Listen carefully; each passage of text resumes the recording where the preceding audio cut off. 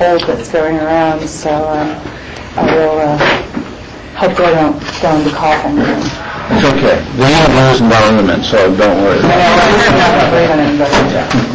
So, so all we do is some short questions from the Board of County Commissioners, and very simple. Don't be nervous. And I'll open it up to the Commissioners. Commissioners, do you have questions for Alyssa? I'll start. Okay. Hi, Alyssa. Thanks for applying.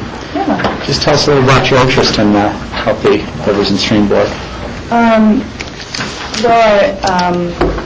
I consider myself sort of an ecologist, an amateur ecologist. That's what my degree is in. Though I haven't been in the field, I'm a self-supporting artist. But the property where I live right now in Old Snowmass, I've been on Snowmass Creek now for probably 4 years.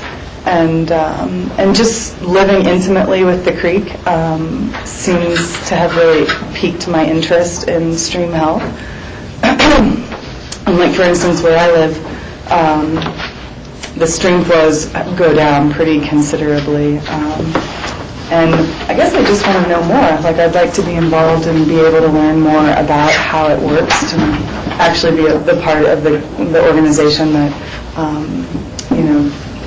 makes sure that the streams are healthy. So part of it, I do have a bit of a background in it, but the other part is really that I'd just like to learn more. Great. Thanks. Other board members? Rachel? Thank you. What do you believe you would bring to the board?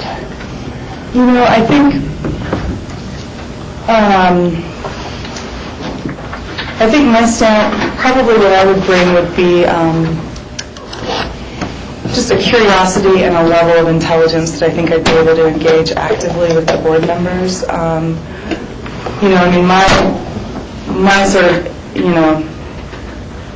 I would probably be wanting to err more on whatever side of protecting the streams was involved. I don't know if it ever comes down to votes or things like that. But I would probably be more inclined to really want to protect the health of the rivers, which, by the way, I just read in the paper, and I wanted to say thanks for the BOCC with your stance on the fracking and really trying to make sure that the water is sampled before and after and taking a stronger stance than the state. I appreciate that about being in Pitkin County, and it seems like Pitkin County is so progressive environmentally that we really recognize our natural resources as this sort of foundation for ecotourism that we can have here. And so for me, I'd just like to be a part of making that even stronger.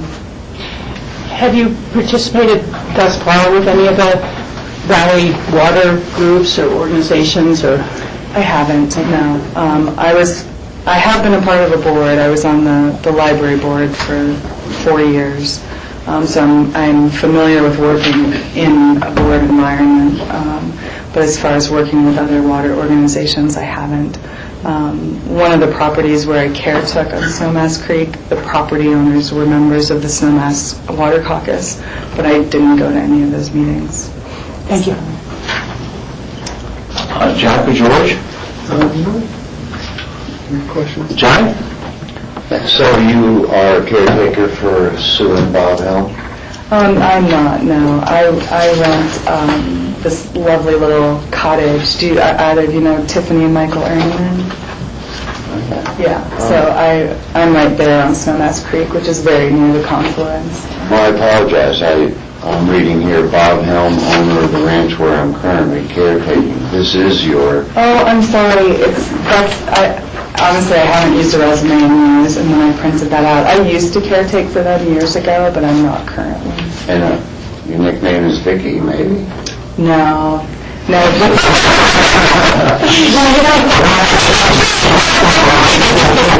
What's funny is Vicky is a caretaker on a different ranch. She was a neighbor of mine. I don't know if that's who you're thinking of. Okay. Well, anyway, this was submitted, so I wanted to... I don't have Vicky written on there. As a reference, that's under reference category. I don't know what that's... Oh, really? Right. I'm sorry. So sorry about the diversion. I was kind of trying to get my feet on the ground. That would be my fault for not updating it, or at least reading it through before printing it out. I apologize. So why don't you take a quick moment, if you wouldn't mind, and give us a little more feedback on the ecological side of what your background is. It looks like you've worked with botanical gardens, landscape architecture, etc. So Yeah. why don't you just give us a little feedback as to what that means? How would it help your tenure if you're appointed on the board? Well, I think my particular area of interest would be stream bed revitalization, as far as going through with native plants. And in my mind, I think that if the stream beds are healthy, then they're acting as better filters for contaminants that might be going into the streams.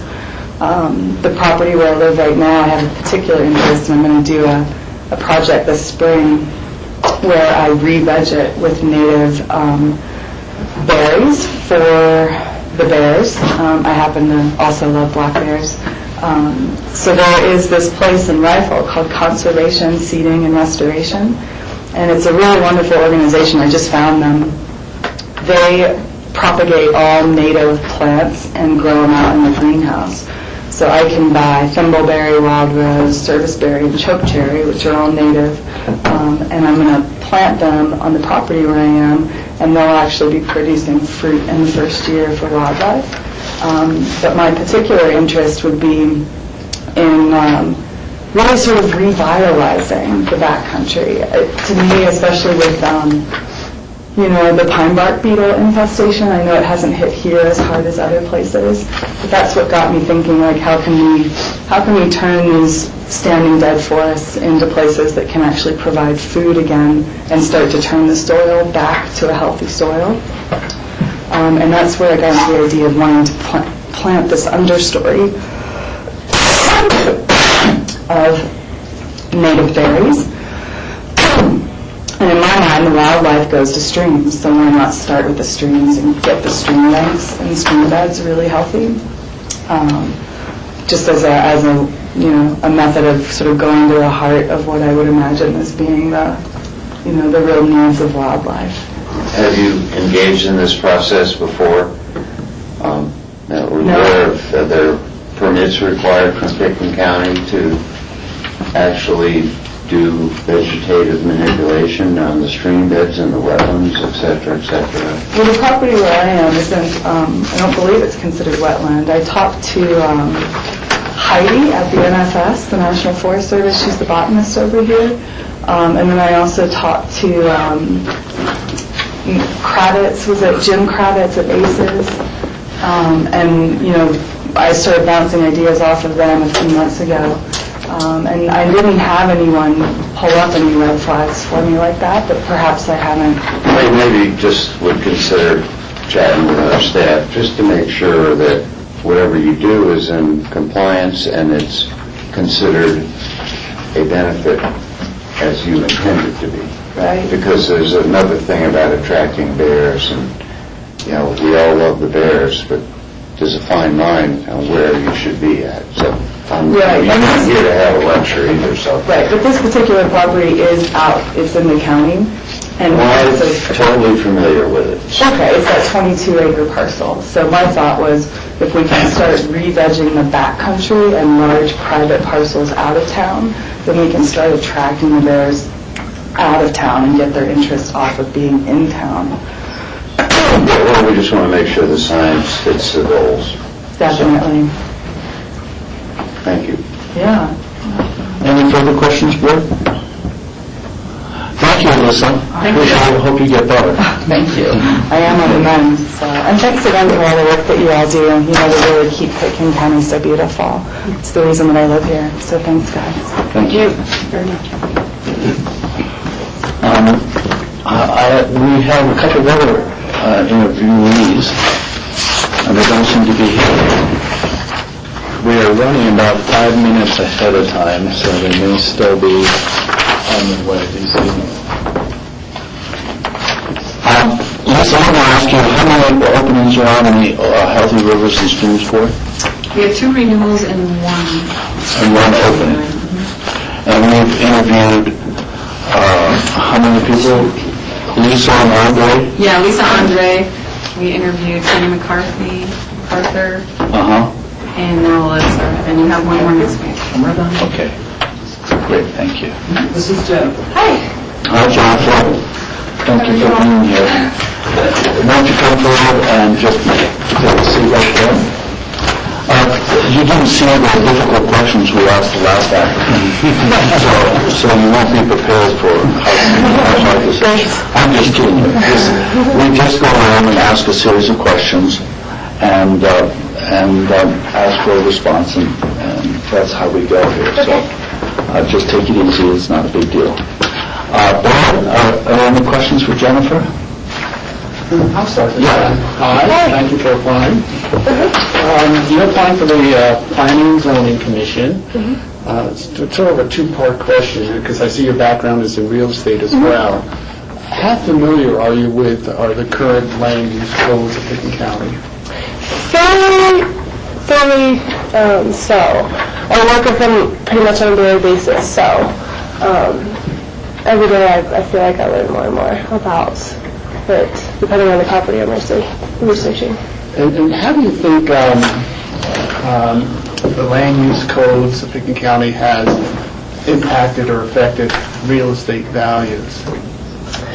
Good question. I definitely think that when land use is subdivided for multiple use, when it was single family or when it does change, I do believe that there is a chance for improvement on costs. However, it's I definitely think that the more it's able to be split up, the more costs that will be generated. I don't know if I'm making much sense. I guess maybe help clarify. I mean, some people think that because our land use codes are quite stringent and complex, that some developers may think that it's an impingement on their ability to actually try to do something, while other people may say, well, because our codes are so stringent in our land use codes, the way they're designated, has actually protected and increased the real estate values. So there's sort of this yin and yang. I agree. I definitely don't think it's easy for developers. I think that's really important because it does maintain the cost value. It may also deter others from trying to change it, but it's definitely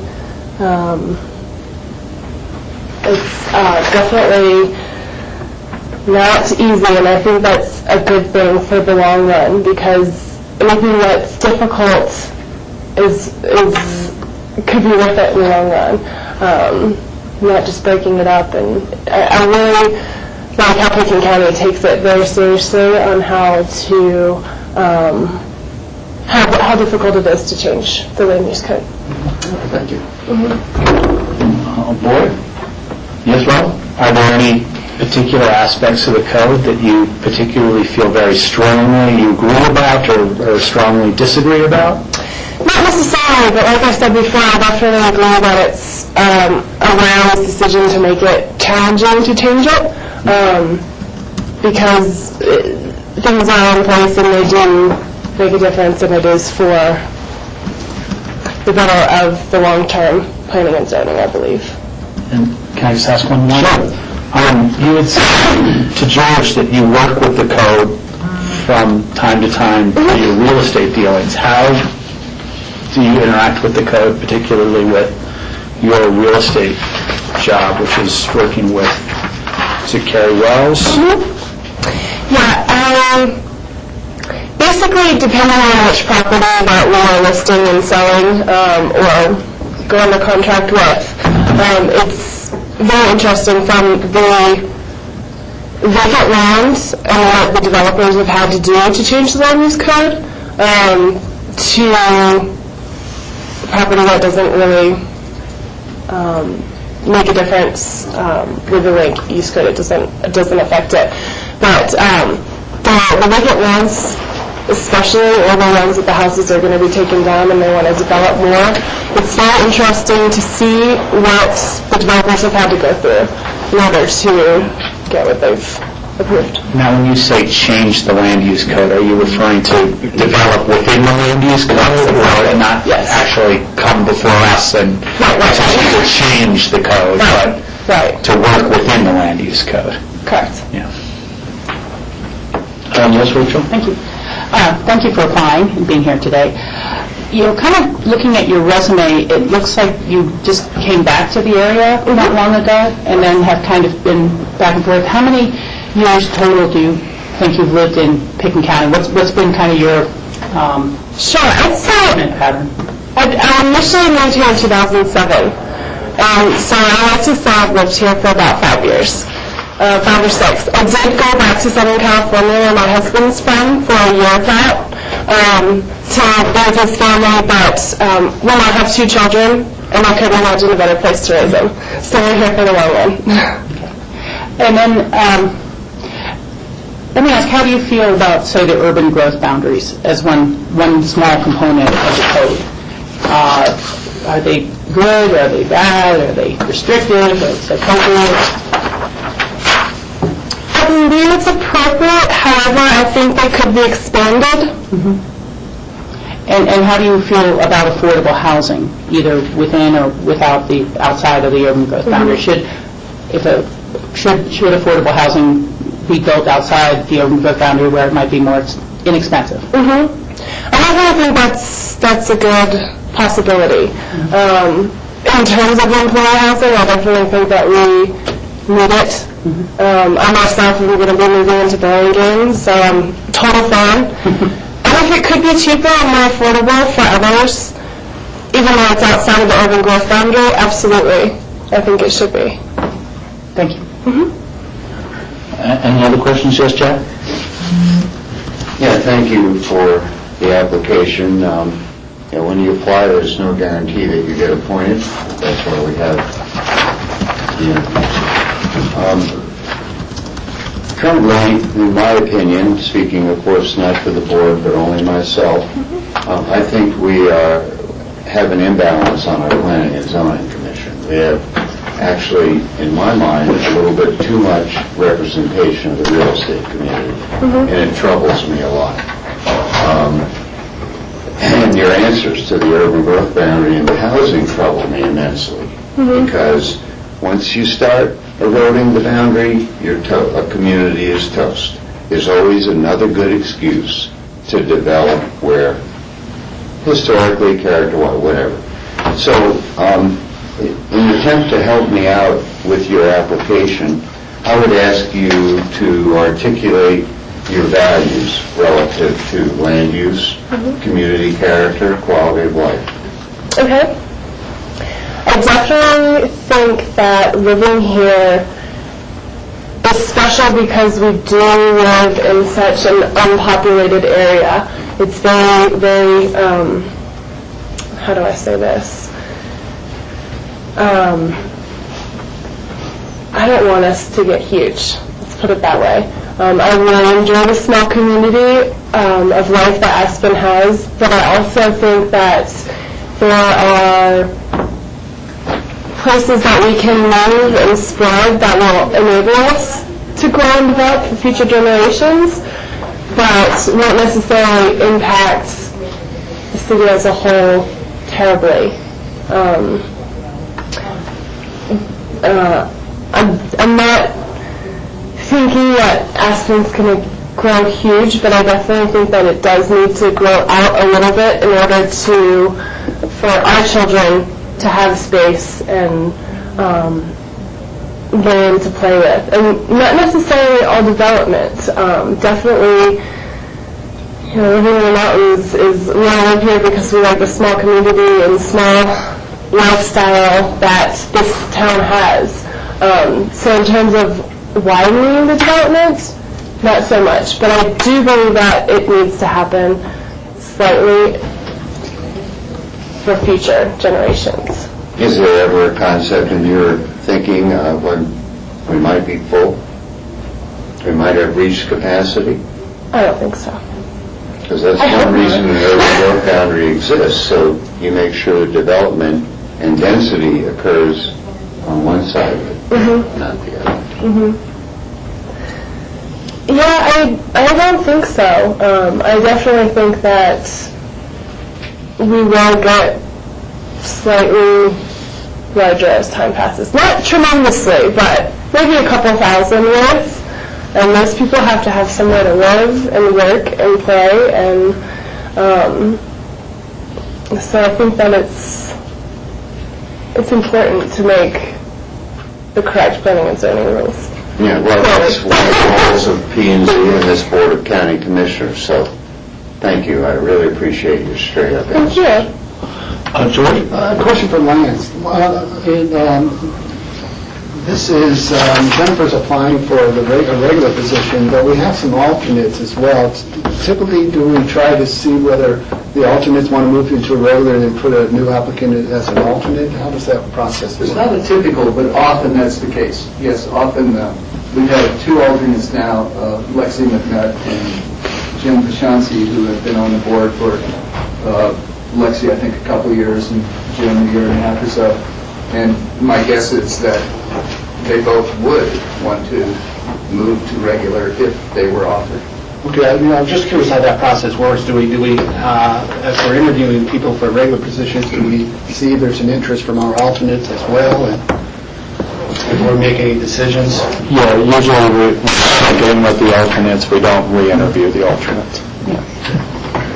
Yes, Jack? Yeah, and the possibility exists that we could, recommendations of staff, whatever, that we could just advance one of the alternates to a regular position anyway. I mean, appointment is not conditional upon having to fill that space. So, Jennifer, let me ask you, you said you had two small children. The planning and zoning schedule is pretty grueling.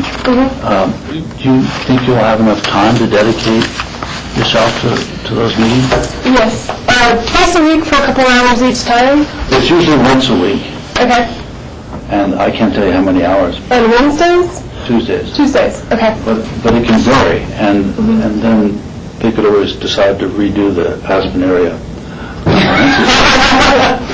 And that took a lot of extra time. A lot of extra time. So there's a significant work burden, but you feel confident. Thank you for asking. Okay. Any other questions, Board? Thank you, Jennifer. I appreciate you coming.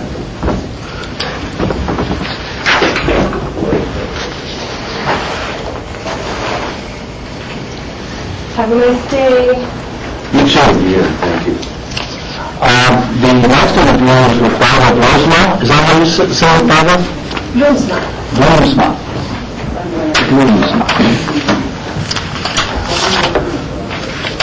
So, Barbara, thank you for coming. We appreciate it. Thank you for having me. And it'll just be a series of questions, similar to the questions you just heard. And I really appreciate you being here, and not a difficult process, so you can just relax. So, Board, do you have any questions for Barbara? Welcome, Barbara. How are you doing? Good. Used to be neighbors in Hunter Creek many years ago when the kids were little. Why would you like to be on this board, and what do you think you could bring to this board? I would like to be on the Senior Services Board because I have a great passion for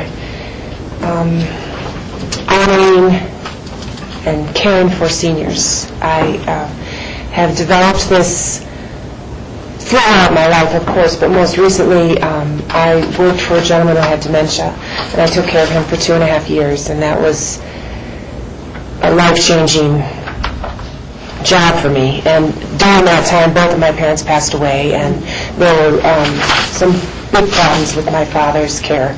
And I think those two events have really fueled my passion. And I just, right now I have a little business. I have 4 clients, and 3 of them are seniors. And I'm not a caregiver. I'm just like an office assistant, and I just help them. And I love to be with them. I mean, I just am excited to be with them. It's such an honor, and I love to be with them. And I think our society is a little bit skewed on the whole aging thing, and so I would like to be the voice of saying that aging is natural and beautiful and should be respected. Rob, do you have a question? Thanks for applying. Are there any goals or ideas that you'd bring to the senior services if you were appointed? Well, I have done one session at the senior center with, we called it relaxation through mindful breathing. I'm very involved in the Aspen Chapel. I've been teaching Christian education to children for about 23 years.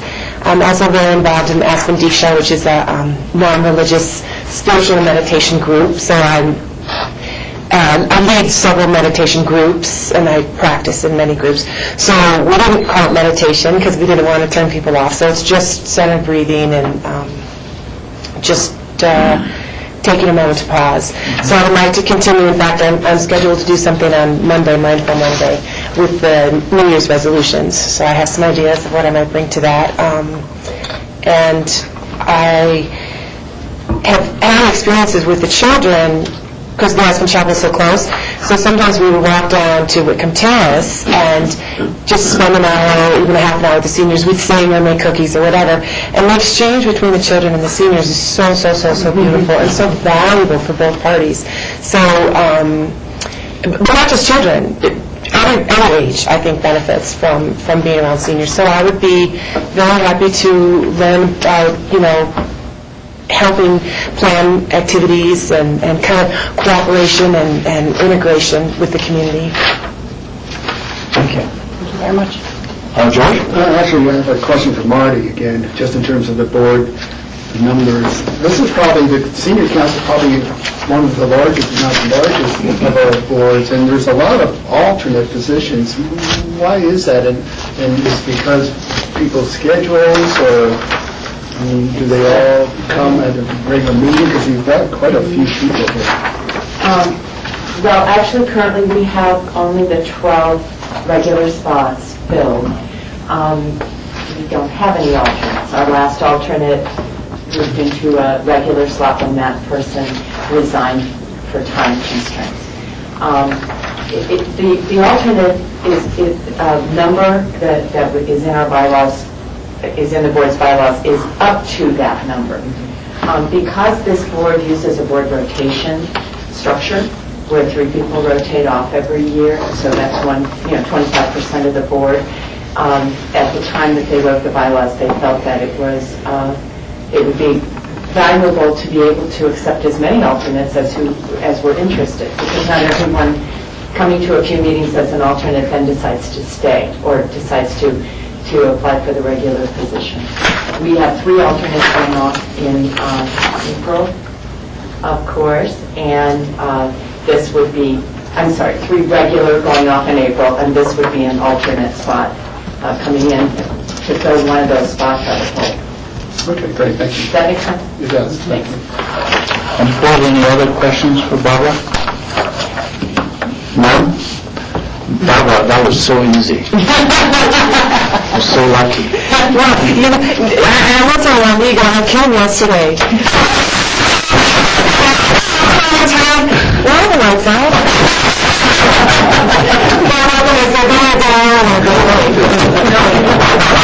Well, thank you very much. Thank you. We're scheduled for a special meeting at 10:30, so I don't know quite what to do until then. No, I think we might have the final time to fill the time. Michael, if you give me a few minutes to get some staff down here, I think we would like to recognize Jack's last meeting. And Jack, I think you also brought something to share with us today, too.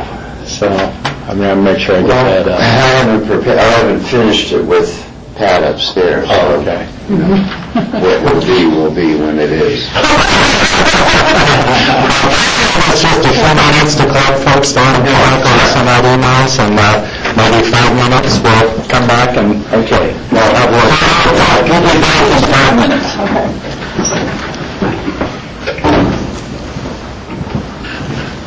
I thought we were supposed to do this at the end. Well, we were, but I figured since we're early and...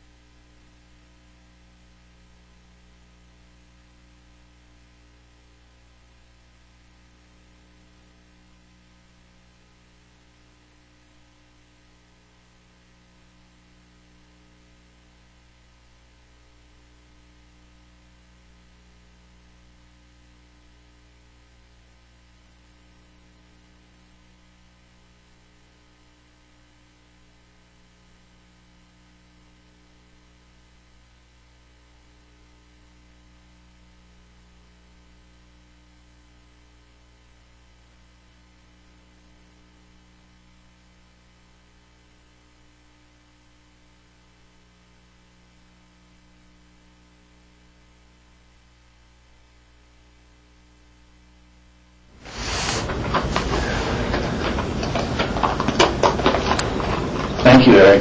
Welcome back. This is the Board of County Commissioners work session for January 8th, 2013. We're in a bit of a break, and we've decided to use that time to honor Jack Hatfield because it's Jack's last official meeting. So it's informal, but it's heartfelt. So, John, do you want to outline what we're going to do for Jack? Well, thanks, Michael. And of course, I suspect some of you may have wanted to say something towards the end of the meeting. We'll probably still have time if you want to wait till then. But since we did have a break, we thought we would take the opportunity to share a few things from the organization. Starting off with, Jack, you're going to have to hear this for the second time, but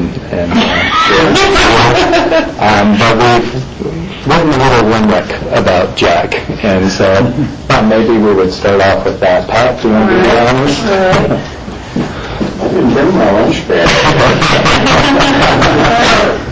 There once was a commissioner named Jack who carried his lunch in a sack. When the sandwiches would arrive, he would say, "Oh, how many times must I say no more mayo?" On issues and rezos, he was firm, not afraid to make the audience squirm. While known as a financial conservative, as a dancer, none less than superlative. Through 3 terms, he has served with a passion, defending our community with pride. At the same time, we've seen his compassion. He takes grappling with issues in stride. Which brings us back to that nondescript sack carrying the lunch of Commissioner Jack. Your accomplishments will not be a mystery, but permanently part of our history. Good luck, and don't try to look back. We'll not soon forget you, Sir Jack.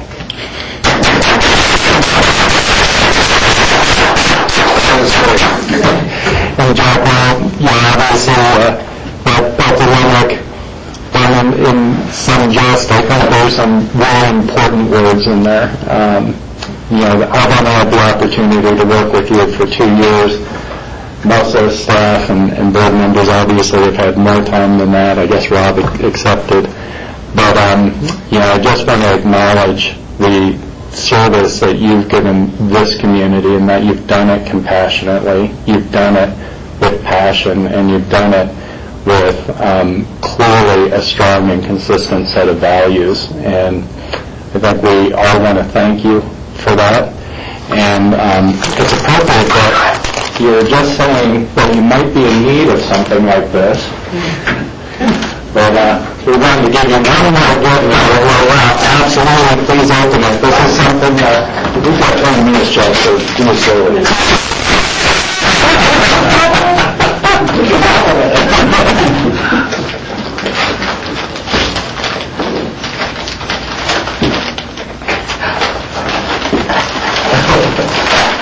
Dear to my heart, Hawaiian shirt, I don't have a new one, and it's all about beer.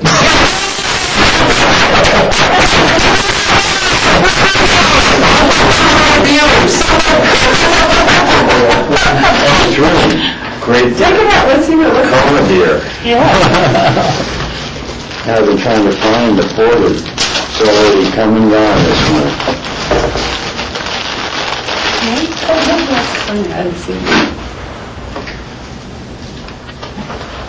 Wow. Cool. Totally. There you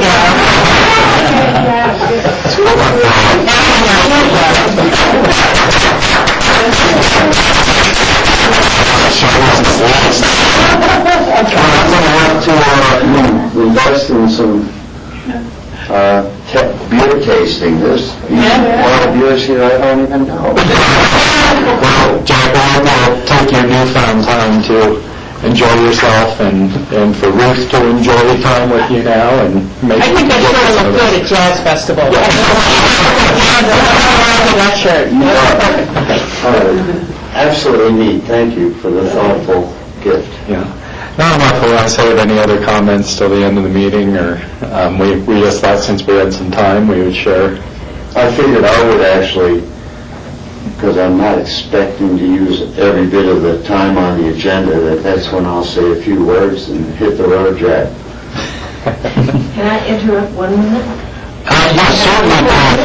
Did you come just for this?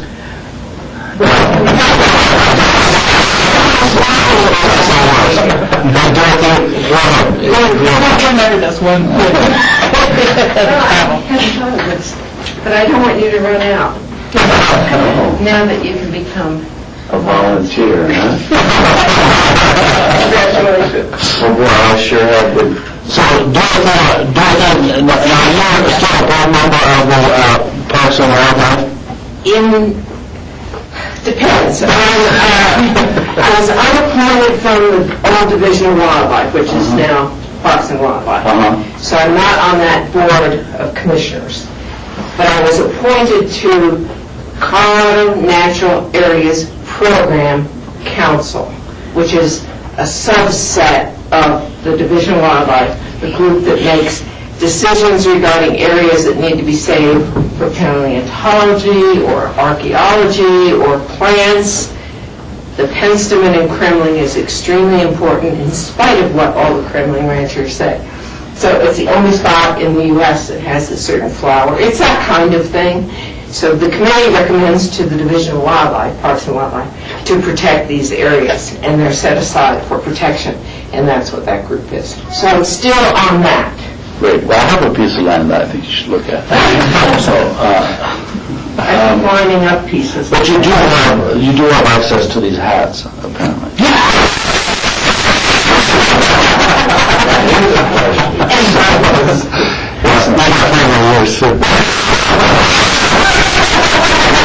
Check into hats. But I'd just like to say that I've enjoyed working with Jack for the last 4 years, and one of the challenges I think that when I first started 4 years ago, was to try to continue all the work that the past commissioners have done to make this such a great county. And Dorothea Ferris is here, and I actually stepped into her seat when Dorothea was term limited. And that's I think is, there's a benchmark that has been set starting way back in the early 70s when we first really started to look at protecting our environment in our county. And for us to continue those goals is a challenge. It becomes more and more difficult each year, I think, as the pressure continues that we see to develop and change what has been historically a very philosophical perspective of what's important to Pitkin County. And certainly Jack brought the values of the protection of our wildlife, and Dorothea brought the values of our environmental concerns. So those are values that I try to take forward and continue as we deliberate and make the decisions that we have to as we go forward. So I want to thank Jack for your time and your passion on those issues, and recognize Dorothea and all of our past commissioners that have set the path that has made Pitkin County, I think, the most special county, certainly in Colorado and perhaps in the county. So thank you. Appreciate that, George. Rachel? Sure. I said a few words at the Christmas party and meant every one of them. And I've had the fortune of working on this board with Jack for 6 years, and so that's a good experience, and certainly made me feel extremely welcome coming into the board and coming into CCI. And Dorothea kind of took her seat when she left doing that, and followed up behind Jack. I'd like to say he's well known at CCI in the state, and is known for the same type of values and consistency and willingness to question things that we've seen here in this room, and that's a valuable thing. So there's a lot of good words I could pass along for your strength and for your consistency and your insights on issues. But I guess I would just take the extra moment to hark back to the Droste property. And, George was chairing an awful lot of extra work during that time period in securing that, as well as our staff, open space, and John Ely. But, the history for me goes literally back to the late 80s. And I first became involved politically over the Burnt Mountain expansion. I was still living at Aspen Village at the time, wrote a letter to the DOW and others during the expansion phase. First met Joy Carville, Connie Harvey, and all those folks, wonderful folks at that time, and began to get involved. And as Jack stood firm as friends at Burnt Mountain and myself, I was joining that effort. It was right before I got onto the Aspen City Council in '91. I had been appointed by Pitkin County to Pitkin County's Wildlife Task Force. And they were looking at the fragmentation of habitat and what needed to be preserved, and the Drosty parcel came out as really key. And during the 20 years, we saw little pieces preserved, 5-Star Ranch or this or that, but it was sort of this gaping hole in the middle. And we all felt, I know going through those hearings, we had asked for and paid for an additional wildlife study about the location of the sites and what we could do, and we were, fiddling around the edges essentially. And yet, for that purchase, which was so big and took so much partnership with so many other peoples, Aspen Valley Land Trust, the City of Aspen, the town of Snowmass Village, a vote in Snowmass Village, our own staff work. But to see that come to fruition, and it's something that you literally started 20 years earlier, and then 20 years later it's secured, it's preserved, there's no driveways up there, there's no lights at night, there's no 8, 9 homes, whatever it was going to be, of 9,000 or less than 9,000 square feet each, has done so much for the future of the entrance to Snowmass Village, the Snowmass Village community, the elk herd, and that alone is the type of accomplishment that is worth every year that you've put in on this board. So thank you, Jack, for being a leader on that and helping working together to resolve that after 20 years is just really meaningful. Well, thanks for the kind words.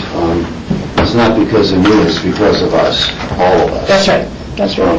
That guy back there, and Randy Cote before him, and William, all the work that all the commissioners have done over the years. Our Open Space Board.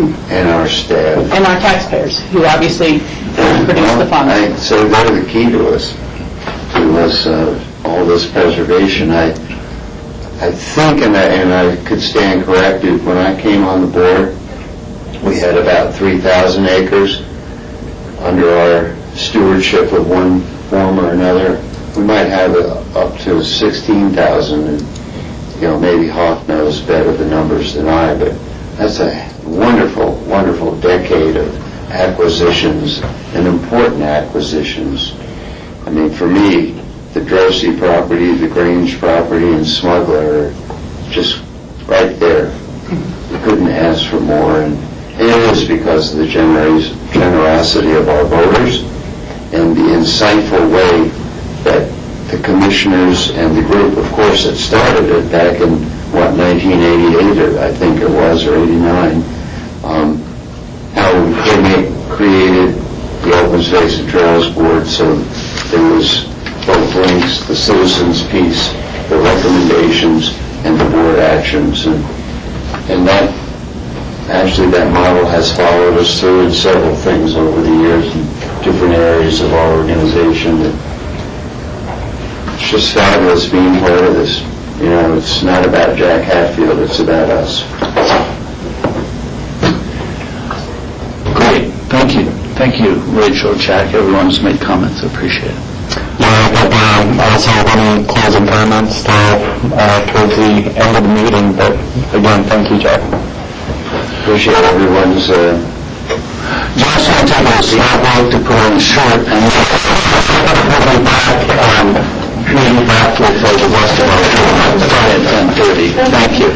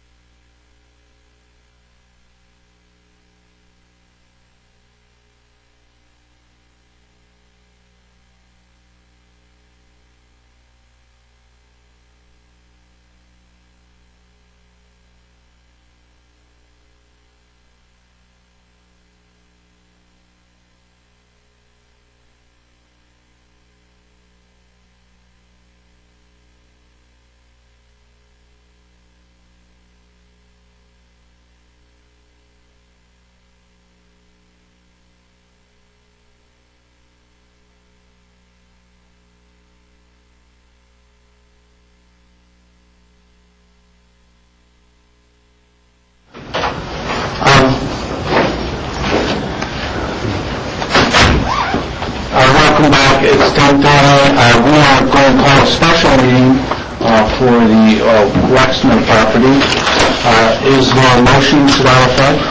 I would move to go into a special meeting for Tuesday, January 8th.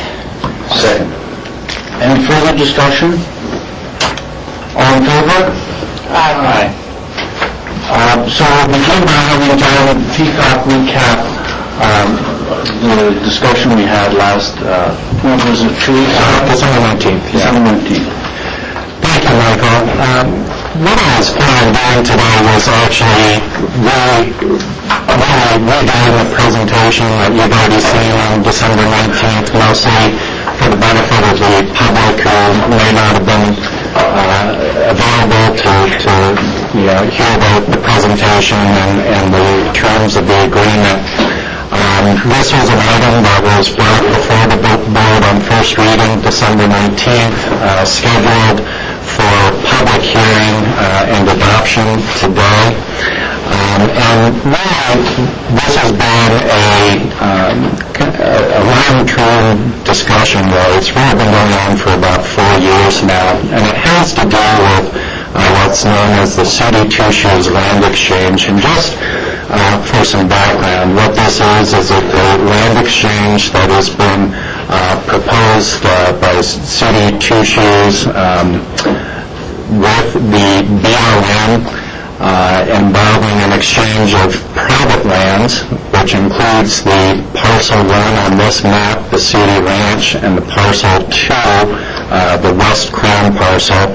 Parcel 1 is approximately 557 acres. Parcel 2 is approximately 112 acres.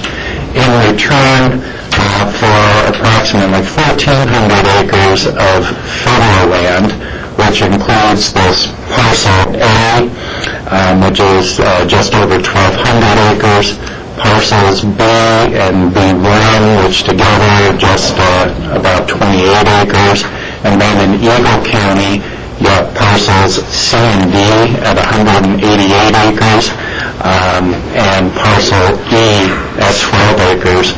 Originally, the exchange proposal included just parcel 1, the City Ranch. That was part of a legislative proposal that was floated just about 4 years ago now. Based on discussions with the county at that time, the proponents decided to propose the exchange as an administrative land exchange, and they added this West Crown parcel, which is a popular access point for the public to the Crown, and that's been private property. Since the administrative proposal has been submitted to the Bureau of Land Management, many of our community partners have expressed support for this exchange, including but not limited to the Aspen Valley Land Trust, Crystal River Caucus, Eagle County Commissioners, the Town of Carbondale, the Colorado Division of Parks and Wildlife, the Colorado Environmental Coalition, the Audubon Society, and many, many more.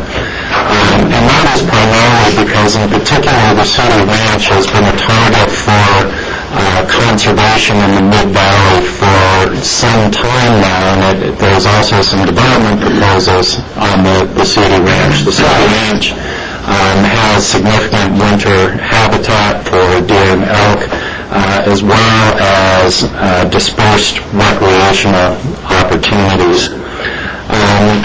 However, despite the support of our community partners and that the long-term goal of conserving that property, the county continued to have reservations about the public benefits of this land exchange, as most recently expressed in a June 2012 letter to the BLM.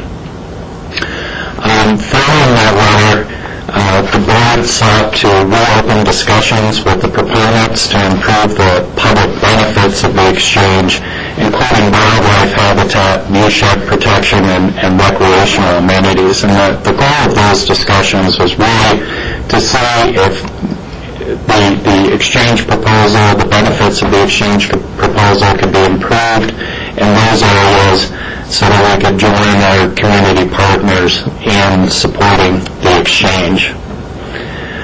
So the agreement that the board will be considering on final reading and adoption today is a separate agreement between the proponents of the land exchange and Picken County. It's important to note that we are not a party to the BLM's consideration of the land exchange proposal, other than expressing our support for the proposal should this agreement be approved by you today. So, under the agreement, we'll join our community partners in supporting the land exchange in return for the proponents agreeing to significantly improve the public benefits of the exchange. And those benefits, I think, is what I will turn to discussing now, starting with the conservation easements that are proposed on approximately 377 acres. And I'll orient you to this in a second, but this is the Potato Borough Conservation Area. You have the area outlined in red is the first parcel. That is approximately 242 acres. The parcel outlined in blue is approximately 135 acres. This parcel outlined in yellow is the bottom part, really, of that 1,200-acre exchange parcel with the BLM. The reason that putting these properties into conservation easements is important to the county is because these areas contain critical bighorn sheep and elk wintering grounds. So to orient you, again, here we have the first parcel that would have a conservation easement placed on it. That conservation easement would prohibit future development, would limit recreational opportunities. It does allow for the current agricultural opportunities. The second parcel is here. What is outlined in pink is a map of critical winter habitat for bighorn sheep. And so you can see that these two conservation easements really capture a significant, really the preponderance of the remaining winter habitat for bighorn sheep. This white hashed area right in here, that is critical winter elk habitat. So again, you can see that the conservation easements really capture that area. These parcels in particular were called out by the Colorado Department of Parks and Wildlife in comments that they submitted to the Bureau of Land Management as being important for wildlife, and they, in their comments, had suggested that conservation easements be placed on these parcels. Despite that, the Colorado Division of Parks and Wildlife did write a letter in support overall of the exchange, even without these conservation easements added. The second benefit in the agreement is has to do with view shed protection in the Crystal River Valley. Let's see if I can get this adjusted here. And so to get you oriented, Highway 133 runs through here. We have Lewis Lake up here, Prince Creek Village. The proponents have agreed to eliminate 10 development rights that total approximately 50,000 square feet of vested rights. That includes 3 development rights here. They're all the yellow squares, as well as development rights down here. That would be accomplished through a deed restriction. Okay, and the deed restriction will run to the benefit of the county, so any changes to that in the future would be at the discretion of the county. The other view shed enhancement that the proponents have agreed to is there's currently a riding arena that the proponents have a vested right in, that the approval right now has a riding arena cited in this right now what is a pasture or field. The proponents have agreed to apply to the county to move the location of that riding arena with the same vesting rights going forward to this area that already has some agricultural development and be less visually impactful. The final item that the proponents have agreed to is to place $700,000 in escrow to run to the benefit of the county, and I'll talk about the escrow here in a second. But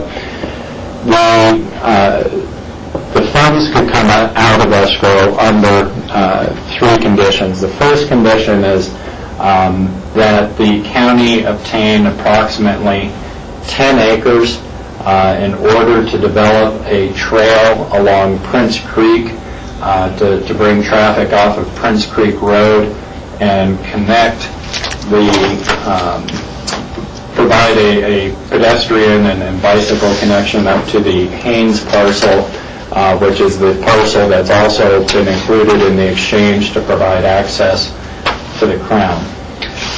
The funds could be used to reimburse the county both for acquisition of the parcel and if we were able to acquire it under the $700,000 to offset the cost of developing the trail, parking areas, those sorts of things.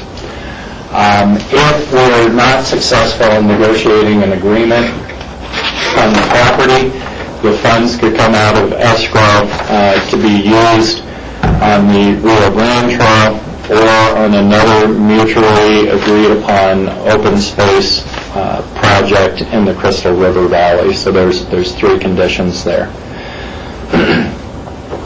The way the agreement is written right now, all of these benefits, so the conservation easements on Potato Bow, the deed restrictions for the development rights, as well as the funds would be placed in escrow and held in escrow until the land exchange is approved and all protest and challenge periods have passed.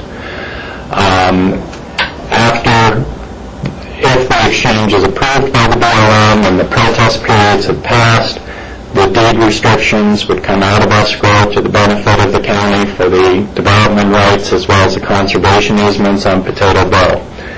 The $700,000 would come out of escrow upon completion of the exchange, and also the county expending the funds to either purchase and develop the trail up Prince Creek or the Rio Grande. The one exception to funds coming out of escrow upon approval of the exchange is if the county were to acquire the trail corridor property ahead of the land exchange being approved, and for some reason the BLM does not approve the land exchange going forward, then $350,000 or half of the purchase price of the Taibo trail parcel would come out to the county. The remainder would go back to the proponents. So we'll have first reading on this item on December 19th, at which time is set for public hearing and adoption today. We do have representatives from Aspen Valley Land Trust here who can answer questions if you have them, particularly about the conservation easements. And that concludes my presentation.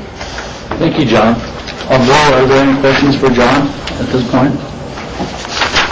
It is a public hearing, and I'll allow public comment at this time. Sir, do you wish to make a public comment? Yes, I do. For the record, I'm Gideon Kaufman, speaking for Two Shoes concerning the BLM land exchange. We're pleased to have reached this agreement with Pitkin County, to secure your support to the exchange. As we all know, a lot of hard work and compromise occurred to reach this agreement. I'd especially like to thank John Peacock, the county manager, whose efforts were instrumental in enabling the parties to reach this agreement. I would also like to thank the BOCC, who had initial reservations regarding the land exchange, yet who were able, through compromise, to support this agreement with its enhanced benefits for Pitkin County, its wildlife protection, ranching commitment, and recreational opportunities. I'd also like to especially thank Jack Hatfield for his continued support and belief in the benefits of the exchange. How appropriate that the vote on this agreement is the final vote that Jack will take after 12 years of serving as a county commissioner. Two Shoes would also like to thank numerous organizations, government entities, and individuals who recognize the benefits of the exchange and have supported it over the years. Two of those groups, Colorado Parks and Wildlife and Aspen Valley Land Trust, are represented here today, as is Dorothea Ferris. Two Shoes looks forward to working with Pitkin County in the future in areas of mutual interest and concern, including the preservation of the Thompson Divide area, supporting Colorado Parks and Wildlife efforts to enhance and protect wildlife in our valley, and the long-standing Pitkin County goals of protecting our ranching heritage in the valley. Tom Turnbull, who is not able to be here today, asked me to read a few comments to you that he had concerning the exchange. Dear Pitkin County Commissioners, the Turnbull family has been involved with the BLM parcel, which is now the subject of the Two Shoes land exchange, for well over 50 years. First as a neighboring parcel of federal land, and subsequently as permittees for the BLM Thompson allotment, consisting of 1,240 acres. Our ranch depends, like most others in the valley, on federal grazing permits from both the BLM and Forest Service. During the interlude of 50-plus years, we have witnessed remarkable changes in the agricultural and wildlife values of many of these permitted areas. None more apparent than the usage of the Crown, juxtaposed against the exchange parcel in question. The Crown has suffered dramatic diminution of the resources needed to provide for cattle and wildlife, especially the part referred to as the Prince Creek allotment. Bicycle recreation now dominates the Crown with countless new trails and significant year-round usage. Fortunately, across Prince Creek Road and a portion of private land, the potential exchange parcel has maintained its integrity as a truly unique agricultural and wildlife unit. It is one of the few places in Pitkin County that I am aware of where both wildlife and cattle will remain unimpacted by human intrusion. Over the years, due to its almost total inaccessibility, we have encountered few people on this parcel, except for an occasional hunter during the fall hunting season. From a strictly wildlife perspective, a refuge of this magnitude is becoming more and more essential in providing stress-free environments for wildlife. The proposed exchange all accomplishes a lot of favorable factors, especially protected by a conservation easement in perpetuity. While there are some who are critical of the loss of this public land through the exchange, I would urge you to focus on the land and the important opportunities it provides for wildlife and the remaining ranching culture, which will now be forever protected. Those attributes are not preserved by government ownership, but rather by how the land is used and cared for. As a person thoroughly familiar with this land, I strongly believe that it is in the best interest of the future of ranching and wildlife in Pitkin County. This will preserve and protect the land from any oil and gas exploration and recreational uses that a future government authority might then deem appropriate. This property will now be allowed to remain secluded forever to the benefit of wildlife and livestock. Thank you for your consideration. Tom Turner. Thank you. Thank you, Galen. Are there any other members of the public who wish to speak at this time? Yes, sir. Yes, thank you. My name is John Bender, and I have a lot of comments, but really just a couple for this, which is I like the idea of these compelling reasons of the conservation easements and recreation and all that. But what I think has happened here is that there's a vast undervaluement of the benefit to the proponent. And that in the long, long term, many generations to come, the value of that property is going to be so huge that we're missing an opportunity to get a lot more up front than what was gotten. I mean, as far as the public benefit, some of our biggest problems right now, there are a lot of public, needs are. We have, there's the issue of ineligibility that we're spending $100 million some odd dollars on the bus thing. We have this big problem in eligibility with fixing the what is it called, that intersection over there where Surface Village is, and impacting all those people, and various sort of intractable sort of problems. Like, I mean, I live in Eagle County. I live on a street where 4 houses were in Eagle County, the rest were in Garfield. We have Marble that's in Gunnison County, and things that are illogical but super difficult to fix. And I think that we could have gone to the proponents and gotten $20 million from them to help some of these things. That's my biggest issue here. I think that all the work that's been done has been great, but I think that we're vastly undervaluing the benefit that they are receiving. Thank you. Are there any other members of the public who wish to speak at this time? Yes, ma'am. I'm pointing at you. I just wanted to identify yourself, please. Dorothea Harris, resident of Pitkin County. The goal of any decision you make, I believe, is to find a balance in the conflicting needs. And I know over the past 4 years of dealing with this particular issue and trying to find a balance of agricultural and recreational needs, wildlife and habitat, and the comment that was just made about the value in terms of money and the value in terms of space and open space and protection. All of these needs have a place. And I just want to commend all of those who worked on finding resolution to this. And I won't use the word compromise in appreciation of Jack's concern for the word, but it isn't a compromise as much as it's finding a balance of all these conflicting needs. And I know how difficult that is, because in each of us there's a primary need, and yet all the other needs come into play. So I just want to commend those who are responsible for doing this. People in this room and the 98% of the people who really have an opinion about this and have a concern for one of those needs. So thank you all very much. I appreciate it. Thank you. Any other members of the public who wish to speak? Yes, sir. John Rhodes with Colorado Parks and Wildlife. I'd just like to thank the board for continuing to look at this proposal and come up with alternatives to make it more palatable.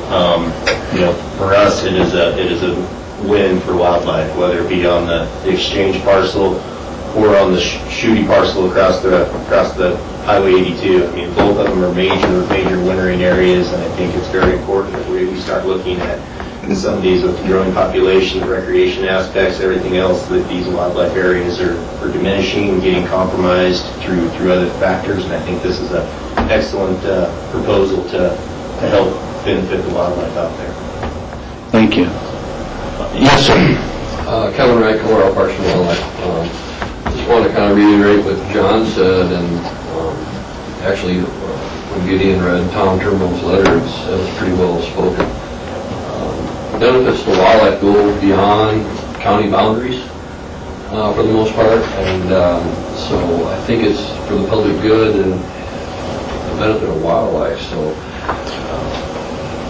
overall, I think we really do support this exchange. I think it's going to be a very positive benefit from a wildlife perspective. Thank you. Thank you. Are there any other members of the public who wish to speak at this time? Yes, sir. I'm Ray Ray, a citizen of Pitkin County, Colorado. Sat here.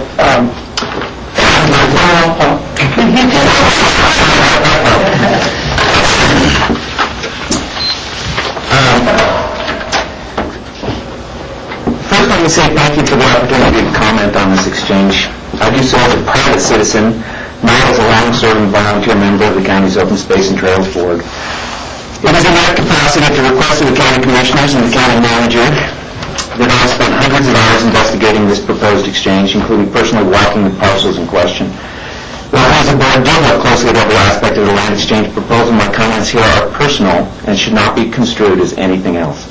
I do recognize that you have made a considered political decision to proceed based upon your closed-door negotiations and despite the controversial aspects so readily apparent. I must admit that I am struggling to understand your decision. I will begin and end this comment by urging all of you to reconsider your support for this land exchange. I oppose the land exchange for many reasons. I oppose your deal to write a letter in support of the exchange, as I think it adds the patina of acceptability to a deal which is basically unacceptable. I believe that turning this valley's public lands private is not in the long-term interest of the public and is a mistake, and it will be impossible to rectify. While I am not privy to the closed-door negotiations you have undertaken in pursuit of this agreement to support the land exchange, I have looked closely at the lands, the development rights, the conservation easements, and the payments proposed, and I continue to believe that this is not a good deal for the public. I oppose the privatization of public lands through a closed-door process. The BLM lands in question were never on a public disposal list, and they have never been exposed to the open market. Pitkin County has purchased very similar lands of half the size from a willing seller for roughly 3 times the trade value of all the assets listed as trade by the proponents. There is something wrong with holding a private fire sale for public lands in Pitkin County. The values presented simply do not add up, and despite, or because of, the arcane rules surrounding federal appraisals, this exchange is a net loss for the public. The lands are currently public, and as they were not on any disposal list, not meeting the BLM criteria for disposal, I have never considered them at risk or requiring purchase by the public. If they had been private lands on the market, the public certainly would have moved heaven and earth to purchase them, as we successfully did at Drosty. To simply trade them away for lesser parcels and special donor-directed cash accounts is wrong. I must say it reminds me of the proverbial sale of Manhattan Island for a few beads and blankets. Why have a fire sale for public lands in the Roaring Fork Valley when we are doing all we can to increase the public lands and access here? With current population trends, we will rue the day we made such a deal while we look for a place to go for any form of outdoor recreation. I oppose this exchange because it sets a disastrous precedent. Look at the flawed process involved. To simplify, first, a private citizen decides what public land they want. They promise a payment of more than $1 million to the land agency in charge of making the decision. They make confidential side deals with adjacent neighbors for their support. They make private negotiations with other agencies for their support and attempt to deny access to the lands in question during its consideration for the exchange. They make false statements in public, such as, there is no public access to this land. They assert that the deal is going through to pressure further support. They threaten overwhelming development of valuable wildlife habitat if the deal does not go through. Remember 250 houses on the Sooty? Shoot the puppy? And then they take the public land. What makes this a fair and above-board process? What makes you think that others with similar resources available won't follow the same playbook? According to an interesting article last August in the Denver Post by Brent Gardner-Smith and Catherine Lutz, there are at least 52 billionaires with real estate interests in Aspen and the Roaring Fork Valley. If even a small percentage of them choose to follow this precedent, then the public will lose more public land and lose access to their remaining public lands. A private sale to the largest adjacent landowner, and only that landowner, is no way to manage our public lands. It is fundamentally unfair and an abuse of the system. I oppose this land exchange because it essentially rewards a trespass construction of trails on private lands. By purchasing the Prince Creek parcel and then trading it to the BLM for inclusion in the Crown, the proponents are directing public policy. They will accept public recreation over there, but not over here. I think that is the wrong way to decide how we manage the public recreation needs in this valley. I oppose the land exchange because of the underlying wildlife issues. In Colorado, the wildlife belonged to the public. This is a reflection of the great and historic North American wildlife model, perhaps this country's greatest gift to the world. It is the reason we have the healthy and growing wildlife populations we do have today. The North American wildlife model holds that wildlife is a public resource, a radical idea we mostly take for granted today. It is to be managed scientifically, not by market pressure, land ownership, or special privilege. The public recognizes the value of wildlife, places and accepts limits upon the taking of wildlife, and funds the management of wildlife by professional wildlife managers through their license fees so all can participate. Locking up public lands through privatization, using as justification that it will protect wildlife, is a huge step backward towards the European model, a feudal era when only the aristocracy had access to wild game and could manage it according to their whim. Keeping the public engaged with wildlife and invested in wildlife habitat is the only way to go. Privatizing public wildlife habitat is a shameful renouncement of the most successful wildlife management principle the world has ever seen. Pitkin County has taken great strides in managing the undeniable pressure that increasing population and increasing recreating public creates in prime wildlife habitat, which will be a challenge to land and wildlife managers for the coming decades. The bottom line here is that temporary trail and critical habitat closures work. Informed by science, proposed by professional wildlife managers, and accepted by the majority of the public, we do have the management tools that can make a difference for the wildlife. Privatizing the public lands should not be done for the wildlife's sake. Public management of public wildlife on publicly owned wildlife habitat is the best bet for healthy wildlife far into the future. The proposed exchange offers $1 million to the BLM office in charge of the exchange, directly to the office with the sole discretion to decide the matter in order to manage the Sooty Ranch. This alone should be enough to make one question the deal or having any part in it. Cash payments to public officials in charge of decisions which will enrich the proponents are highly suspect and again set a terrible precedent. Of course the money will go into a special account for the management of the Sooty Ranch and not be available personally to the official in charge. Do any of our land management agencies actually set up such special accounts?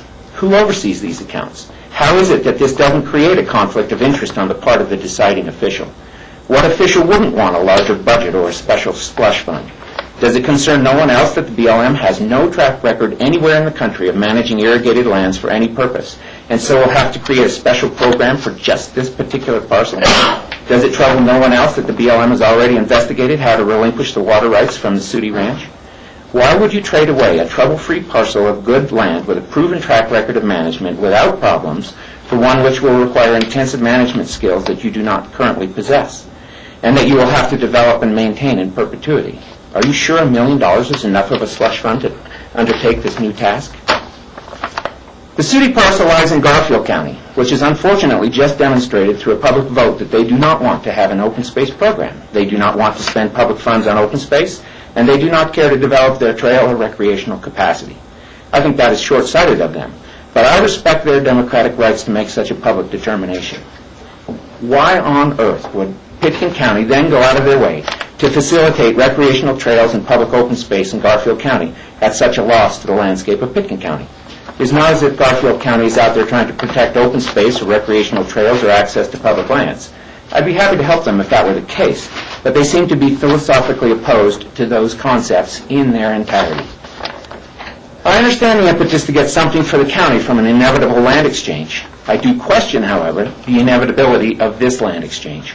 I have seen from the start the proponents attempt to cultivate an aura of inevitability for this exchange. It is part and parcel of their strategy, and I'm sorry that you accept it as a foregone conclusion that they will end up with the north flank of Mount Sopris as their private lands in a lopsided exchange.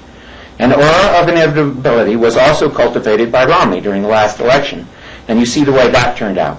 Beware those who present you with a foregone conclusion while seeking your essential support. I question the handling of the conservation easements the proponents promise in this exchange. Not all conservation easements are created equal, and some could be said to be little more than tax dodges. As the Wexner's tax returns are no doubt incredibly complex and in any case are private, we will never know if they take deductions for these easements or not, as they claim. The potential exists that without accountability, they could take millions of dollars in deductions for the promised conservation easements. Who will verify that they haven't? In essence, the public could end up paying them to take away our lands. I've spent my life in a West where the private property interests were balanced by vast tracts of public lands, from the national forests, the national parks, to the BLM lands. All these lands, public and private, worked together in a patchwork of differing regulations, productive capacities, and in ecologically mutual support. I liked that landscape. It worked. As a child, I probably took it for granted that such a landscape would always exist, that I would be free to roam in it as I needed. Today, as the human population and associated developments have grown in this valley, the importance of our public lands has only grown as well. This valley lives on the recreational economy, which is based upon our open spaces, including the federal, state, and county lands. Trading these lands away denies that reality. No longer does it feel like we have adequate tracts of public open space or access to them. The Western Land Exchange proposes to whittle away at yet another chunk of our public lands heritage. This is not a one-off deal, one that once it is done we can relax and wish it hadn't happened or hadn't unfolded the way it did. There are, more proposals to privatize our public lands on the table right now. We need to have a vigorous debate here in this valley, in public, not in closed sessions, about what our public lands are for, what our people will need not only today, but for the foreseeable future. In the final analysis, we must recognize that our public lands shape all of our lives every day.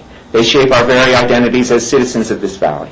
Whether you are a hiker, a biker, a horseback rider, a hunter, a bird watcher, a skier, a picnicker, a photographer, a kayaker, a pilot, a tourist, a rancher, fisherman, or whatever, if you have a heartbeat and you are here, you appreciate and love these public lands. These lands belong to all of us who are here, all who love them, both up close and personal and from great distances and in the abstract. These lands are priceless to us, and until federal appraisals designed to minimize their values can recognize that, we should not let those appraisals stand or govern the disposal of our lands. Public lands did not just happen. We of this generation owe a debt to the generations who came before us, to those who invented the ideas of public lands, of conservation of those lands for public benefit. The very idea of public lands, of a commons, has been hard fought for generations. It is not an uncontroversial idea, and privatizing the commons is a theme which reoccurs throughout history. The loss of public lands is simply not acceptable, and those who have lost their lands in the past regret it forever. Whatever price you have extracted for your support will fade into insignificance long before our regret over our loss has faded. All things considered, I prefer the working landscape of my youth, a landscape with a healthy balance of public and private lands. We should defend the balance we have here. The public lands in the Roaring Fork Valley shape all of our lives here, and this land exchange proposed illustrates, if nothing else, that we must not take them for granted. Thank you for the opportunity to comment on your changed position. I would like to note that every time you have not supported this land exchange previously, the proponents have come back to the table and sweetened the pot, proving both the depth of their desire and the preciousness of this public resource. I've looked at this exchange from every angle, and I've tried to find it within my heart to support your changed position, but I cannot find it in me to do so. I would beg you to reconsider your support for this exchange. I really feel that you have painted a target on our backs, drawing more attention for more Pitkin County land exchanges at way too cheap a price. Pitkin County has spent millions of dollars, countless hours of staff and volunteer time for years trying to piece together public lands and access in this valley. This one single land deal is the largest public open space parcel to change hands in the 20-some-odd year history of the Pitkin County Open Space Program, and it is going in the wrong direction. Don't sign on for that deal. Again, thanks for my lengthy comments, and I wish you'd reconsider. Thank you, Hawk. Are there any other members of the public who wish to make a comment at this time? Seeing none, we'll close the public comment period. Commissioners? Do you wish to make a comment? Yes, John? I'll start off by saying I think this is a very positive evolution of the board's considerations relative to this land exchange. I really believe that we have made the best of a lost opportunity. We lost this thing, feels like about 2.5 years ago. I'm having a hard time putting pieces of the blocks of time together, but about 2.5 years ago, we had done yeoman's work as a board. The process was not that good, not that comfortable, but we set out with a goal to make better what was originally a reasonable start to a land exchange process. We, the Board of County Commissioners felt very strongly that we had to demonstrate to the public that there were public benefits in Pitkin County, as well as benefits to Garfield County and Eagle County, say the whole sphere of this land exchange, which does involve, of course, 3 counties. If anyone takes lightly the fact that a property owner can give up 10 development rights off the top, which, as John alluded to, is a benefit for the scenic qualities of the Crystal, well, that's positive, and one that hasn't been made much of, but we know, practically speaking, water quantity is huge. We have an ex-commissioner in the room right now that I remember going through a time period in 02, I believe it was, or 03. She had, or her family had no water. And any way we can prevent the use of water in a reasonable way, such as this, is a positive. Can't say more about the benefits to wildlife. And I've learned over my years of being on various boards that it's not always so much about who owns the land, but how the land is taken care of. And I'll be danged if the federal government has the resources to really take care of all the millions of acres, not 1,200 acres, millions of acres of public land. Simply, the challenge is so great, and I certainly will not expound upon Congress's inability to take the challenges that we have as a modern society. The federal process, the one currently, as the legislative process, that was originally looked to as a path for this land exchange, can be criticized. Hey, we as humans have the intellect to criticize anything. But when we really work at looking at the bigger picture, we also have the capacity to find and easily recognize the good. And that's what this exchange does for me. It also does something that I feel is hugely important, that I have had the opportunity to participate from the very first retreat as a commissioner. It's called the Outreach Program, appropriately termed regionalism, and our connection to other jurisdictions, whether they be county or municipal. This is important for Pitkin County. This is important for Carbondale. This is important for Garfield County and Eagle County. This is more important for the people who we represent. And I think this is a fine example of looking beyond our own, sometimes I think, limitations, because on the surface, I absolutely agree with Michael's comments about principles, and he had stated previously that he opposed this on principle. Well, as you all know who have sat with me or watched, I often vote on principle, so I understand that. But there's a bigger picture than my own personal philosophical principles here, and it goes back to the land. I believe the land is hugely benefited. I believe the potential owners of this exchange land up the Crystal will be good stewards, continue to be good stewards. I think the ag piece is very important. We live in a county of disappearing ranch heritage. Not a lot we can do about the economic forces, but if we can preserve some ranching, we ought to do what we can, while never giving up the important things that are important to us, which is, I think, we stand on our values in this community. And we can have a different viewpoint about the benefit of wildlife and habitat and preservation.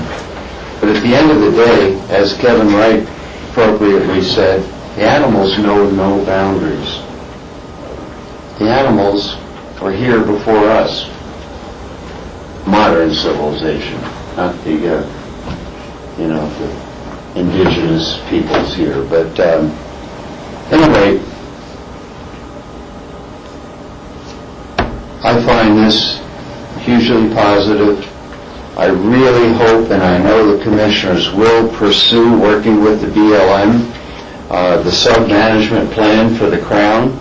This is going to be a challenge, but we've got to create a scenario where they will work with the local communities and governments so we can achieve the mutual goals of preserving the importance of the Crown for wildlife as well as recreation.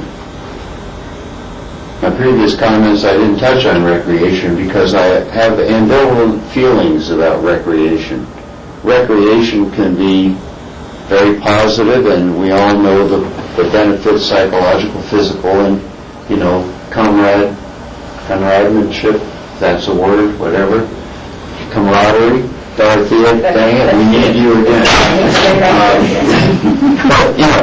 That's great, but recreation can also destroy the very thing that we value. And when I hear currently what is going on in the Crown about extra fat tires invading the habitat, it disturbs me. So I ask my board to do what they've already said they were going to do, but continually look for opportunities to follow through with a sub-area management plan so we can achieve mutual goals. Thank you. Thank you, Jack. Commissioners, any other comments? Rachel? Sure, thank you. A lot has been said and will probably continue to be said even after this meeting.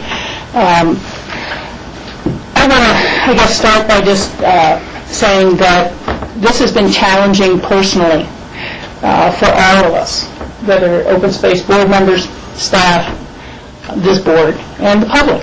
And I know I've put hundreds of hours into contemplation, worry about this as well, which way to go.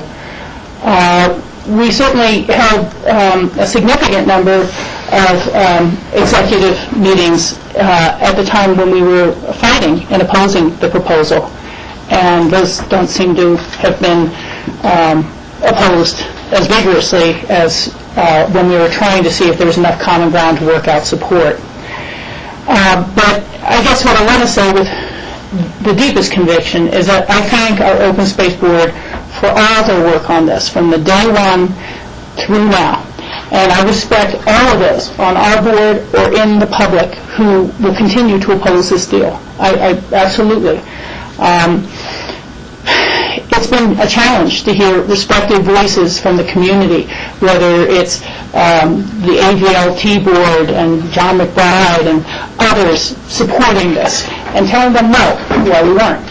And members from our open space board or other respected community members like you, Hawk, or Bill Yoakum's letters to us, who say no, never, under any circumstance. And living on that precipice between the two sides for almost 4 years has been a challenge, I think, for all of us.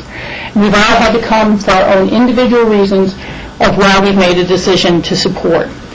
Jack has articulated a number of those reasons, but public recreation everywhere, all the time, is beginning to love the land to death. We have seen enough reports about the zones of influence, even off trail, even if the dog's on leash, of how much it affects wildlife. And we are having that continual loss of habitat. We're continuing having declining elk herds. And the Sudi parcel is important to those wildlife concerns. You know, I want to put out there, our Open Space and Trails Board and the county said we would participate in buying the Sudi. We would help find other ways to solve that problem. But it is only one problem of many problems that will continue with public lands in this country. As long as they're underfunded, as long as there's the new sagebrush rebellion movement to try to privatize all the remaining public lands, which has taken a lot of momentum going forward, unfortunately. Where we're seeing new ATV rules to allow ATVs on all public roads in Colorado, which will be dealt with our legislature this year because of the reciprocity with ATVs on the motor vehicle laws with other states. And other states have now started to license these vehicles. They'll be in our areas as well. Yeah, it's been noted, and I think it is well worth noting, that our resistance has led to continued improvements in the proposal. And I thank the proponents for their open-mindedness to those things, to looking at our concerns realistically.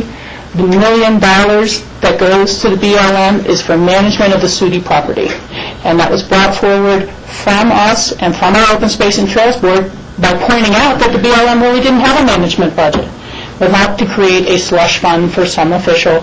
It was this is what this land needs to caretake it after the fact. This issue has divided our community more vigorously than anything else I've seen in a long time. Maybe the entrance to Aspen, but that's been on the back burner for a while. But it has divided our environmental community. It has divided friends. It has divided neighbors. I do not pretend that our decision will necessarily begin to reunite those decisions. Some folks have told me they've switched sides 3 times and called me for advice. I used to be opposed to it, now I support it. I'm opposed to it, but now they've got built trails all over, so now I support it.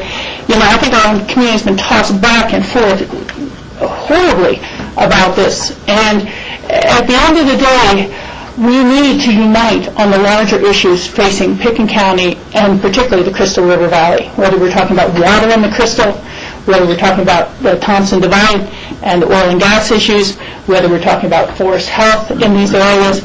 We need to be united, and we need to be united as much as possible in a regional front, both for the state legislature and all of our federal partners. So,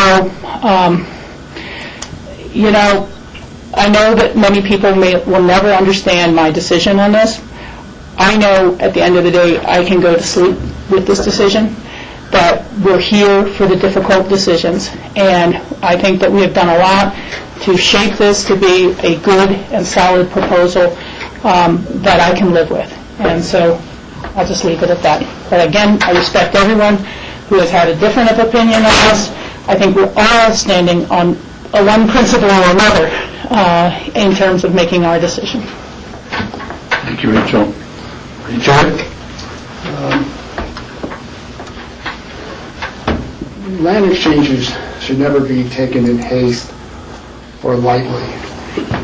And I don't believe that we have done that. We were one of the few organizations that did not jump on board initially. We were one of the only organizations that really held the proponents' feet to the fire and questioned the validity, questioned the public benefits. And through that effort, as Rachel has noted, I believe that we have significantly increased the public benefits, and which was always my concern, which I stated many times publicly. The additional enhancements, which has been promised by proponents, speaks to, I think, the values that we hold important as elected officials and residents of Pitkin County. And those values are the importance we put on our wildlife, habitat protection, the values we put on our open space and trails program, and the values we put on our public lands, frankly. With these additional enhancements, I believe that there is a balance that we've come to. I ran, when I first decided to run for public office, I ran because I felt it was important to protect the rural character of Pickens County. And part of that means, it still means, to try to enhance, preserve our agricultural and ranching heritage, to continue to address the ongoing development pressures that we see. The gentleman that spoke earlier talked about all the development issues in the Mid-Valley. Well, the Mid-Valley, unfortunately, is not in Pickens County, it's Eagle County. They have a different sense of values in terms of land use codes. Garfield County, where some of this exchange is may happen on the Sooty Ranch. Again, Garfield County has a different value when it comes to their land use codes. And so, here in Pickens County, we have tried to stand up to those values. And I think we have been successful as a community, and that's why Pickens County, I believe, is such a desirable place to live and to visit. So this has been a challenge for me, as with other board members. And while I think, and I respect those who disagree with the concept of land exchanges, and certainly some of the issues with how land exchanges have occurred historically in the past, those are issues that I think we are not able to address here in Pickens County. And there may be issues that we may be able to address in the future, but as we've seen and as Rachel has noted, where we have states in the West that are currently trying to not only push forward the idea of land exchanges, but basically have the concept that they should take over all the public lands and then have the right to develop or sell those public lands as they wish. And that would be an unbelievable,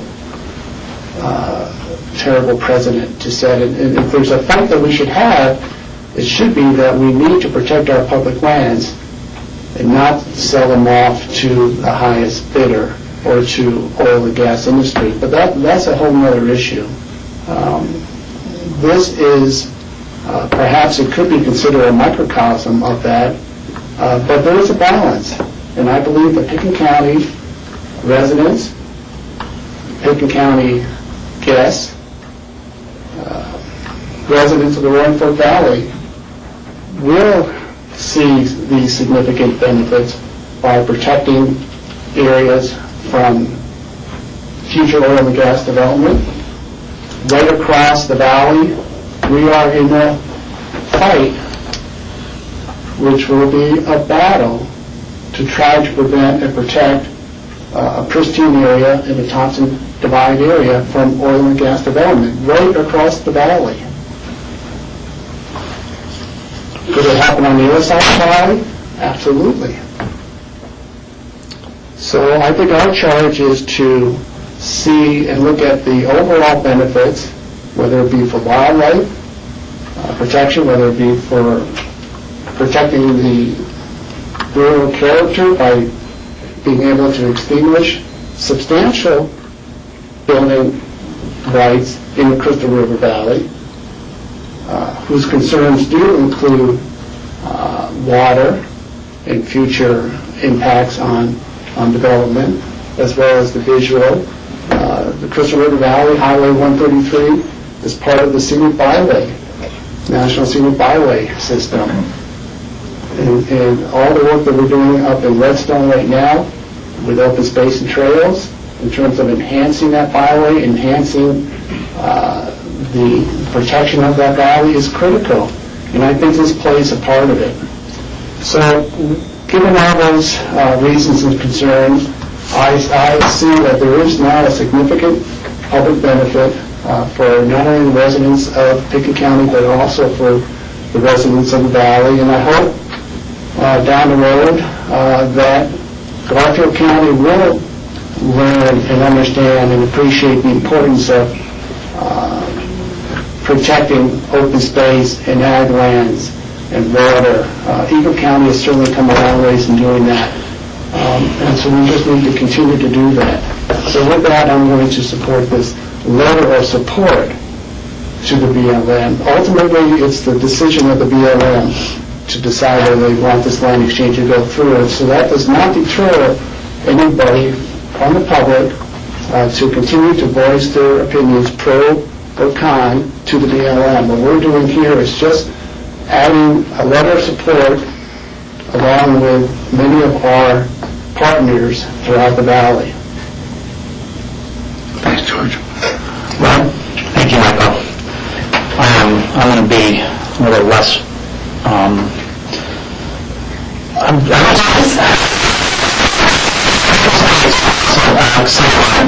The balances that went into my decision making and supporting this letter to support the exchange with the additional agreement between the Two Shoes people and Pickett County. I think Dorothea said it very well in terms of the decision-making process that goes on when you're sitting on this side of the table, and she knows very well in terms of the balance that needs to go into the decision-making process. Everybody's got, an idea of what is sacred to them on one way or another, and we have to somehow put that a little bit aside in our decision-making process and say, this is all of the people in Pickett County and the surrounding counties in the importance in making that decision. And I'll start by saying I believe that, we're the Board of County Commissioners here for Pickett County, but we have the county borders are not the do-all, die-all for what we do here. Our open space and trails is invested in Eagle County right now. It's not, our citizens don't stay within our borders and have a passport to go use public lands somewhere else. So I've never been, had my blinders on the Pickett County, Garfield County, Eagle County. In the last 3 years, I've climbed 23 14ers on public lands across this state, and I've cherished the fact that those public lands are there across these states, and I've cherished the fact that I have the right to go use those lands as our citizens do in Eagle County and in Garfield County. It's definitely a decision that we have not taken lightly. We have spent, as Rachel said, hundreds of hours talking to people and reading wildlife reports and whether it be public meetings, private meetings, side meetings, whatever, walking part of the terrain to see what it's about, and all of those things. So I don't want anybody out there to think that this is something that we are doing lightly. Open space is not always about public access. And I think that we have a big value to the recreational value that we have here. I go on hikes, I'm a mountain biker, I do a lot of those things. But I also appreciate the fact that our open space is there whether we use it or not. And the wildlife value for me was one of the balance things that kind of tipped my decision in reading a lot of the reports and talking to the Department of Wildlife, or Parks and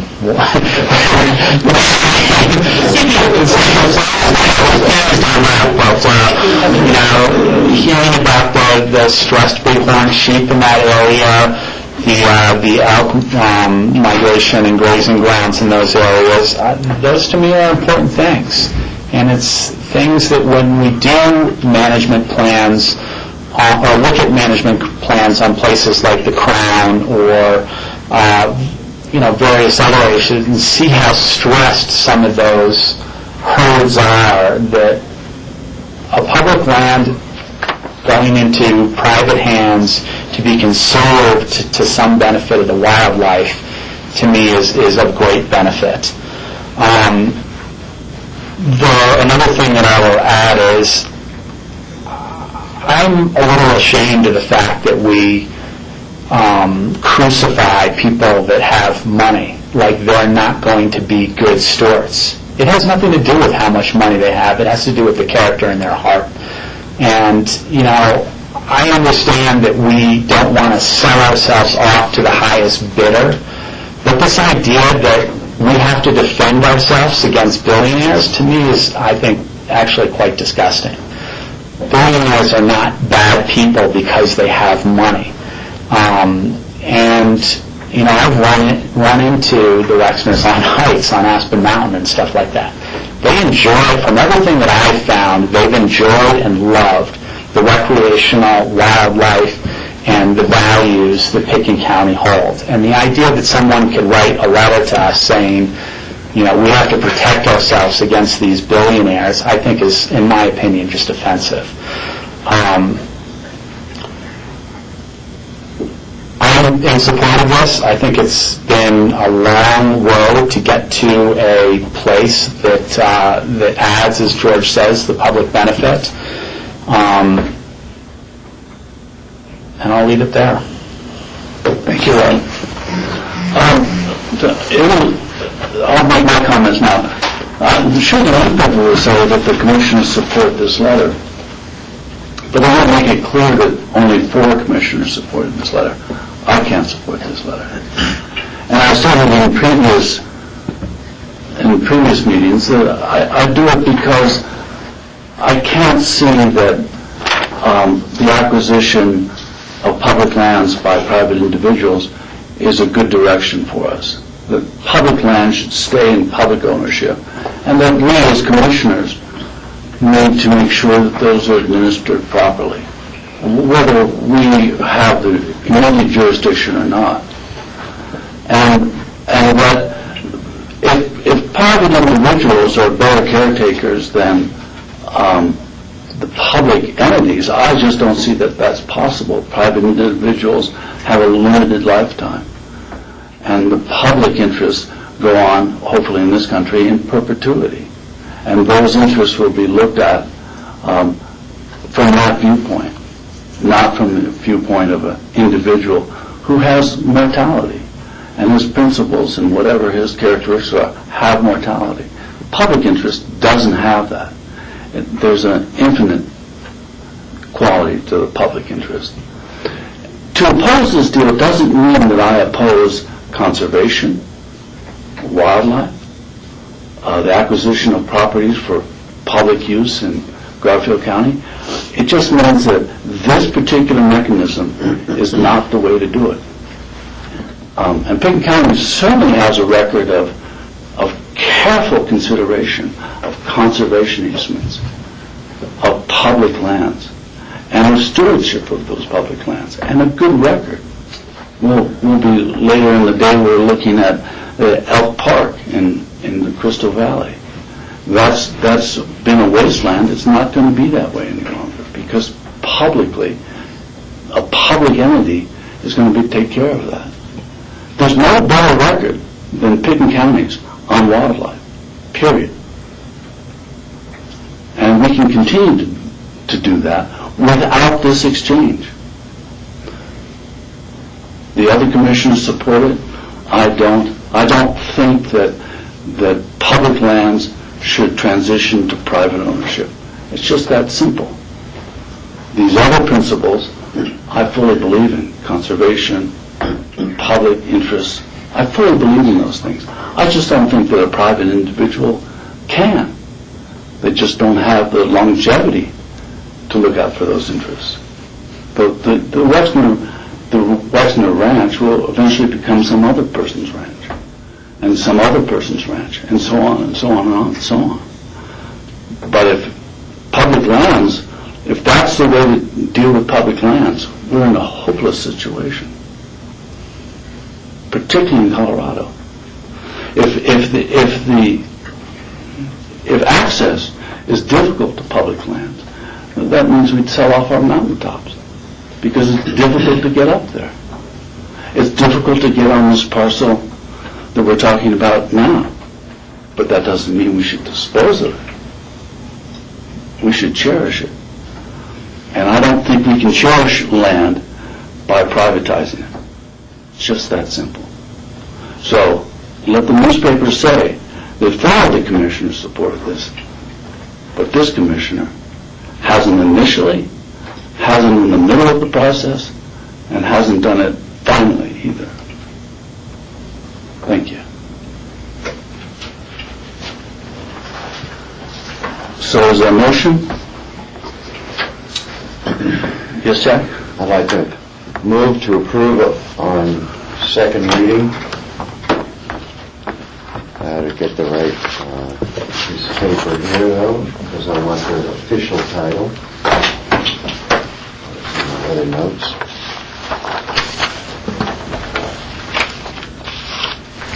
I guess we'll do it this way. I move to approve the agreement between County Road LLC, Ranch Lake 3 Incorporated, Ranch Lake 4 LLC, Ranch 3 LLC, and Ranch 4 LLC, otherwise known as Two Shoes, and the Pickens County Board of County Commissioners. Is there a second? Second. Rob, seconded. Any further discussion? One quick. Yes, Jack? Today I'm going to retire from public service.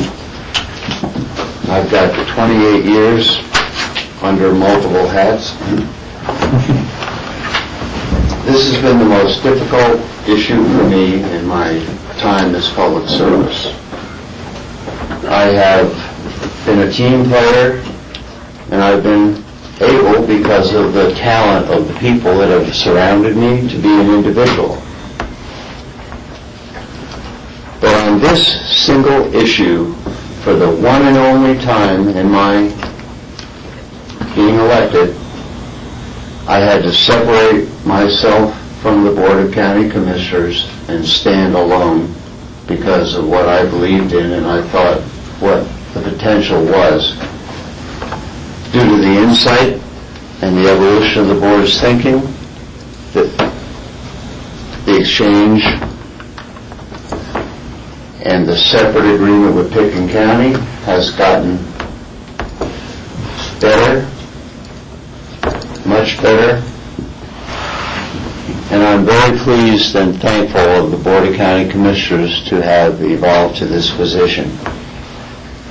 I have to say it was very uncomfortable, and I can stand alone, but I was really hanging out there. And it's very meaningful for me as my last vote on this board to be able to vote yes on this land exchange letter.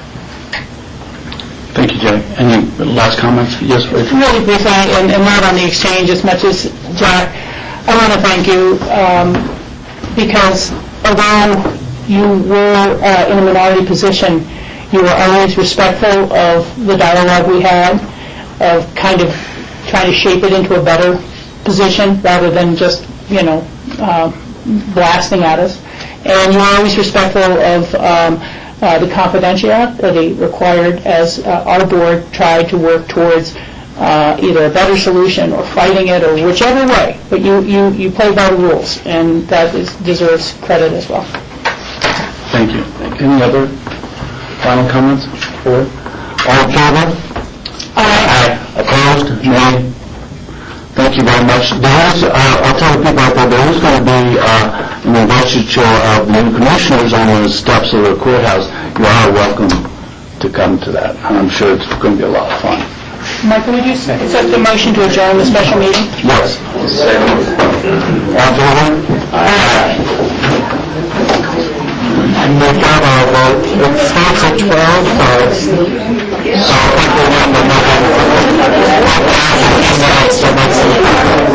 Hey, everybody, I'm going to say a few words because I'm out of here. Okay, so, we're still meeting, we're just not a special meeting. Yes. I want to thank everybody that I worked with all these years, because anything that I might have been involved in wasn't done by me, it was done by us. When I got elected a commissioner in 2000, to join the board in 2001, we had a real decent Pickens County organization. But through the hard work of Hillary Smith, our staff, we made this into a very good organization.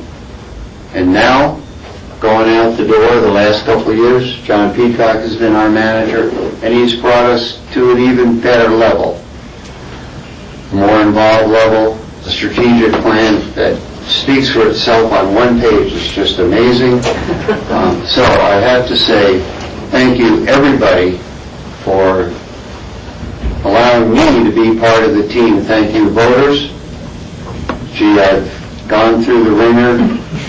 3 initiatives, 1 referendum, planning and zoning, council, water and sand, and commissioners. So that's enough for one guy's contribution to the community. I'm not going to go away. I'm going to be a citizen. I still might even write a letter to the editor. I'm going to follow the city all the way through, and I hope what we've done today just gives it another nudge as an approval.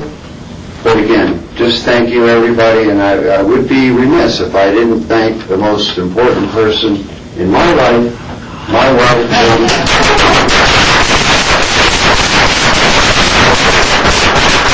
who grew up with live public service all these decades. It's been tough at times and rewarding at times, but we've been a team. She's been, I guess, my biggest supporter, and I assure you, my biggest critic. And we've worked through all of this, and I really value her support and her criticism because it's made me better, as it were. George is absolutely right. Earlier he mentioned the previous commissioners that we all follow. No one will ever touch Shellman, Edwards, Kinsley, and Child. The rest of us just hope to be good. So thank you again, everyone.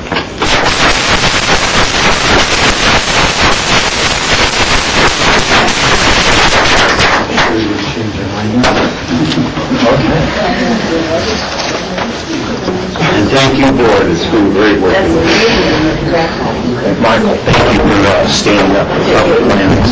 Thanks. I saw Kevin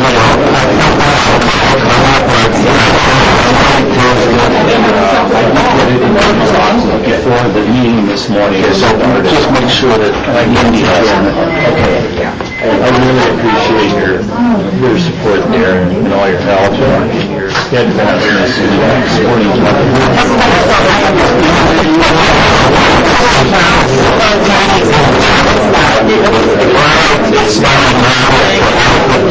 and you're going to revisit it again. Some people in the audience don't be able to accept all the principles, some people will never know.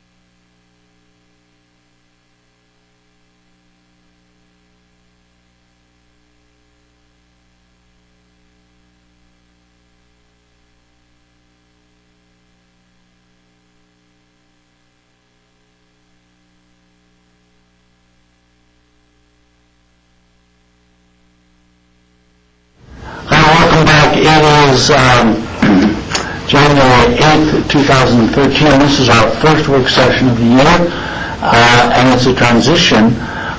You'll notice in Jack Hatfield's seat we have our newest commissioner, Steve Childs. Welcome, Steve. Thank you for being here. The first order of business is board appointments.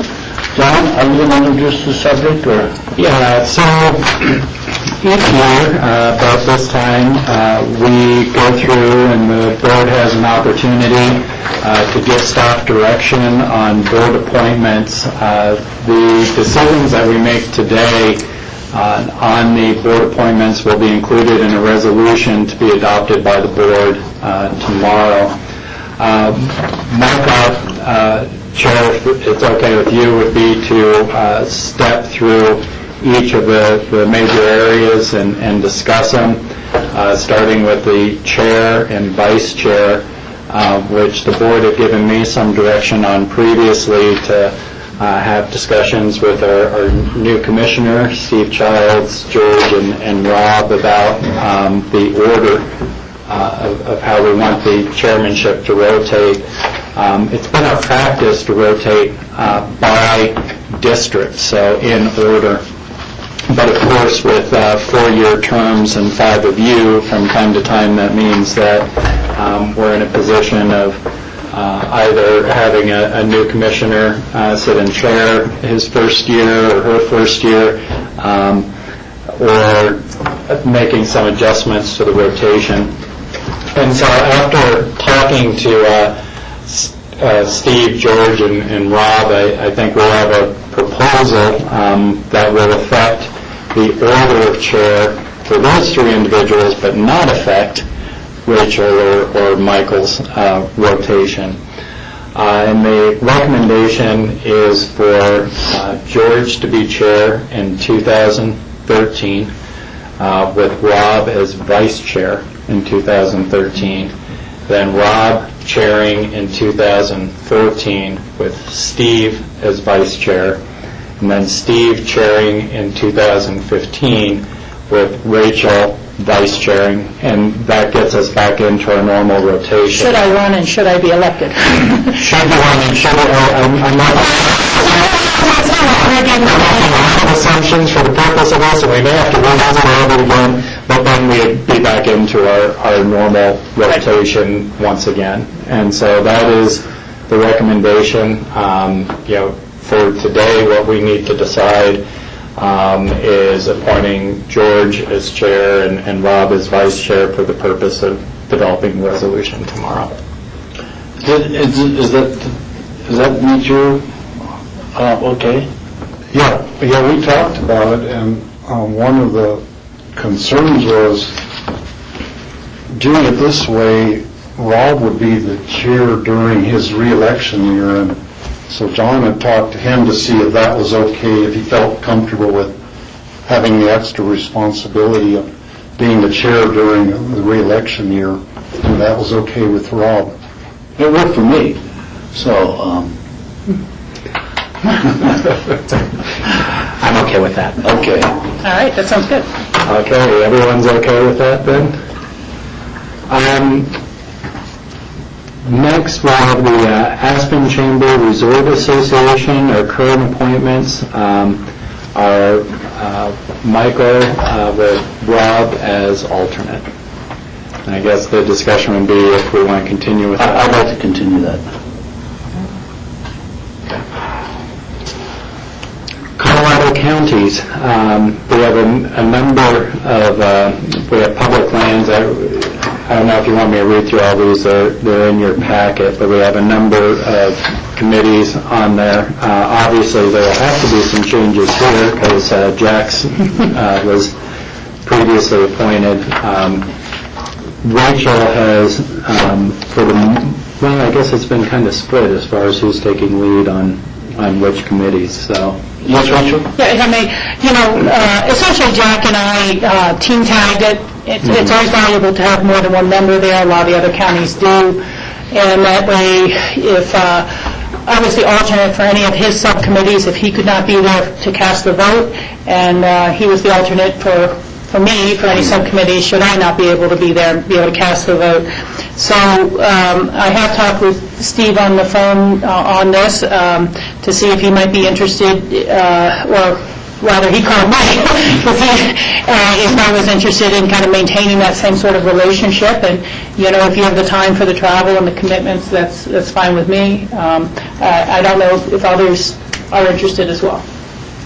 So I think that's the salient point. You definitely want to continue CCI. So it would just be a question of whether Steve would automatically assume Jack's position, or whether these two other commissioners, George and Rob, have a preference for CCI.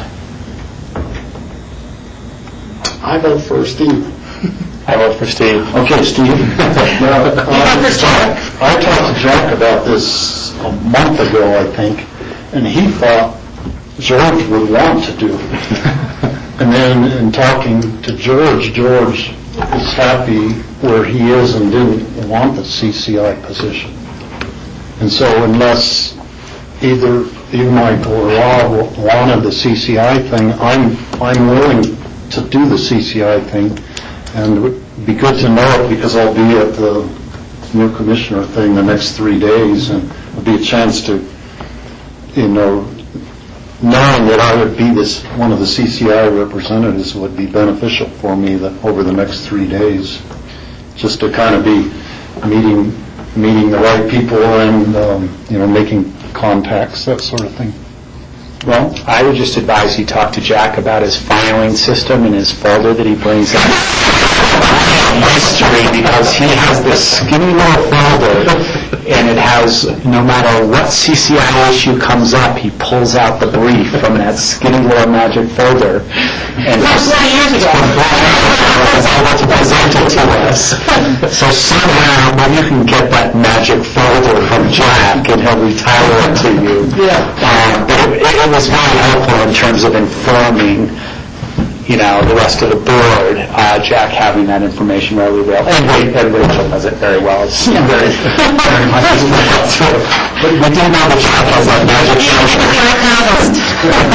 Certainly. So that's settled then. Steve will take Jack's position. The question would be the committees, and I think Rachel's happy being on the committees that you're already on there, because you have your contacts and your sphere of influence, that sort of thing. As I say, I've sat through all the committee meetings on both sides, and, a lot of times Jack and I would sit next to each other, or during a break, kind of, what do you think about this one coming up, what are the salient points on that one, and so we would discuss it and share information, whether it was, we were the primary voter or not, and I'm sure we can work the same.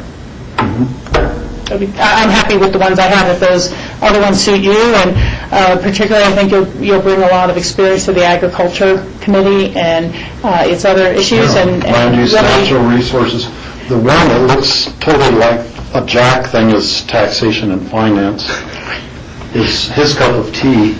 And I can learn. I would be happy taking as the voting member on that as well. I just on the ones that Jack had, and we'll see how it goes. Okay, well, we'll just leave it as it is. Perfect.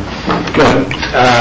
The board is okay with leaving Nan as proxy for Health and Human Services, and then myself as proxy for all of the other committees when the commissioners okay. And then, so we move on to the Colorado River Water Conservation District. John Healy is listed here. Is John anxious to serve again? Extremely, as far as I can tell, yeah. Good, so shall we appoint John then? Yes. And the Community Office for Resource Efficiency has George Newman. George, are you happy now in the position?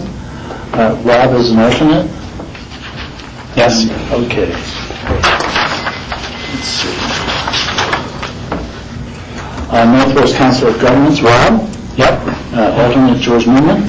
I would, unless Steve wants to look at Northwest COG, which would tie in with rural resort region as well. Steve? I don't really know the meeting schedule for Northwest COG. Northwest COG, they've actually gone towards doing quarterly meetings, one quarterly meeting and one quarterly phone-in meeting. The region is a 5-county district, so it goes as far as Granby and Jackson County, that kind of area, but very rarely having meetings there. And actually, our discussion has been to have a more centralized, more Vail area, or Carbondale, Glenwood Springs is also a little centralized, because we do have some municipalities that are outside that 5-county region. And it's really kind of a governance council that kind of helps those 5 counties work together. It's been interesting being involved with. I think I traveled to probably 3 of the 4 meetings, and then there are 4 phone-in meetings, which are usually fairly brief. Do you typically go to Breckenridge or Summit County somewhere for the meeting, or where? Usually it's Eagle or Minterm. The next meeting is in January. It's in Silverthorne. So the travel isn't. It's not. No, it's a day travel, and the meetings are 10 to 1 or something. So, give you a little bit more. The newest thing is we've got an economic development district set up, so there'll be some grant searching for various things. They're actually going to be working on broadband stuff, which is coinciding with some of the stuff they're going to be working, obviously with all the counties, but we've already gotten a jump start on what they're doing, but that's a big direction for some of the grant money that's going to come in through that. They run programs like weatherization programs. They're involved with things such as senior transport among the counties, how to assist in that, and Nan has been involved with that.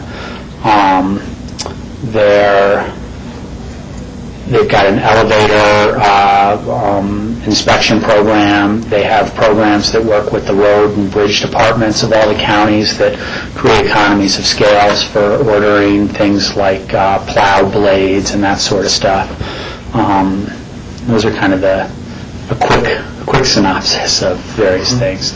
I plan on attending most of the meetings. It's nice to have an alternate there from time to time.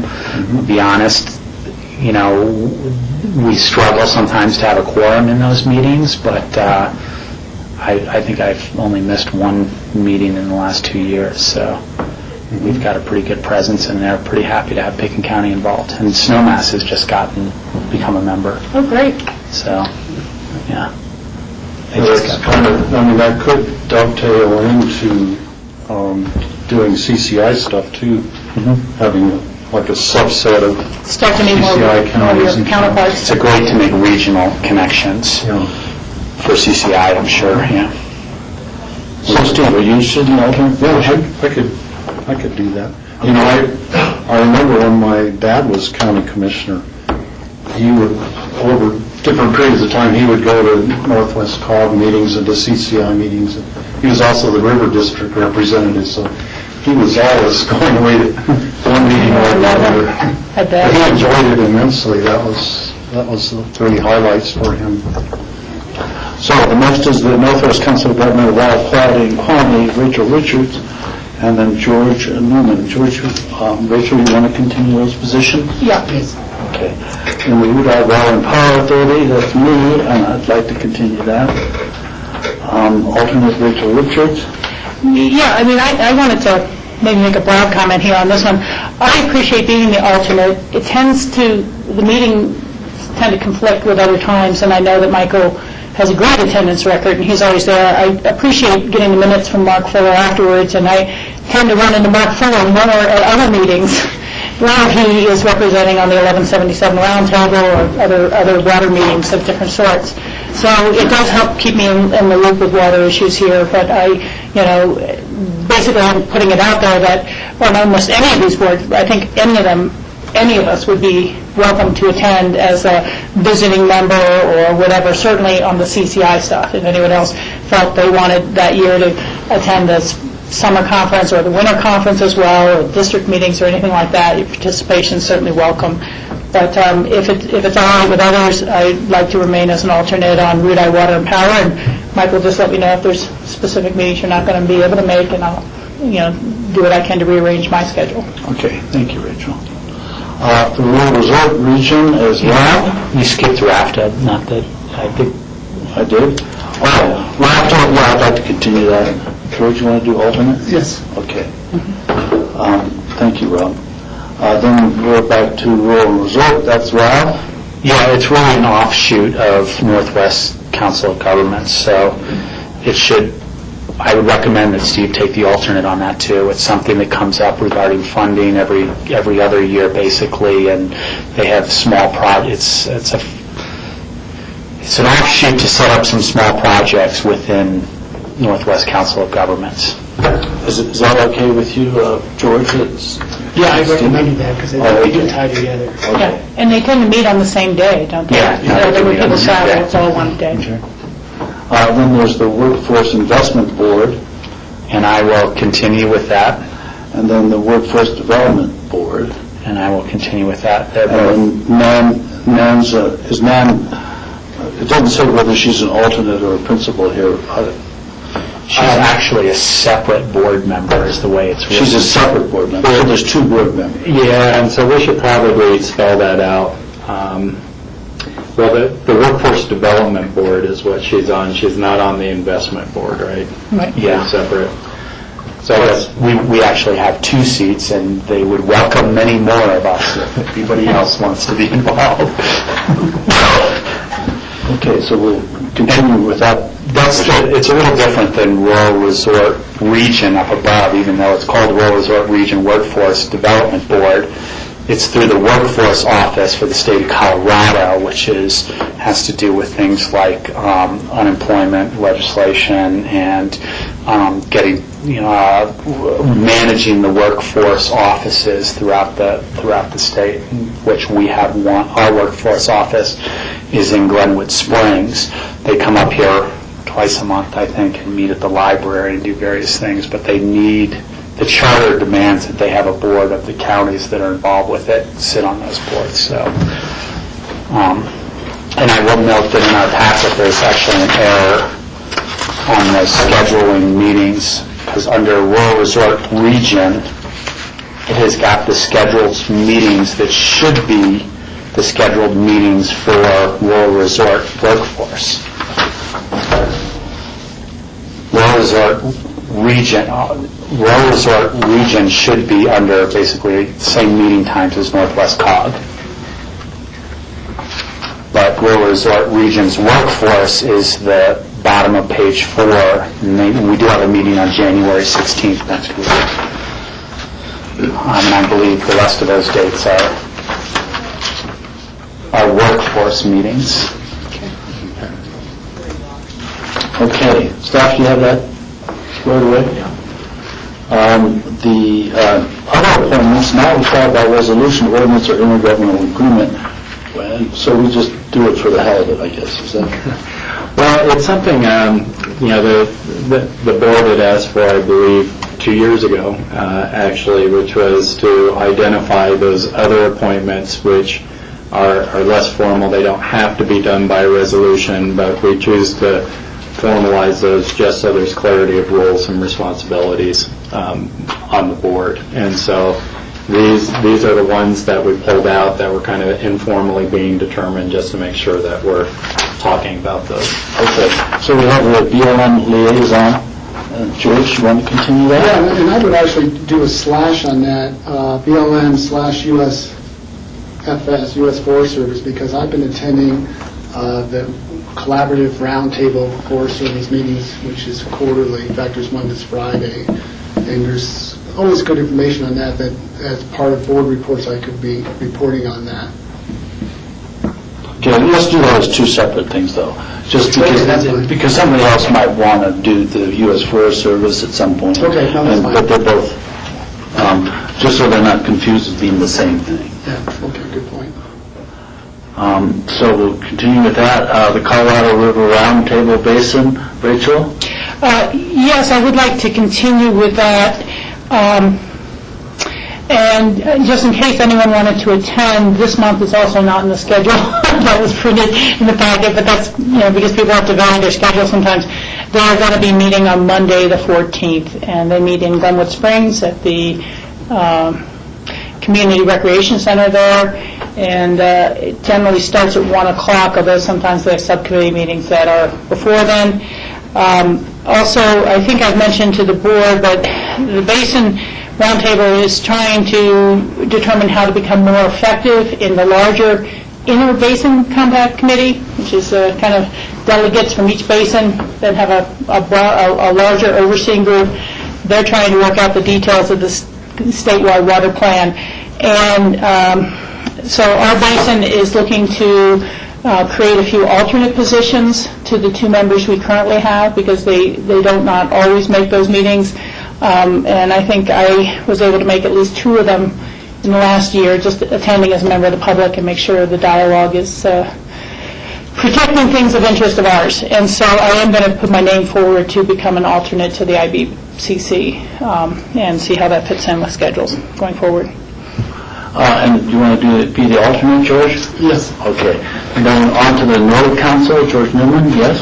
I talked to Steve about this. Steve is a Nordhead also, and I've been on the Nordic Council for the last 4 years, so I thought it would be a good opportunity if Steve was interested to get him up to speed of what's going on with the Nordic Council.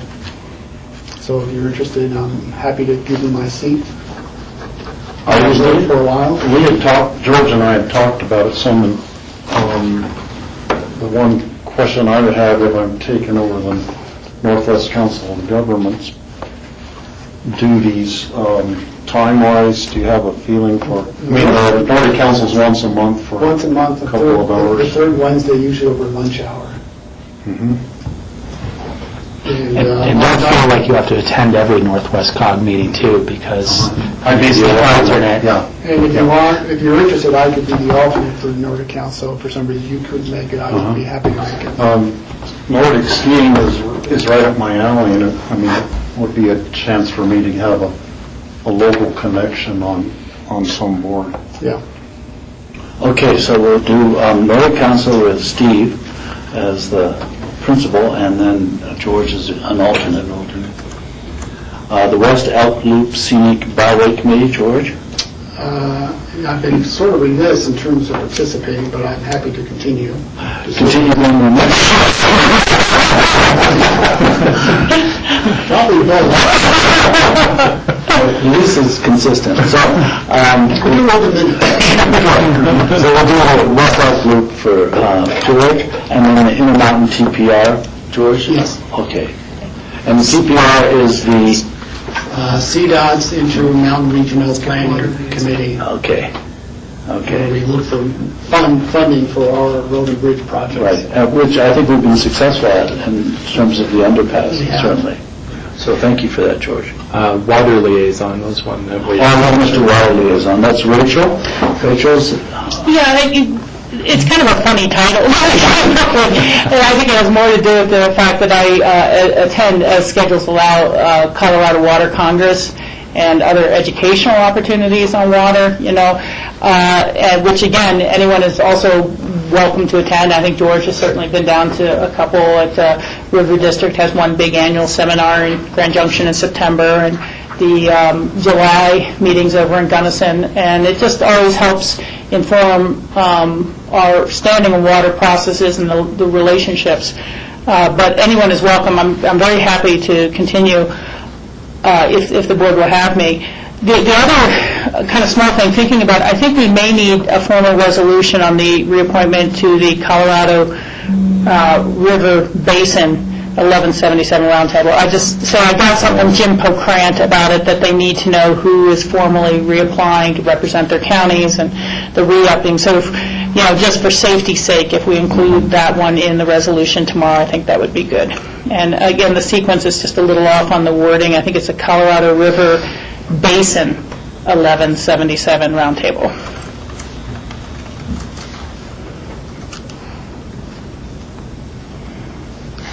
So I see staff's still writing that down. Yeah. We've got that though, right? And we'll include that in a formal resolution. Yeah. But Rachel is Rachel. Yes, Steve? Michael? Well, there's one, I noticed on the page of the application for the Senior Services Council, on the back page, they have a Senior lady. list of the members, and they have a line that says BOCC rep that's left blank. I saw that too. And I was just wondering if that was something in their bylaws, that they have a seat for a BOCC representative that hasn't been filled, or are they just hoping that members of the BOCC would attend, or what? We'll send a missive out to Marty Ames immediately, and get an answer back for you shortly. I think it is a little more of a liaison, but I'm not sure, and I know that I think I was on it for the first year and a half or two, and then maybe they had said it would be Rob, but their meetings tend to conflict with our meetings very regularly. They have it after one of their lunches. I actually looked, and it's like on the off Wednesdays when we're not meeting, at least in the near future, when they are meeting. So, sounds like you're interested. Well, I have a lot of experience with my mother-in-law, having lived in Whitcomb Terrace, and I've been to a lot of the senior luncheons anyhow. So You'd be great. I would have a tendency to, go occasionally anyhow, just to keep tabs of what they're up to. Just I'm a senior citizen myself. We'll find out what that is. Okay. So, have we covered all the commissioner appointments? In record time, I'm afraid, yeah. We're not afraid to be ahead of schedule. Are there any other comments or additions by the board? Okay. So the next item is the Elk Park final design, but we're half an hour ahead of schedule, so We haven't done board membership reports. It might be good to work our way from the bottom up there, and because I do think we have some members of the public who are interested in that Elk Park design too. Right. I don't want to, and we don't have staff here in any case. So let's do that if that's okay with the board. And board membership report, Northwest Council of Governments. I kind of felt like I just gave my report, explaining the seat. But the big news is that Snowmass has decided to join, and it'll be great to have, I guess, 2 municipalities and us as a county participating at some level. Good. Rural and Resort? Nothing to report. Core? We did not meet last month. We're meeting this month at some point, so nothing new. QQ? We are looking to schedule a meeting in February. Nothing has happened since our last meeting per se. But the one thing that is of interest is that former UDOL field representative Matt Sugar has been hired on a contract basis to work with QQ on the legislative issues in this session coming up.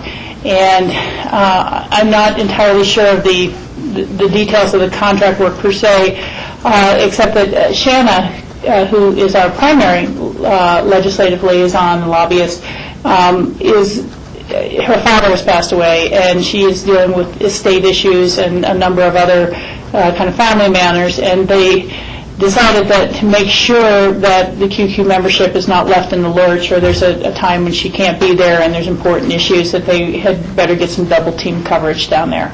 And so I think that that's a really good move, and as we all know, Matt, he's very familiar with our area and the issues that we've brought forward on water, so I think that'll be beneficial to our organization. And just there's always so much overlap between various water activities. I'd like to mention that the Roaring Fork Valley Watershed Collaborative is going to meet this Thursday from 1 to 4 p.m. at the 3rd Street Center, Nonprofit Center in Carbondale. And so for those who are interested in ongoing work of specific to the Roaring Fork Valley, that is coming up. And as I said, the 1177 meeting in Glenwood Springs on the 14th. Thank you. Could I ask what QQ stands for? It's a organization underneath Northwest Council of Governments. And I think there were some other fledgling groups that had formed for a while to have more of a unified approach on water from the West Slope. And it's So it has to do with quantity and quality? Quantity and quality. And so it's Northwest Council of Governments Water Quality and Quantity Committee. It's a very long title. It is separately funded from Northwest Council of Governments. They share office space and rent and I think it's under the original charter because it was created through Northwest COG, but it operates completely separately. Yeah. And again, originally there were some other types of water groups that have eventually faded away as more formal structures have taken place, and they only members who pay additional dues are members of QQ. And it has a lot of sanitation system operators, a lot of water providers, and then specific municipalities and counties such as ourselves. So there's a few members of that as well who are maybe outside the Northwest Council of Government boundaries, particularly the Upper Gunnison Conservancy District is one of the members. But water in this state divides the interest right along the Continental Divide. And so organizations like CCI and CML, quite frankly, have such a divided membership that they stay away from it.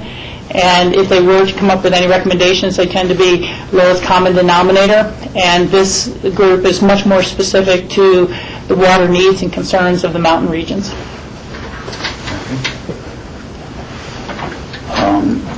Let's see, what's the next item? CCI? I think Steve's going down there this afternoon or something very soon for their training. And the next regular meetings of the CCI's public committees are in our packet, but they will be the 24th and 25th in Denver. I've already discussed with the board putting my name in for the Public Lands Traveling Subcommittee again. See how that goes. I will be getting my application in on that by the end of this week. The vote will be held for all the leadership positions as well as that Public Lands Traveling Committee on the 24th and 25th. It's an opportunity at CCI to see some partisan balance, hopefully, within the leadership positions of chair and vice chair. A few years back, there was quite a scuffle when it was just kind of ticket voting, and all Democrats were excluded from any leadership roles in CCI. That's significant because the chair and vice chair particularly already had their trips paid to NACO, and it really created quite a tear within the organization. There were some people appointed to leadership chair or vice chair who literally hadn't been county commissioners more than 3 weeks, and so they had no working history of the knowledge. But those complaints against that process have been pretty heavily weighed in on, and we're going to see, come the end of this month, if a little more balance is restored. I personally chose not to put my name in for any chair or vice chair of the subcommittees I've worked on because I feel I've already got enough travel and time commitments, and I didn't want to get your full camera on. You could be a visiting county commissioner. So I thought that, but we do have some good people who are putting their names forward, and we'll have to see how that goes. Okay. That's CCI. CRRTB. Colorado River Roundtable Basin has not met since November, which I do think we had reported on. They are meeting on Monday, and as I said, they're trying to find a way to be more active and more proactive as the statewide water plan is shaping up. I've told you guys before the kind of sentiment that's coming from some of the front range water providers who are members of the IBCC to say we should have a no to low regrets policy, which is nice terminology for let's not foreclose any potential future water diversions from the West Slope. And so it's important for us to find better and greater tools and commitments to protecting the natural environment and the water needs of the West Slope.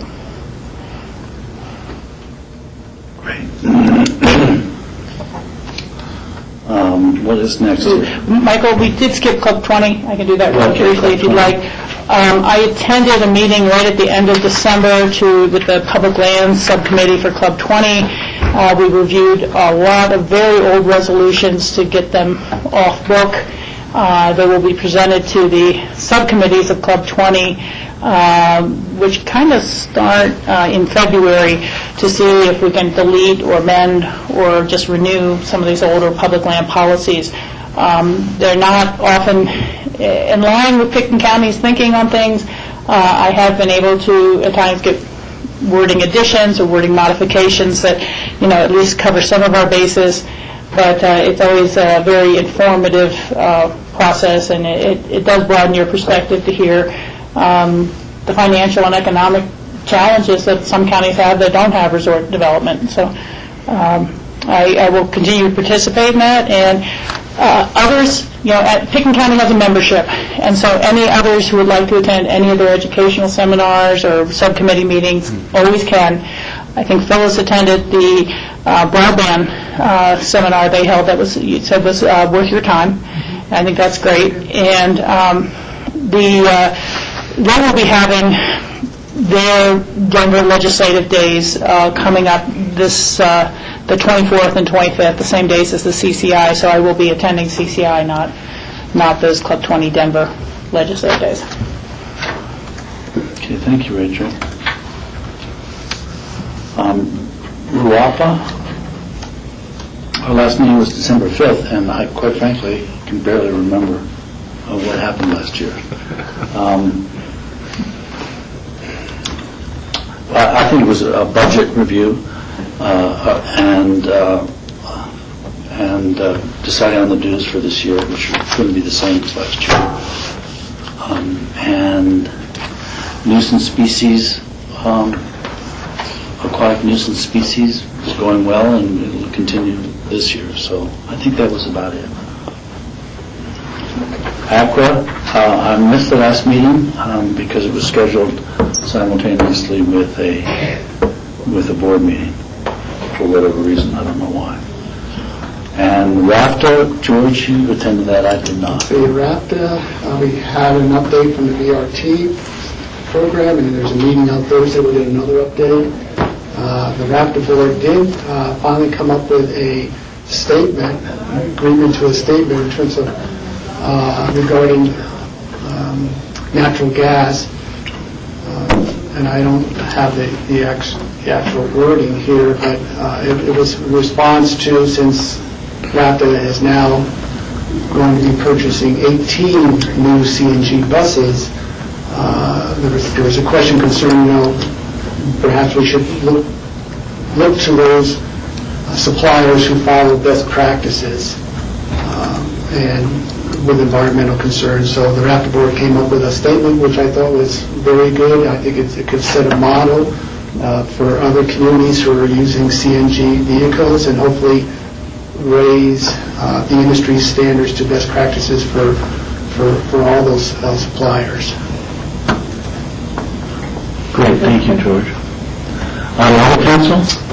I missed the last Water Council meeting, so the public doesn't know, the Nordic skiing is great. The tracks have all been set. In fact, the tracks were set from the Rio Grande Trail here all the way down to the end of the schoolhouse this past weekend. So there will be a town-to-town tour, a formal tour this year as they have in the last few years.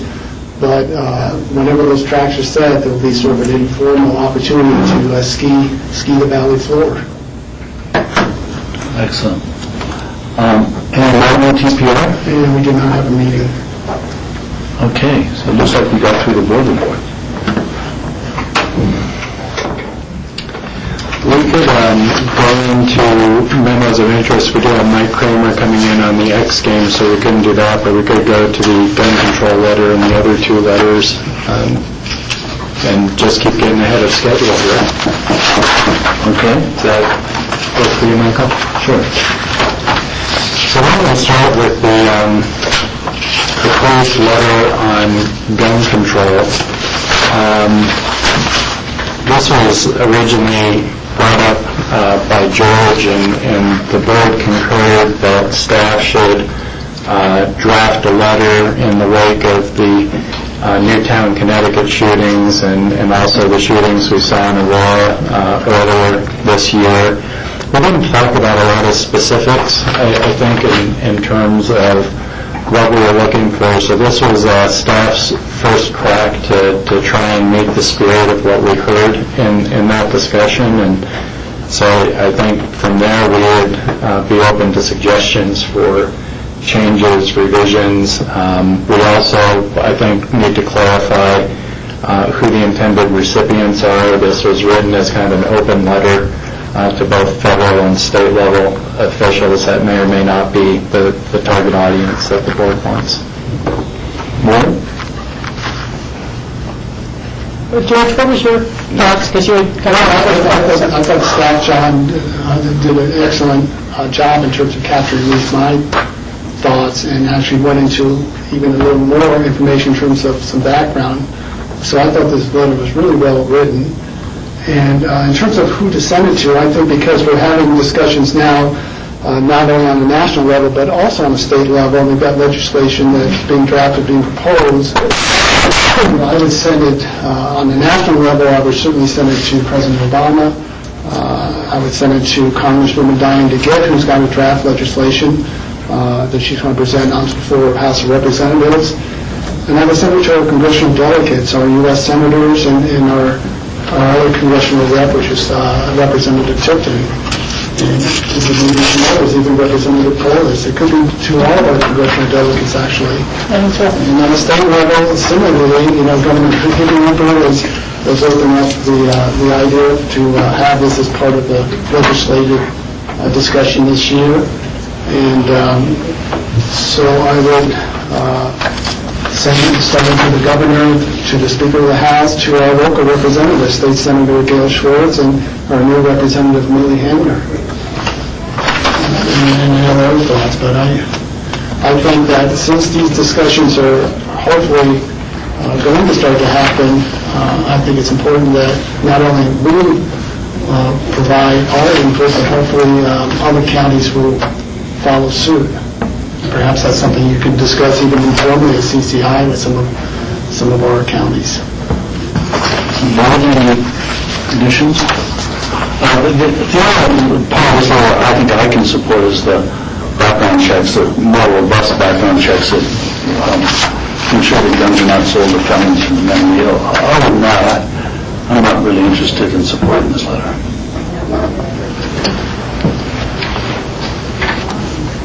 Yes, Rachel. Yeah, I can support all of these items.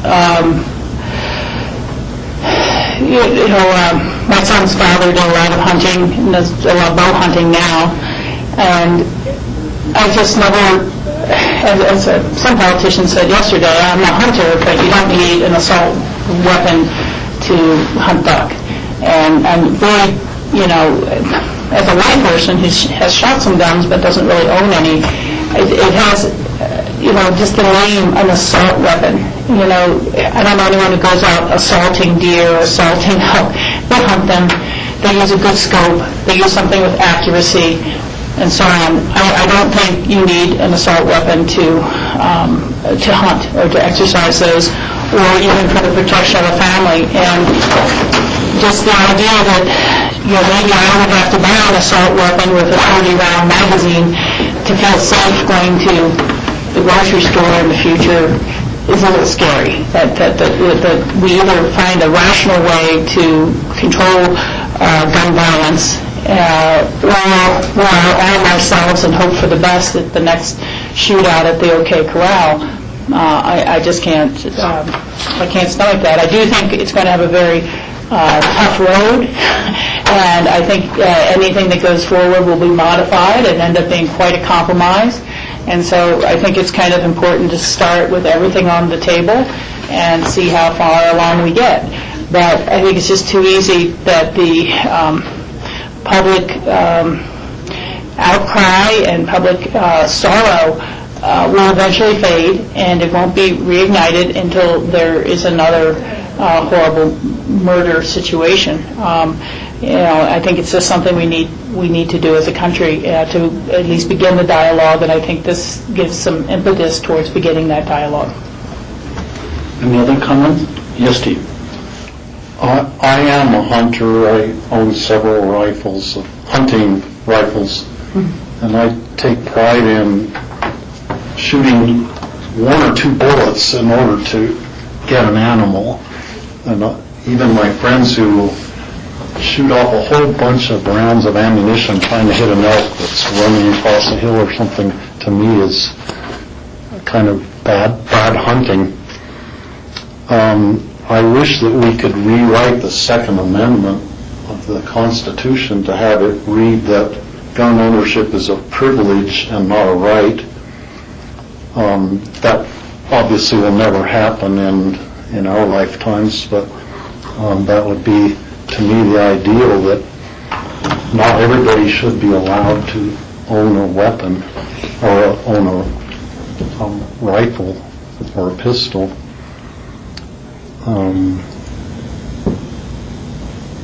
I wish we could be more like other countries where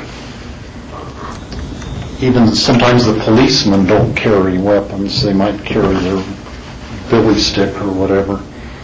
And I have a feeling that the country is almost falling into a sort of a Mad Max mentality where everybody has to be armed to the teeth to protect themselves against everybody else who is armed, and it's kind of a lawless society.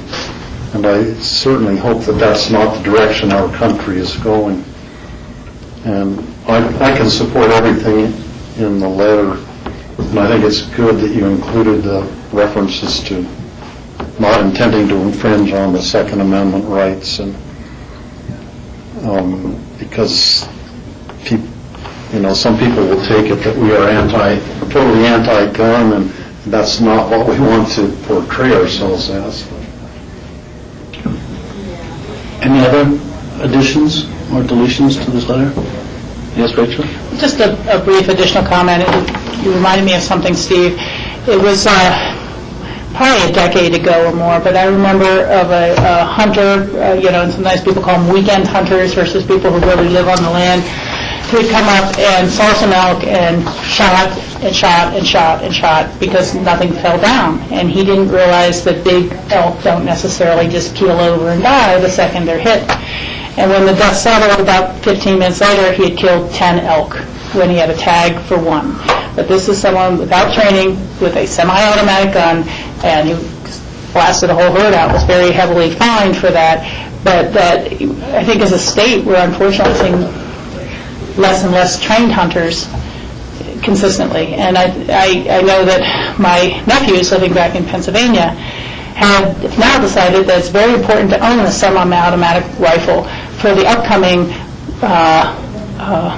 decline and fall of the United States, class warfare, racial warfare, and all this sort of stuff. And just seeing videos of them out having fun, shooting up tin cans, hoping the bullets aren't going far enough to hit into their neighbor's yard, and spraying like mad, like these are new party toys, it scared me to death. Just scared me to death. And I think that there needs to be a recognition that these aren't toys, as much as they're marketed and sold as toys right now. Any further comments? Okay. The other 2 items are really thank you letters. The first from the Colorado 14ers Initiative, and the second from English in Action. These were just put in to acknowledge, I think, the contributions that were made to these organizations from the Healthy Community Fund, and make sure you guys were seeing those. We remain ahead of schedule. Future agendas? We could go to future agendas. There's, just a sec here. Michael, do you want to go to future agendas then?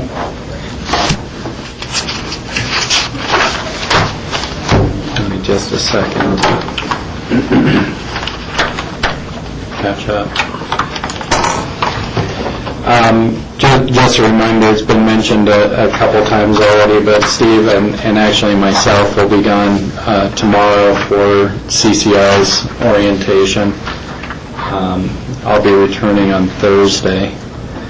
And Steve, I think you're there for the full round. I'll be there through Friday at the CCI thing, and then I'm actually going to stay over, and we have cattle in Brush, and I'm going to go up to Brush while I'm over there, just check on the cows. It's a ranch that we own jointly with Connie Harvey right now. I'm trying to sell my interest in it, but right now we still do own that. So I'll be back probably on Sunday night this week. Just a reminder that the subcommittee is going to be meeting with City Council on the Health and Human Services funding. That'll be taking place the morning of the 16th, so that has been finalized. You should have gotten a notice on that for George and Rachel.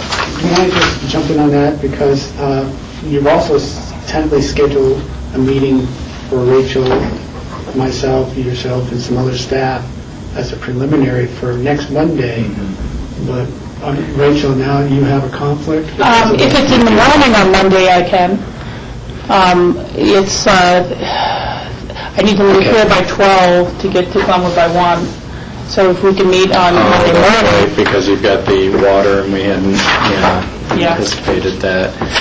So it was originally set up for the afternoon. Let's see what we can do to make it maybe at 9 or 10. Would that work? Would that work? Well, yeah, 10 o'clock would be fine if we could.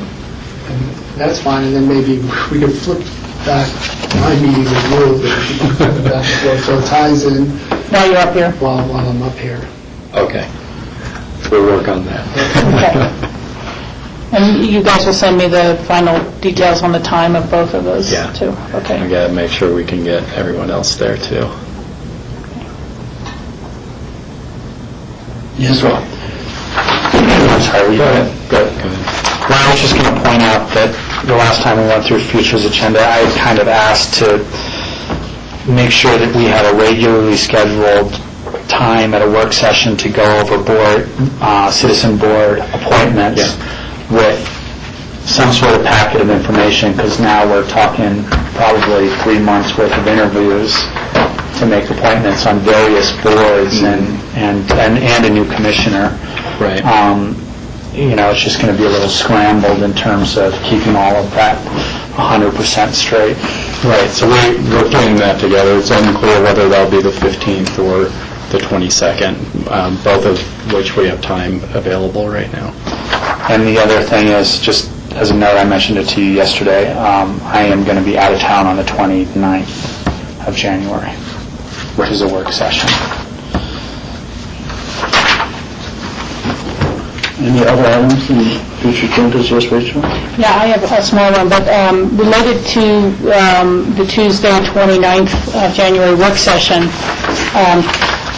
I will need to drive that evening down to the Denver Tech Center to go to Colorado Water Congress the next morning, and so if there's any possibility of planning that it ends at 4 or 3:30, that'd be great. If not, I understand.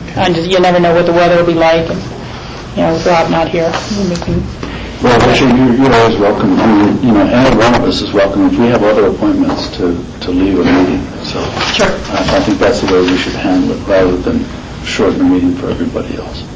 So, I'm intending to leave today at 3, and we don't need my meetings to end just because I'm leaving. Okay. I appreciate that. I was just thinking if we had room within other agendas or nothing was pressing, but I'd certainly leave it up to the chair and the manager. So, any other future agenda items?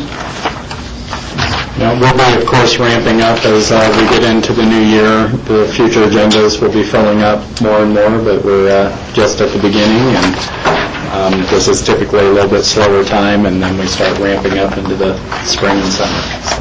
Okay. Thank you, John. So it's about 5 to 2. We're scheduled at 2 o'clock for for the Elk Park final design, so we'll recommence at 2 o'clock. Because I'm sure your schedule has changed. I really haven't filled it out the last 2 weeks, but I'm always afraid if it's going a week that we haven't finalized any retreat stuff. No.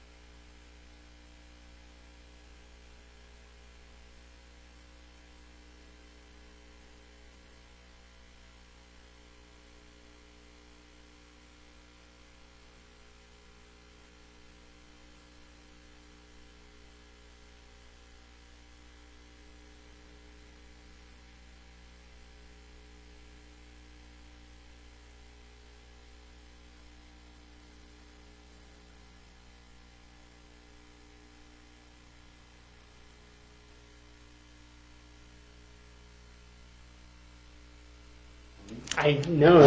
I thought it was me for a second. Thank you. We're back from a small break. It's 2 o'clock, and we're having a presentation from our Open Space and Trails staff on the Elk Park in Redstone. Please introduce yourselves, and we'll go from there. Hi, thanks for having us. I'm Gary Tenenbaum with Picken County Open Space and Trails. I'm their Trails and Stewardship Manager. Next to me is... I'm Lindsay Eder, and I'm the Recreation Planner. We also have our director behind us somewhere. I think he's here. I'm going to turn off the lights so we can see this a little bit better. Well, I'm really excited to be here for this. Thanks for giving us some agenda time to talk about Elk Park. This has been a really exciting project for the program. As all of you know, we have started a process back in 2009, late 2009, early 2010, where we worked with the community in a way that we haven't done before. We basically developed a steering committee of interested community members and took them and staff on kind of a journey to plan basically all the parks and open space right in the area of Redstone. Right? And so we've been really working well ever since. We came up with a great conceptual plan. In that conceptual plan had great ideas for Elk Park, Redstone Park, and Redstone Boulders is the management plan that we all saw. That was in December 2010. And in that plan, the first priority was to go forth with Elk Park and come up with a final plan for Elk Park and actually redo this entire park, which is the entrance to Redstone. And at the time, Dorothea, I think, is behind me, which is great. The Scenic Byway had a grant that they could not use in Paonia. And that grant we were able to transfer to Elk Park, which is great. And we've already accepted that. We've been working with CDOT on that money. And, it's about $158,000. And it's really going to help with phase 1 of this overall plan.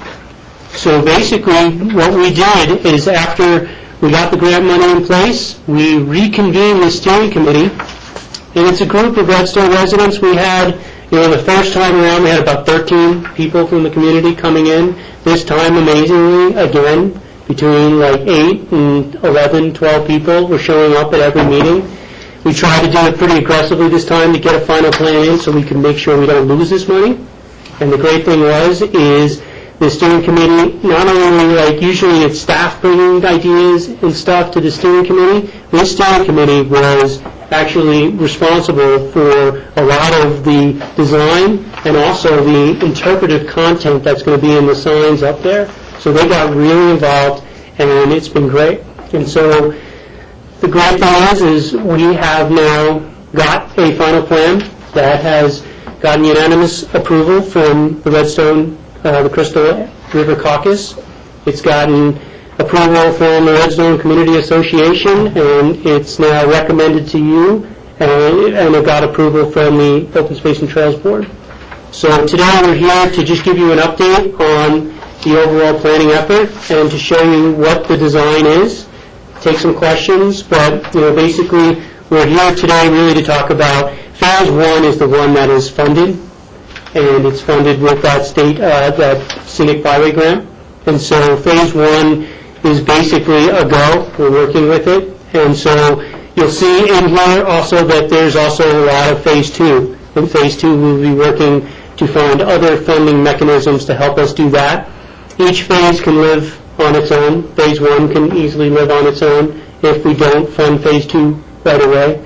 But we're going to be working really hard to see if we can get them both funded and completed this year. And so what I'm going to do is Lindsay's going to go through the actual design and show you what we came up with. Before we skip to the next slide, just to point out what Gary was talking about, phase 1 encompasses the area that would be around the depot, as we're calling it, which is the information kiosk on Elk Park that was funded or will be funded by the grant money from the Scenic Byway. And then phase 2 is really the majority of the park. The rest of the park is what we're calling Phase 2, that we are going to apply for another round of GoCo grant. Hopefully we'll get it this time for that portion of the park. The idea is that, I'm not sure if everyone's very familiar with where Elk Park is located. So here's Highway 133. Over here on the right of this graphic is the downtown of Redstone. And then across Highway 133 over here are the Coke Ovens, where the county has already done a significant amount of work working on the restoration over there. And there's also around a second phase for that project coming up with installation of interpretive panels in the future. And Elk Park is connected to downtown Redstone by a pedestrian bridge on the north end of the park. And then you could also walk and take, there's a sidewalk along Redstone Boulevard on the bridge that connects on the south end of the park. Yes, Rob. Just to be clear, the map that we have in our packet doesn't match this at all. Right, so this is the, I'm going to get to that one. This is the conceptual, I'm sorry, I wasn't clear about that. This is the conceptual map that was in the original management plan. Okay. And so that's how we pulled up the different phasing originally. But yeah, that's a good clarification. Yeah. One other question at this point. So most of the funds will go to the depot structure, and the parking lot that is shown on here would there be any parking for people to pull over to go into the structure, even though it's Phase 2? So Phase 2 construction won't. So what Rachel's referring to is this map, which is what the final design plan is currently. So keeping in mind, Phase 1 is the depot. Phase 2 is encompassing most of the park, and that would include the parking area. But existing parking is right here on the left end of this image. Okay. And so the idea is that that would all stay in place. Open space would take on. We would build a trail, a soft surface trail to connect the two until we're able to construct Phase 2. Okay, so that answers my question. There'd be parking available for people attracted to want to see the new site. Yeah, and we went through a lot of discussion on where we would locate parking and where we would locate the depot. So existing on site on this end and the left side of the north end of the park, there's the parking area. Through the central area of the site, it's open grass. It's not native necessarily. It's been disturbed many times over, but it's an open field area that's currently not maintained. And then there's a condemned cabin on the south end of the site. And so the depot structure, because this is all in the floodplain, has to land on the footprint of the existing cabin. So that works for us because it's across the highway from the Coke Ovens. It's a great spot for it. It's the first thing you'd see if you were traveling towards Carbondale 133. So yeah, that's how that location was determined. So if you like, I can walk you through the site plan, and then we have some more detailed images of the depot facility. So again, keeping in mind, this is Highway 133, this is Coal Creek, this is the Crystal River, and across the Crystal River is the downtown Redstone, and the Coke Ovens across from Elk Park on across 133. So just we can start from the north end and work our way to the south end of the park. But on the north end, it's connected to downtown by the pedestrian bridge. As you come across the bridge, there are a few interpretive panels located here that go through water ecology and riparian areas, wildlife, geology, and I think that's all for right there for the more nature-focused and geologically focused interpretive panels. There's crusher fines connecting you throughout this crusher fine path connecting you throughout the site. You get to the first large open field area, and the idea was, and this idea was carried through the conceptual plan, that Redstone is located in a very narrow canyon, and they literally do not have anywhere to throw a football or throw a frisbee. And so one of the main goals of Elk Park was to create these open areas that children could go out and play, or that families could go out and gather and have a touch football game or something, providing that currently doesn't exist in Redstone. So there's 3 different areas where that could occur. Just to give you some scale, this field right here is 220 feet by 100 feet. So that's the largest one, and then the other 2 are roughly a little bit smaller than that. So then going through the park, this central grove area is what we're calling the commemorative grove. There's a strong tradition in Redstone to have memorials or commemorative opportunities, And so the goal was with an elk park that we would have this grove where people could purchase a tree and plant it in memory or in commemoration of somebody or an event. And focus within the park all the memorials or commemorative opportunities in one location. The main parking area was moved to a more central location. We've been working very closely with CDOT on the access and working on the right-of-way. But the idea was that Elk Park has two ends that connect to the community as well as the coke ovens, and that we wanted to try to locate the parking more centrally and work around. There's a few large ponderosas we wanted to work around, and trying to create, maximize our open space areas for the larger green spaces.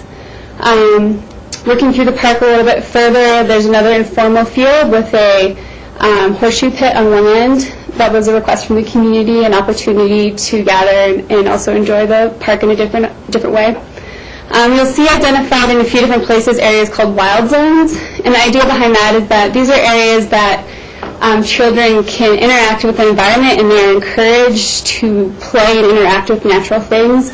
A lot of the times, kids these days are not really allowed to go out into the natural environment, and they're not encouraged to, and to move sticks and rocks and build things with them. And the idea is that we're creating these areas in a few different locations within the park that are for educational purposes, and that children are encouraged to augment the natural landscape.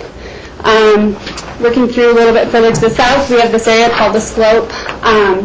This end of the park is in the flood zone of the Crystal River. And so what we've done here is we've excavated down.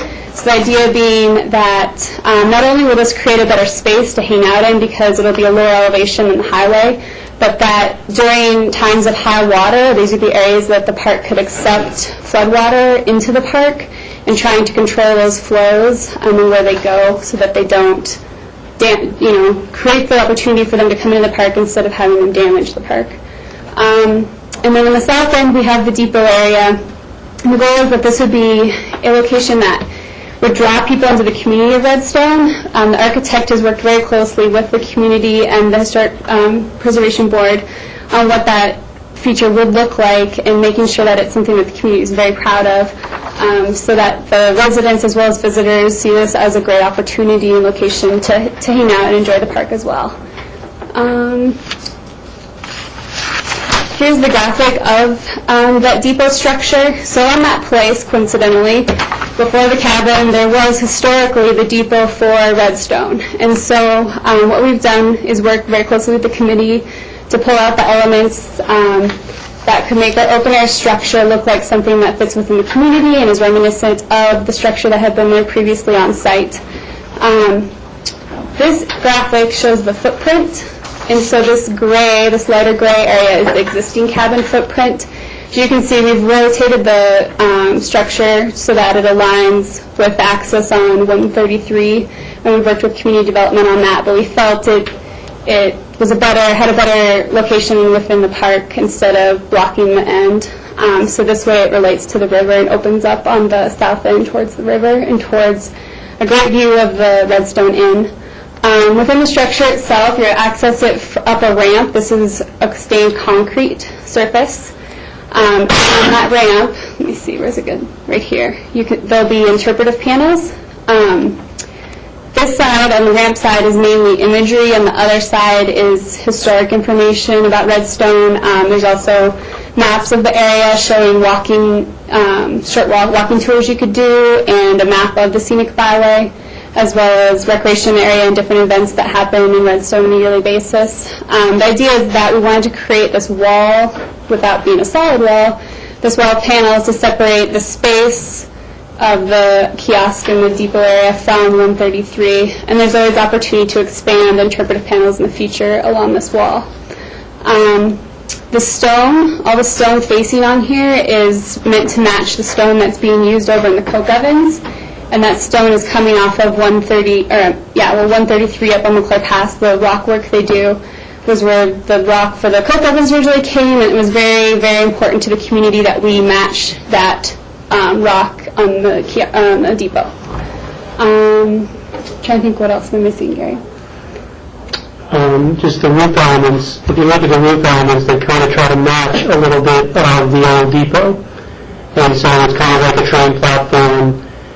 type of feel. And, also there's a little roof element that you see up on top that kind of breaks it up, and it matches a lot of what's in Redstone. So the great thing is our architect really listened to the community because they came up with these great, cool little ideas and made the structure better. And the goal of the structure was overall to keep the costs almost like exact to where we got this grant, so we can fund this with the state scenic byway grant, but also have a structure that will last a really long time and will actually hopefully get people to stop on Highway 133. And that was the goal of this, and I think the community feels really comfortable that this is something that will really fit into Redstone. Yes, Rachel. I like the work very much. The entire planning process has been just superlative, and you guys have done a great job with that and bringing the community together. The only kind of question or suggestion, perhaps it would be better called a suggestion for you to look at as it goes forward, is on the edging where the illustration kind of shows the guy sitting, whether there should be some part of that flooring that's on the edge of a different color that really kind of highlights the fact that you have a drop-off there.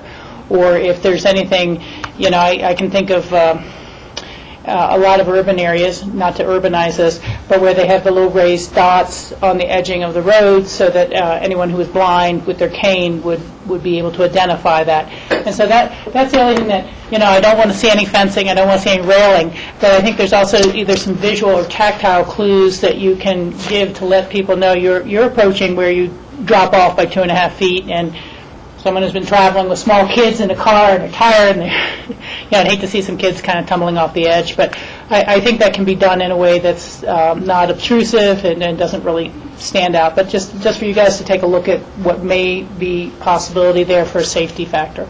And that's a good suggestion. I mean, right now, it's a drop-off that doesn't necessitate railings. It's not that high, but it's kind of a cool idea that there's a lot of things you could put on the edge. There's what they're called truncated domes. Yeah. You can put some truncated domes it's right on the edge where you can actually attach them in a way that doesn't really Yeah, it doesn't visually detract from it or look too modern, but I think, again, and most people will have no problem at all, but you want to have it as safe as possible. Makes sense.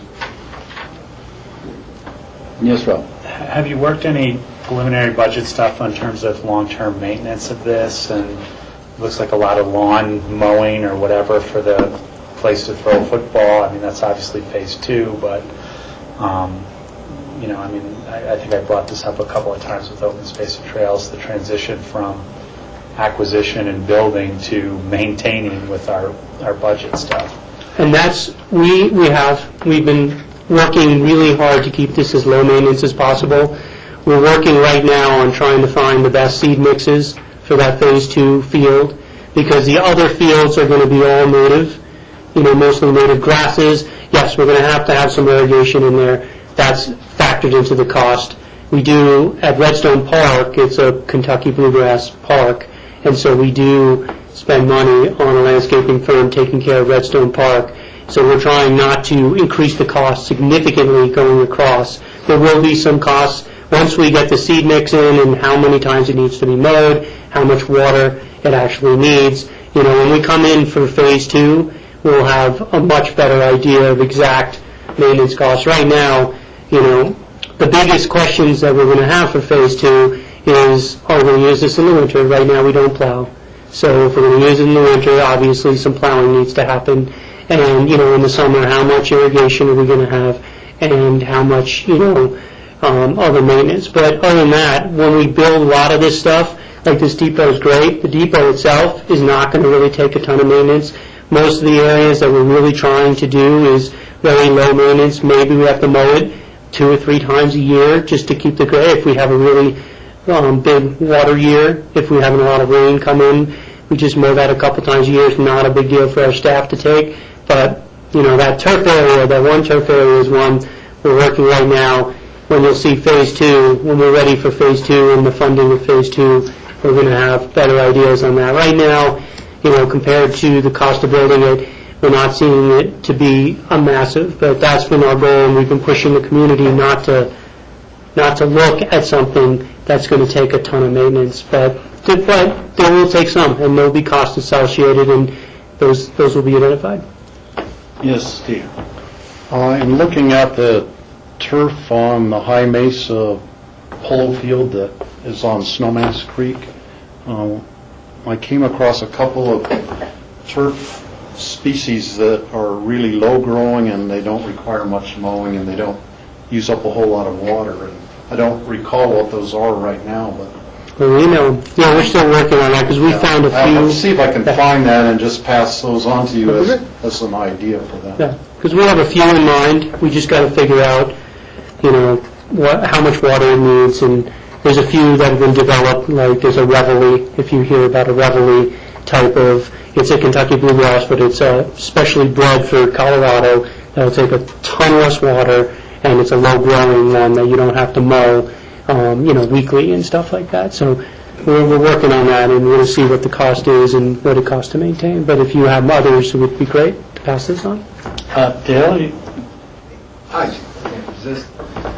One of the things that I love about this design is that these broad steps that face off to the left in that upper left picture, that view looks directly across a piece of land that we just bought a few months ago from Bob McCormick, and takes your eyes go all the way up into the entrance of the Redstone Inn from that spot there. So people that are in that depot can sit on those steps or let their kids run straight down to the river and sort of take in this grand view out that direction.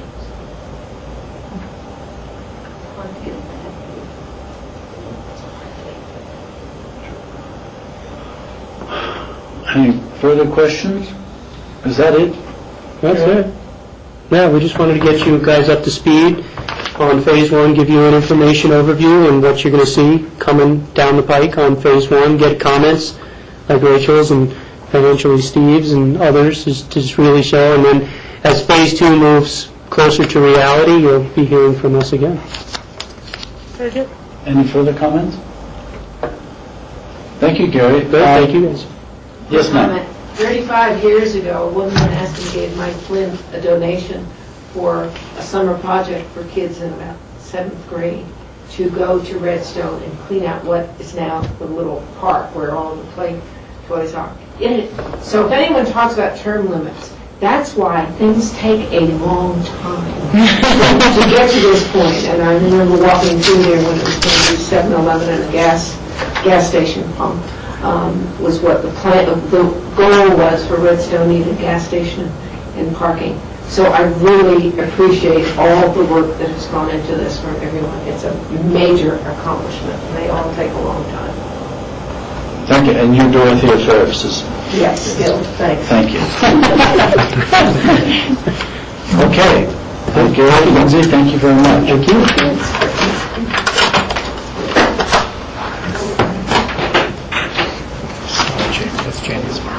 Yes, yes.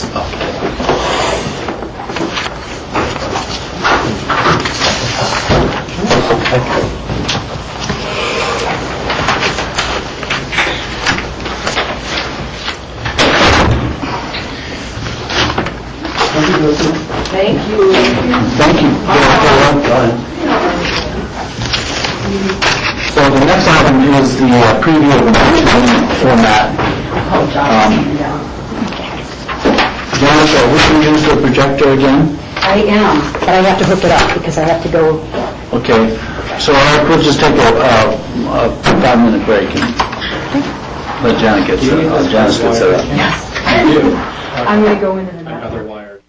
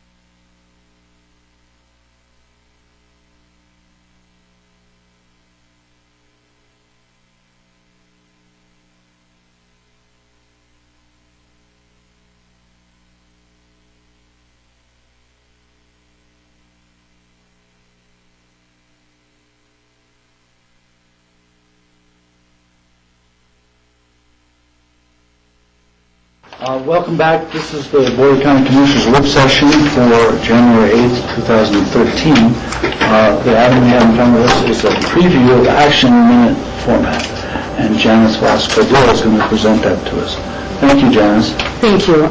My name is Janice Voss-Cardillo. I'm the Pickens County Clerk and Recorder. And what I wanted to do at this work session is just to spend a few minutes to review with you the format that we'll be utilizing for action item minutes, and also to discuss retention schedules. We had met on October 2nd at a work session. And Jeanette Jones and myself, and I'm sorry Jeanette's not here with us today, she had another meeting she couldn't change, but you will be meeting with her next Tuesday, which she's going to give a demonstration on her Board of County Commissioner minutes for the huge project. There was an article in the paper last week, the huge project that she completed, imaging all Board of County Commission records, imaging them all back to 1881. So all public has access through the website to do research on Board of County Commissioner records. Going back to our, the preview of action item minutes, what we talked about in October was Jeanette and I made a recommendation for action item minutes, and that would include the title of the agenda items, the documents associated with that agenda item, the full title of the document, in addition to the staff member that's associated with them, and also the record of votes. And we made a little bit of an adjustment, and I want to review that with you. We also talked a little bit about retention schedule. And we do keep our minutes.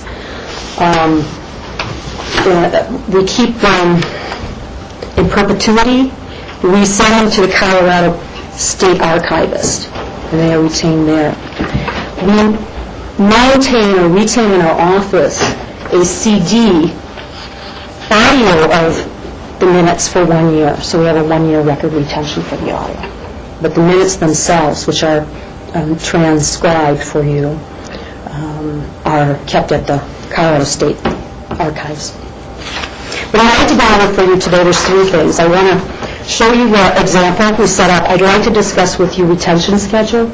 And also, I was asked to bring back budgetary impact. And I wanted to briefly mention the budgetary impact. By going to action item minutes, we are able to reallocate staff time up to 25% of a full-time equivalent employee. That's over 500 hours a year, or approximately $12,000 in salary. And I will be reallocating, as you know, the last several years in the clerk's office, technology has changed. We run 5 computer systems. Elections alone, we received 3 new pieces of software last August. We have other components of softwares in other departments. We continue to receive unfunded mandates, legislative, and retain the same staff, and we work with the same budget, or in fact a reduced budget because of the economy the last several years. So I'm always trying to streamline processes, reallocate work in order to address our mandated work, complete the essential functions, and maintain our employees' workload. Okay.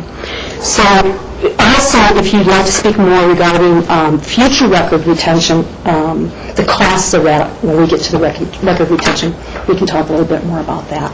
What I want to show you in the public today is an example of what we're looking forward to with the action item minutes. When you go online and look or go on the web, and next week Jeanette's going to give you an example fully of how you can go into the web and do searches. When we bring up the minutes, you'll be able to also review the video or audio. So we'll have a link to the specific meetings video, which is, coincidentally, we purchased a software by the name of Granicus. So if you hear us talk about Granicus, that's just the software we use to maintain the video. And right now we're keeping the videos. We have the videos from the beginning of time, and I think we implemented Granicus, 2 years ago? 2.5 years ago? About that. So there's a link to Granicus, and we're using the example of August 8th, last summer, as our example, and it's a regular meeting. So you can go into the link and search for the actual video, which will in fact have the agenda of that meeting to the side or below the video. And this is bringing up the web page for our webcast, and it has all meetings documented. And I'm going back to August 8th, is which our example is in the video back to that. And we showed this also at the October 2nd meeting. And it will start from the beginning, but on the right side is listed the agenda items. And if you click on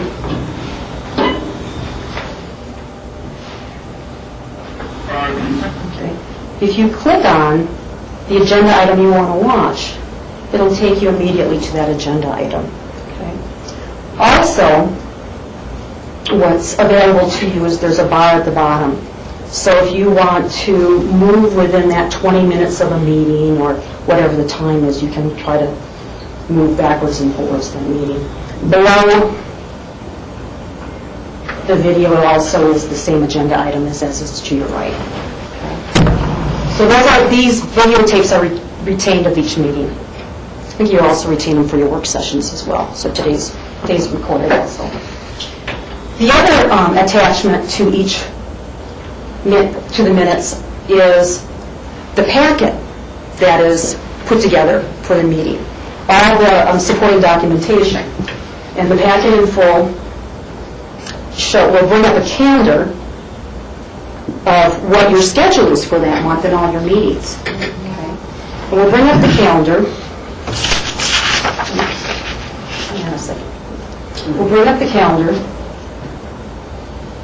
And if you click on the date, so we'll have to go back to August 2012.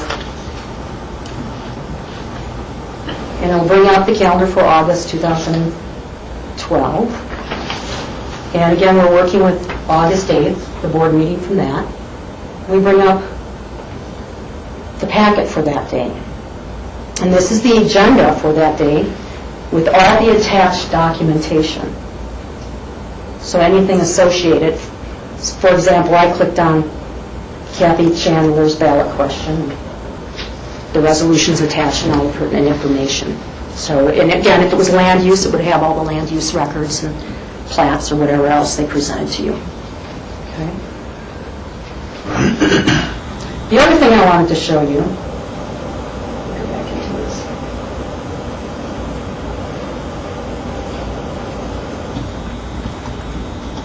this, is an example of what we put together. Last time we talked a little bit about content, and there was concern with carrying forward information or important content.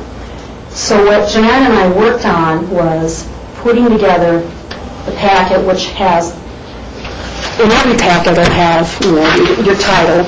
Okay, this is, hang on a second here, sorry. It'll have, in every packet, it'll have, of course, your private order. I don't want to use that. The private order, the addition and deletion, your public comments, your commissioner comments, of course,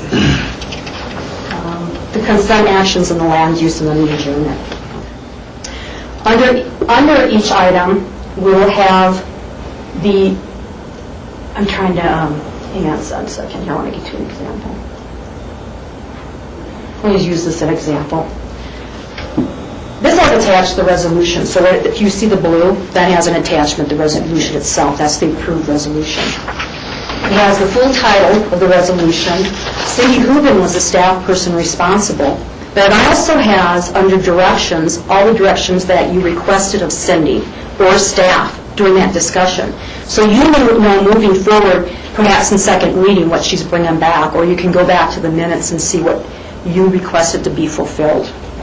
Going down a little bit further, it doesn't only have to be your request, but of course you approve it. Going down a little further, John made a recommendation that Nancy and Dean could bring back some information.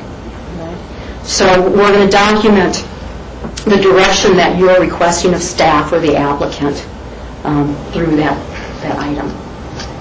We felt that would be key information you want to bring forward. Yes, Rachel.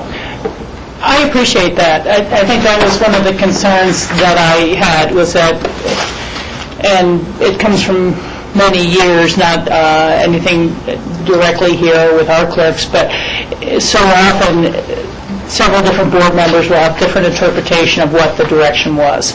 And when we approve the minutes, we're reading the direction here and saying, yes, that's what we agreed to. So I can support that.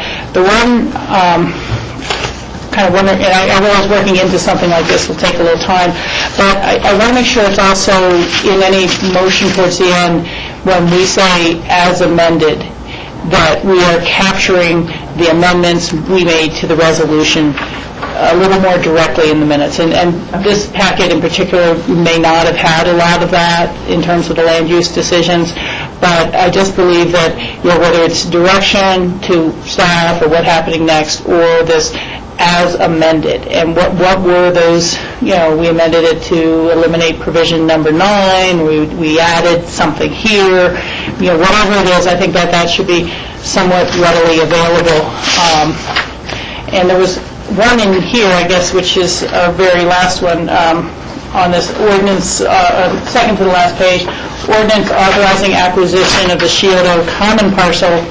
It has the action, but then it just mentions with direction to staff as noted. And so I'm not sure what exactly as noted meant, because it's not noted in here, and where is it noted?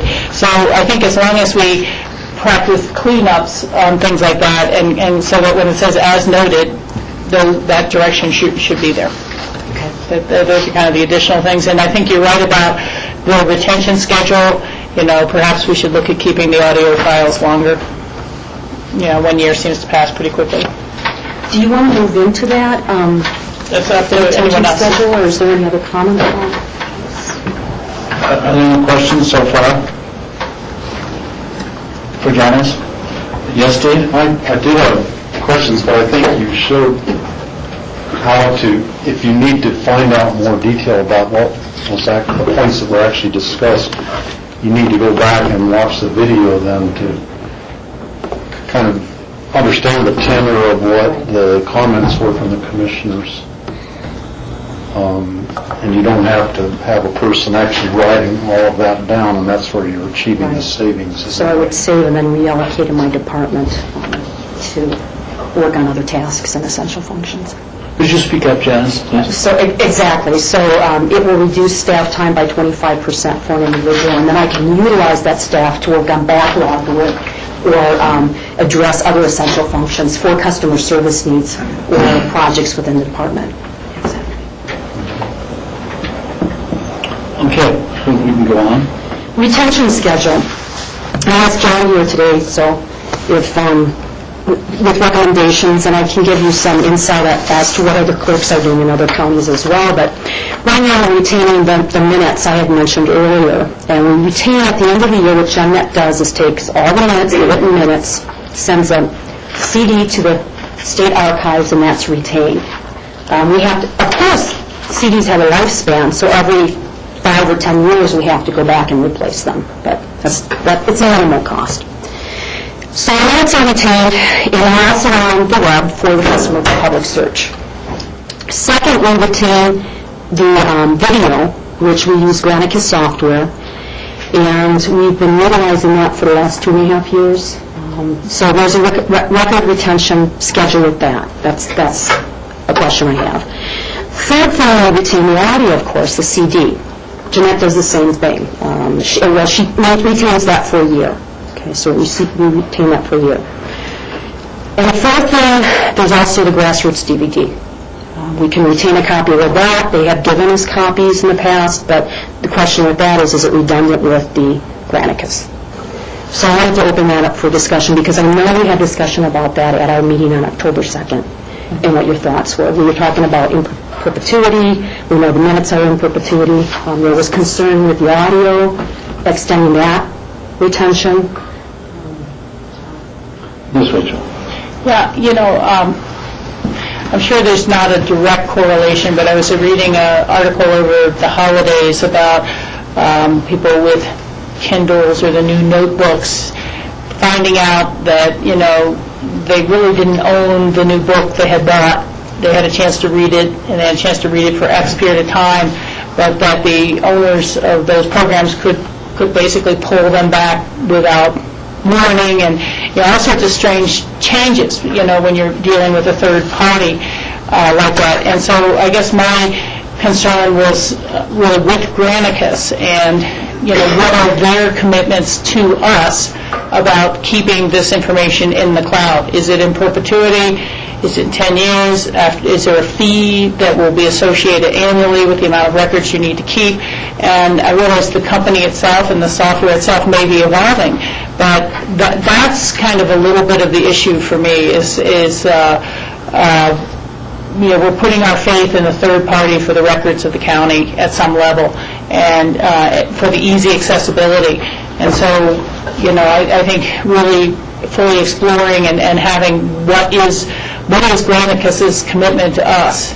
And if it were to end or there was a better program that we chose to use in the future and we switched licenses, we switched providers, where does that leave us with records that Granicus has? Do they physically own them once we've given them, or do we physically own them and they're just storing them for us? And so I'd like to make sure we have those answers just fully vetted. And although I fully trust your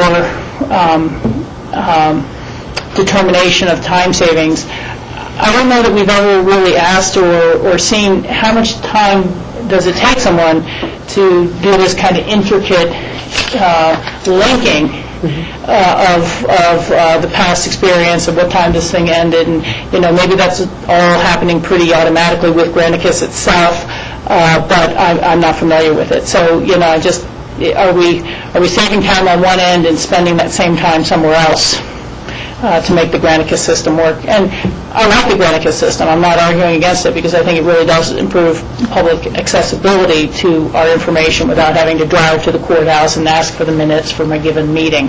So I'm all down with it, but I've just never really asked what is the time that really fully utilizing Granicus costs us. Just a second. The first part of Rachel's discussion, and I think really was directed at John in terms of our rights to vis-a-vis Granicus being the provider for them. So we need a clarification on that. And at some point, John, could you provide that? So, because I think what Rachel's talking about is we have final rights, absolute rights to those, and any intermediary does not. So, okay, just so that's clear. Does that cover what you were talking about, Rachel? Yeah, I just want to make sure we don't later be held hostage to a changing technological environment. But just not a technical, but a legal right to yes, it, too. Yes. Okay. And then secondarily is this time discussion from Rachel. I just want to make a comment. Thank you for the question about Granicus, and aside from that is because you're talking about technology and as time changes. I have to commend Jeanette because since 1881, that's what we deal with.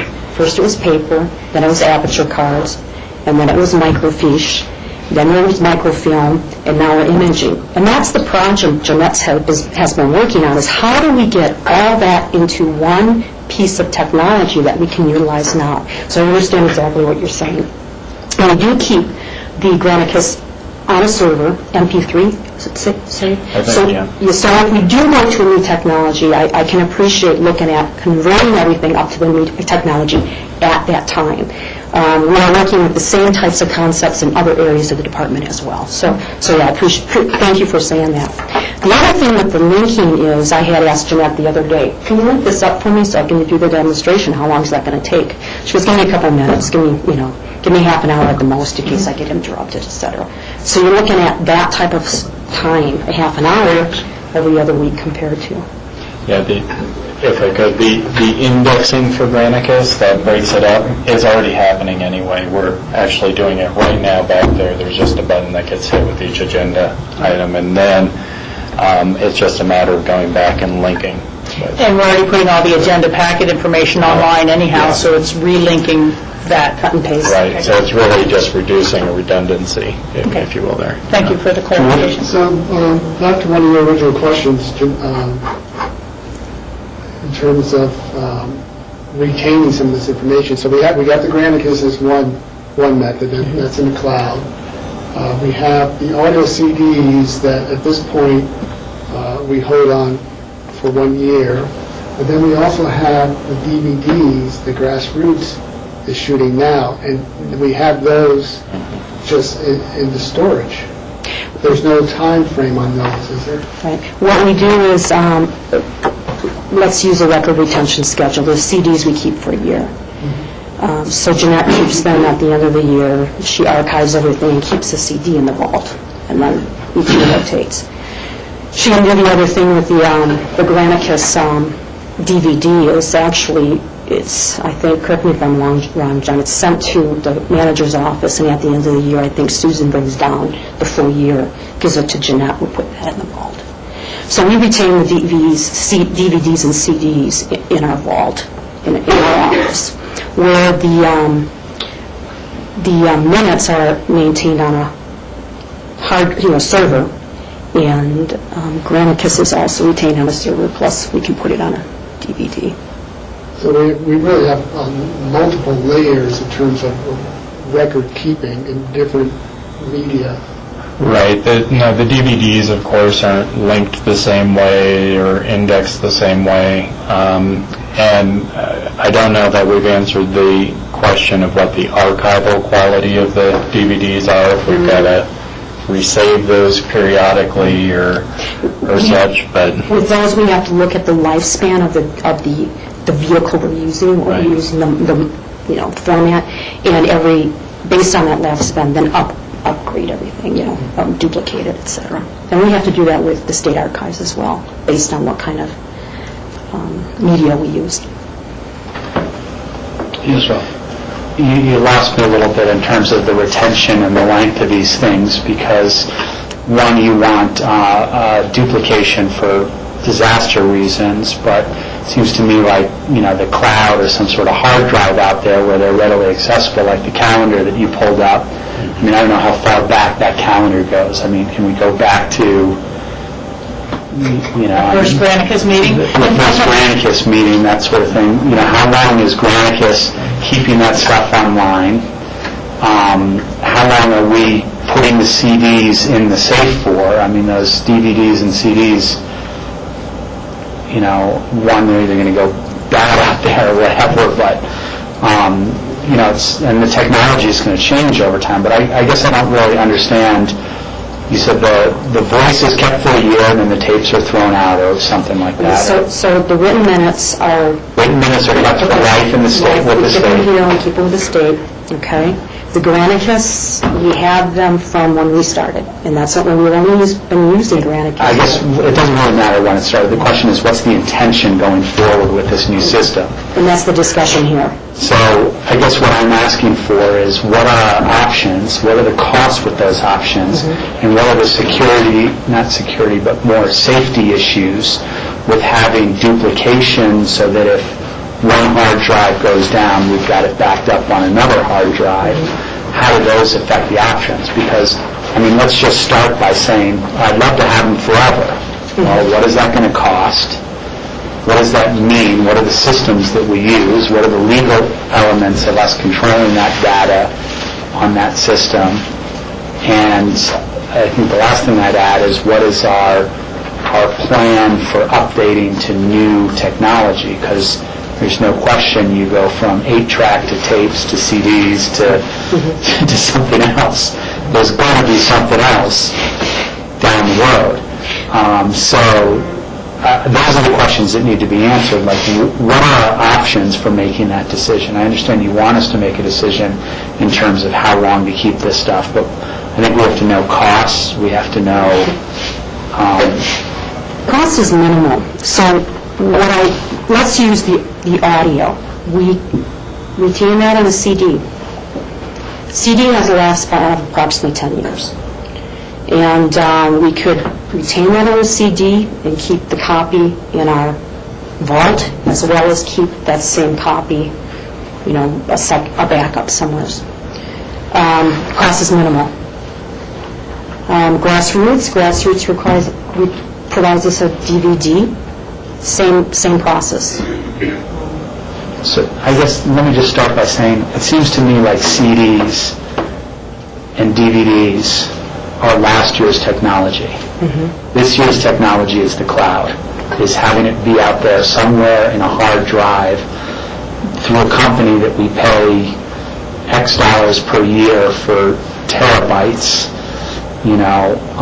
to store these things, and have it all into that where however many years from now the technology changes, we can push a button and transfer that to the new technology all in one fell swoop. So I don't understand really why we're talking CDs. If I asked for the voice recording for something that we decided on 10 years ago, I would expect it to be in the cloud, not in a vault where someone's going to have to look through 8-track tapes to find it.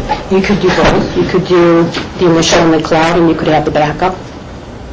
Well, I would back up twice in the cloud. Just if one cloud thing goes down, you've got I'm not an expert in technology, but this is the way that I would look at it. And I can discuss that with Jeanette. These are just what we are doing now, but we could...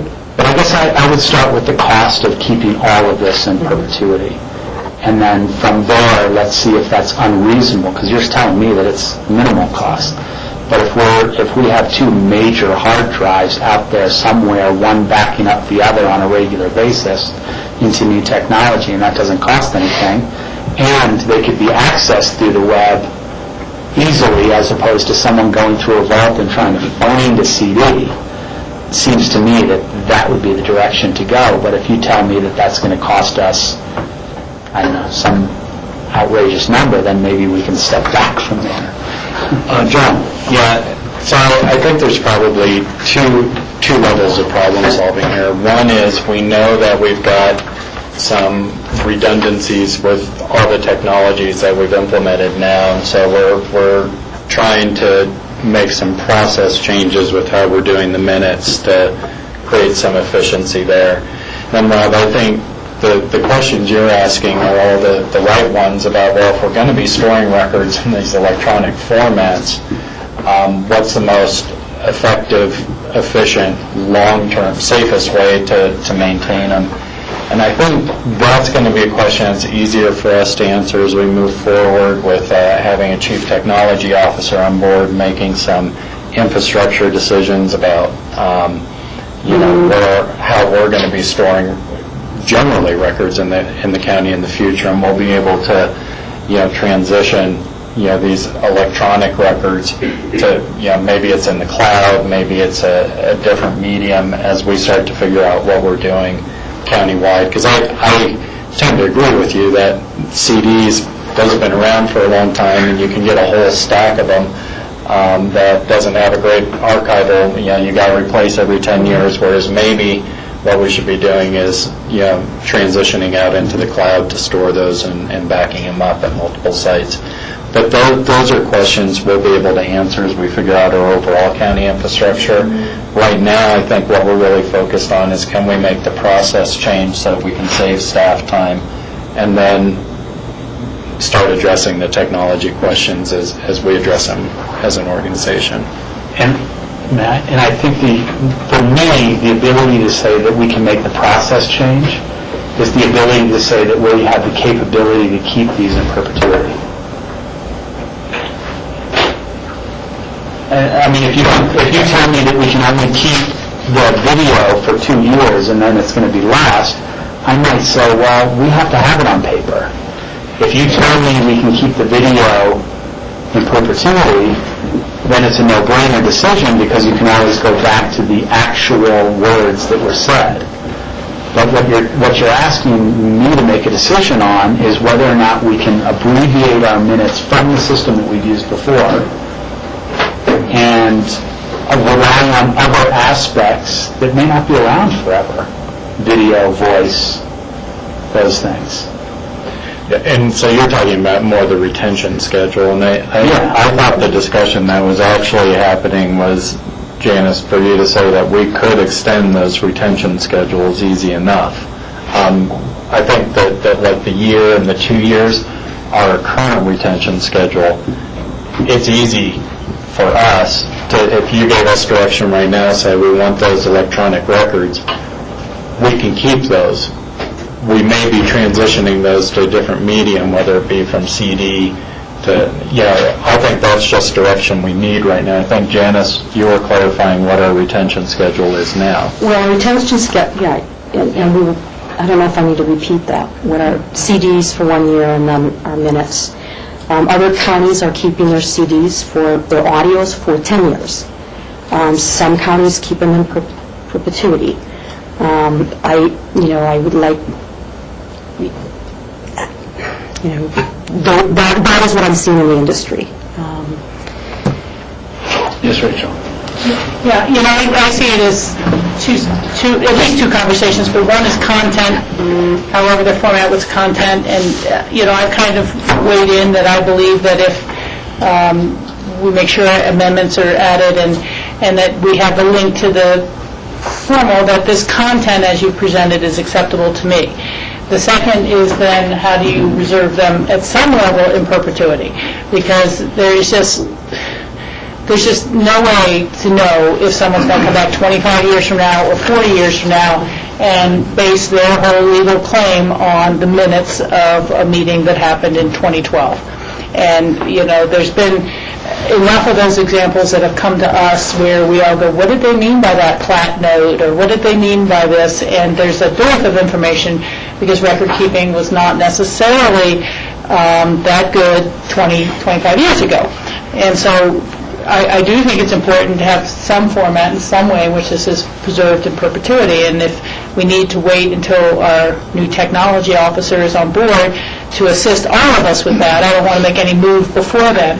I would have confidence that we could accomplish that. Those are the two things. I want a future board 25 years from now, if they need to be able to look up and see what happened and why in 2013.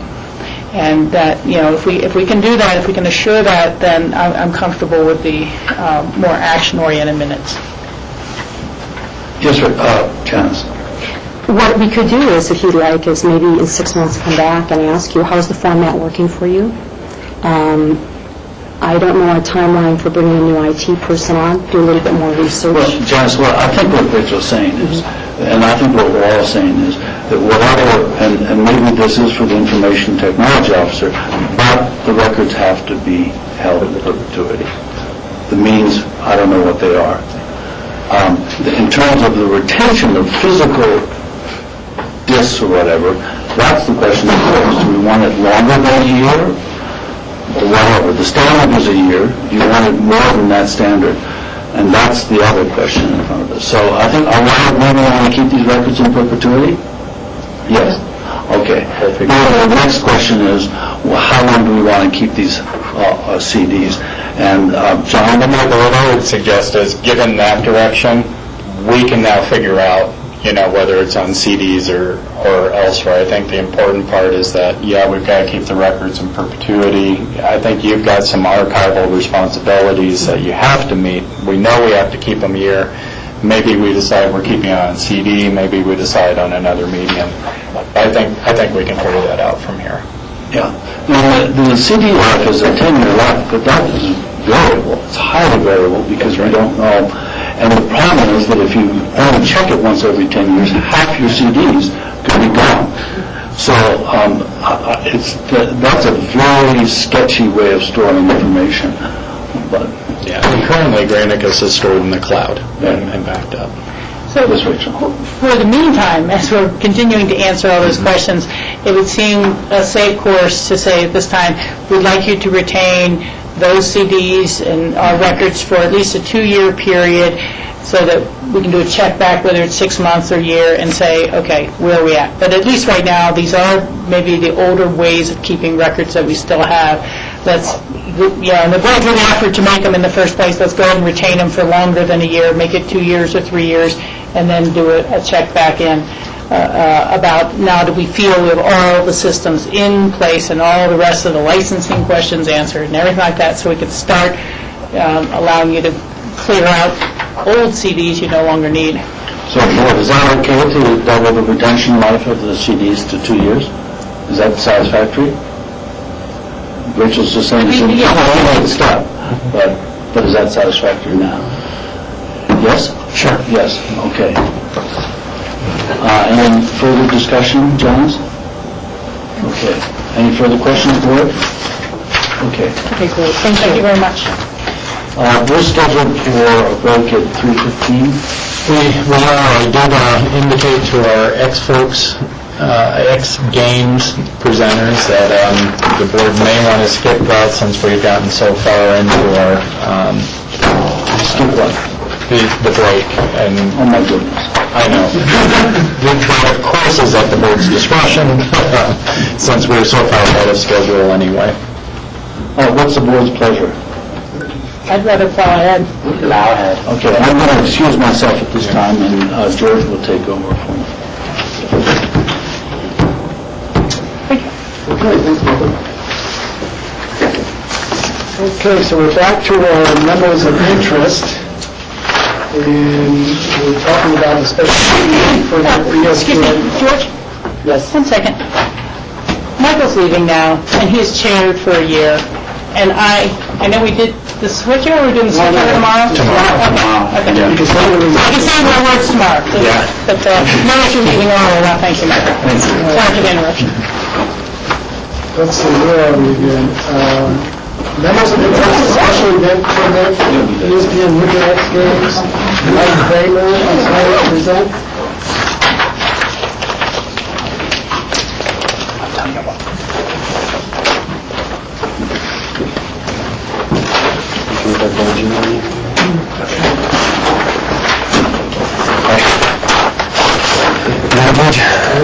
Okay. Mike Kramer with Pickens County Planning Staff, and we are here to update the Board of County Commissioners about the Winter X Games Aspen. As I'm saying that correctly? No, X Games Aspen 2013. Okay. Who do you have with you? Next to me is Anthony Dittman with ESPN, and he's here to answer the board's questions. Background on this is that the Winter X Games will be held on January 24th through the 27th, and they have applied for their, as always, major special event permit with Pickens County. This is an administrative review, and staff is prior to issuing approval on a permit for this for the X Games. But as always, every year we update the board on the permit status. And on November 29th, the Special Events Committee did convene, and we heard from representatives from ESPN about the games this year. And staff will require all sign-offs of referral agencies prior to issuance of a permit. At this time, we don't see any reason why we would not issue a permit for the X Games.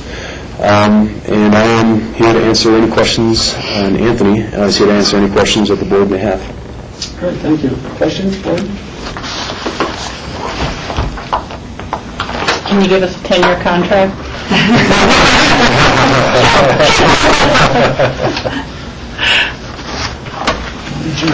Yeah, no, I'd like to just thank you for the continuing evolution of the event, hosting the event in our area, and the attention that you have paid in the past to crowd safety and things like that.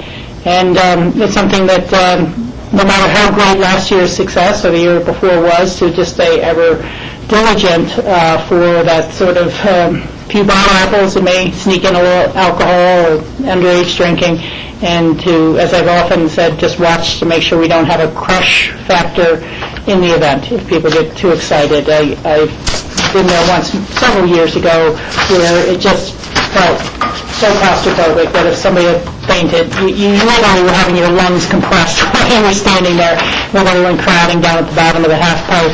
And, I'm sure there was another country where they had 61 people killed with fireworks over New Year's Eve because there got to be a stampede. And so however you're creating safety aisles or space, that just always be prepared for the unexpected, and to make sure that we don't have a crush factor at the bottom of that pipe, because it gets exciting and people get passionate, and the next thing you know, you have a herd mentality taking over. And we have, I think, tomorrow as a resolution coming before us regarding alcohol consumption and the raffle lots and things like that. Are there any other events that are surrounding the X Games or happening around the community in town or that is part of the overall special events permit? As far as the city of Aspen, I think Anthony could probably answer that one better than I can, but I think there are some activities planned within the city during the games. Ski has their Friday night concert, and Derek can speak to that. Yeah, Derek Genshaw at Aspen Skiing Company. We're doing a concert in Gondola Plaza at 5:30 on Friday the 25th, 5:30 p.m. in Upper Gondola Plaza, similar to what we've done in the past few years. Who's playing? The band is called Mute Mouth. I'm sure you'll enjoy it. And how does that intersect with the events on Friday? Because that's when we've seen so many people trying to get on a bus to rush into the concert and or rush back out, that they kind of take to walking down the highway. On Friday, we have the window of the concert is bookended by Snowbird Street Final that ends at 3, and then we don't have any official competitions on site until 6:30 p.m. back on site, and that's ski women's pipe. So it's not one of our marquee events. Thank you. And have you been in touch with RAPTA to make sure that they are aware of the scheduling so they can gear up for additional buses that they'll need? Yep, working closely with RAPTA and all the supplemental transportation that we bring in terms of when shuttles are scheduled and where they're going to coincide with, how we see flow. But yeah, all the agencies are involved. Okay. And I see that the sheriff has just walked in, and according to the memo, the sheriff's office has stated no issues with the firm's performance from the previous year. So, Joe, no input or problems or concerns, questions? My answer is no, but I'm going to defer to the men that have the boots on the ground. No, everything's good. Great. Well, it sounds like you've done such a great job in the last few years, and I'm sure Rachel's question, concern, or hope that we can continue to use this venue for the next games in the future. Steve? My experience with the X Games has largely been as a Snowmass Village shuttle driver, and the level of coordination I have seen in the transportation has been very well coordinated, and my experience has been a good one, even though I've probably only been in person at the X Games twice ever. I'd like to watch it on TV and where I can stay warm. But you have done a good job before, and I would expect that this year would be no different than that. Thank you. Well, be safe, have fun. It's a great time. We appreciate you guys being here. Thanks for having us. Our wonderful community. It is indeed a wonderful community, and we appreciate it. Very good. Good, thank you. We don't need any motions or anything on this. Thanks for your work, too, Michael. Yep. Okay, that brings us to our open discussion. Few items for you, just some updates. We are continuing on our underpass project, and Steve, are you aware of the underpass project as part of the airport? We've been continuing to coordinate with our partners, CDOT and RAFTA, and you may recall that we've been looking at the opportunity to have CDOT do project management for the underpass project should we get all our funding lined up this year. As those discussions have moved forward, we've continued to coordinate project plans, and one of the things we found was that it is very likely that if our funding comes through, we're going to have our underpass project and the RAFTA project happening at the same time, and we could have separate contractors, whether it's the county or CDOT, on top of each other. And so what we've been discussing right now, and I think RAFTA will be considering on Thursday, is actually now having RAFTA do the project management so that we can ensure that the contractors and such would be coordinated between the BRT project and the underpass project. We have a lot of details to still work out on that, but I know there's going to be a discussion, I believe, coming up on Thursday for RAFTA staff to talk to their board about whether they would find that acceptable from from the staff perspective here, our biggest concern is making sure that we've got the best coordination possible should that underpass project move forward, whether that's the county managing it, CDOT managing it, or RAFTA managing it. We thought for some time that it would make more sense for CDOT since it's going under their right-of-way, but as the three entities have been talking, staff for all entities have kind of thought that it'd be better if RAFTA was moving forward. So we'll keep you posted as those discussions. It's very much evolving as we try and coordinate between the three entities. But in case you all were hearing something about it, I didn't want you to be surprised. Rachel? Yeah. George, you could probably answer this. How has RAFTA staff managed the BRT project? Did they subcontract with construction project managers, or did they bring new staff members on board to oversee BRT? They actually have a staff who is overseeing the entire project, working with the subs, and that actually has gone fairly smoothly. Given the scope of the project and the number of stations and the coordination, some stations got a little behind, some got a little bit ahead, but overall I think the project has moved along fairly smoothly. Having to deal with each different municipality for land use codes and permitting has slowed up some of the processes. So I think this idea in terms of at least having one entity oversee is critical, and to make it the most efficient, effective way and not have to double up on costs. It makes sense to have one entity do it. And so if RAFTA is willing to do it, if the board agrees on Thursday, RAFTA board, then that seems to be the way to go. My only concern that I raised with John was in terms of public outreach and who would be in charge of that, because there will be a lot of public outreach that will have to happen, not only with the construction time frames, but also when we talk about the actual design of the underpass, which has come up as some questions with the OTC. So how that public outreach happens and who does it, that's another part of that discussion besides just the actual construction. Right, and so those are details we'll still work through, I think, depending on where. And it's very possible that as we continue these coordination talks and pending how funding occurs, that it may not make sense for RAFTA. It only makes sense for RAFTA to do it if the projects look to be happening concurrently. Right? Yeah. So there's still a few milestones that we have to reach before we get to that level. Well, and I understand this is FYI. I just wanted to make sure the capacity is sufficient, that we are not spreading RAFTA too thin across its valley-wide obligations, let alone, that our project kind of becomes a second tier to the completion of the federal grants, and, to, again, assure that the capacity is really there if that's the direction we move in. Yeah.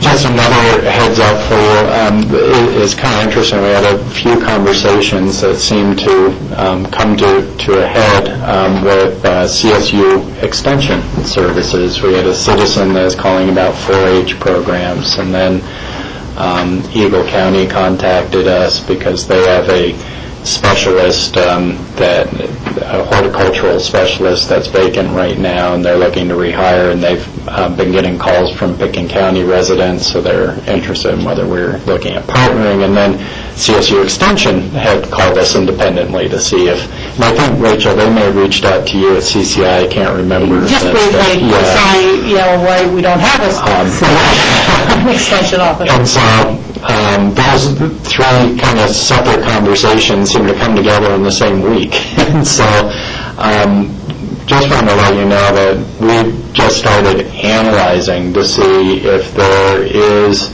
a beneficial partnership maybe with one of our neighboring counties and such, and services that would be relevant, and what that would look like.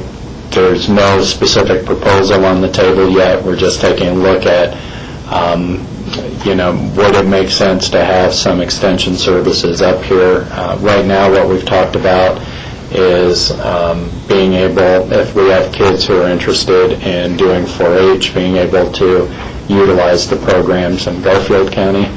I think Garfield County's indicated that, gosh, if we have under 10 kids that are interested, they don't really need financial partnership, but they need a citizen or a volunteer who's willing to take a lead role in coordinating them up here. So that's kind of where that discussion's going. The other discussion, which seems to have some synergy possibly with open space and trails, and the greenhouses that have been popping up around the county, as a horticultural specialist, which really does a master gardener kind of program and local foods kind of support.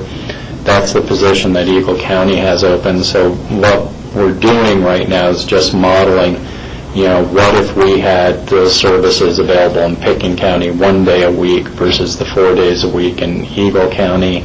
What would the cost shares look like? What would the services look like? So that we can bring that back to you guys to take a look at and see if that's a partnership, like so many that we do with Eagle County right now, that we may want to look at. So again, just didn't want you to be surprised. I don't know if the Eagle County Board's even aware that staff is looking at it right now, but we're just exploring it at this point.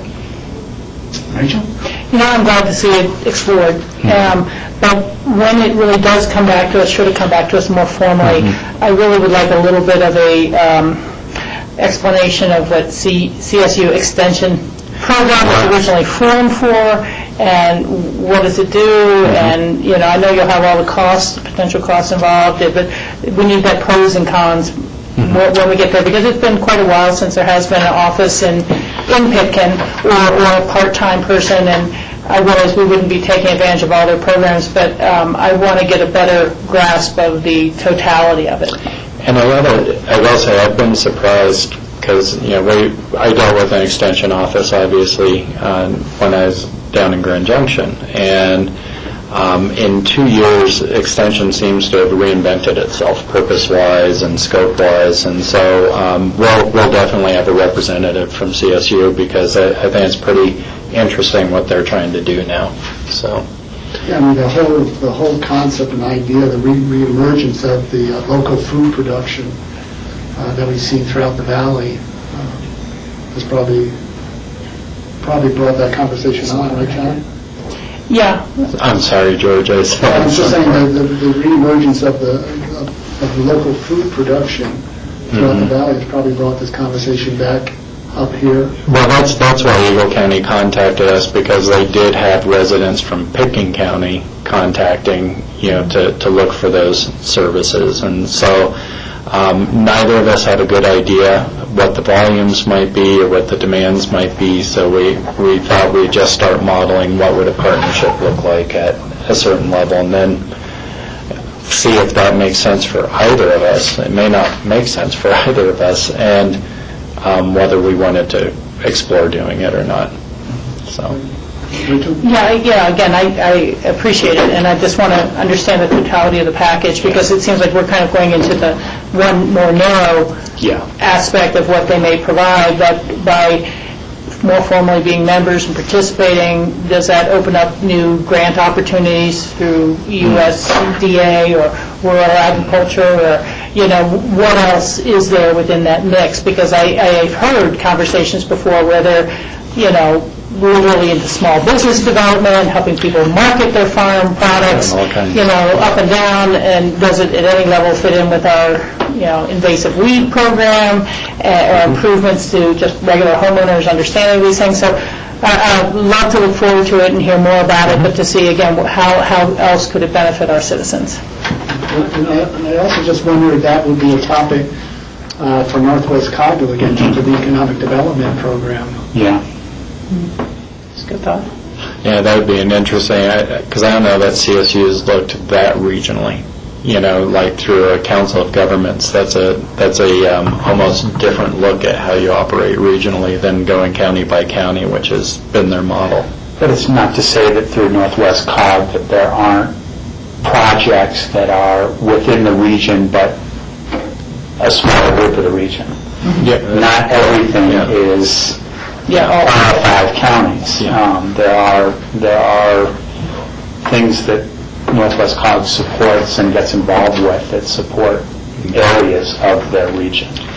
Well, again, we just started exploring it, and we'll bring more information back as we develop it. I just wanted you to have a heads up that we're having those discussions, especially since folks might start reaching out to you.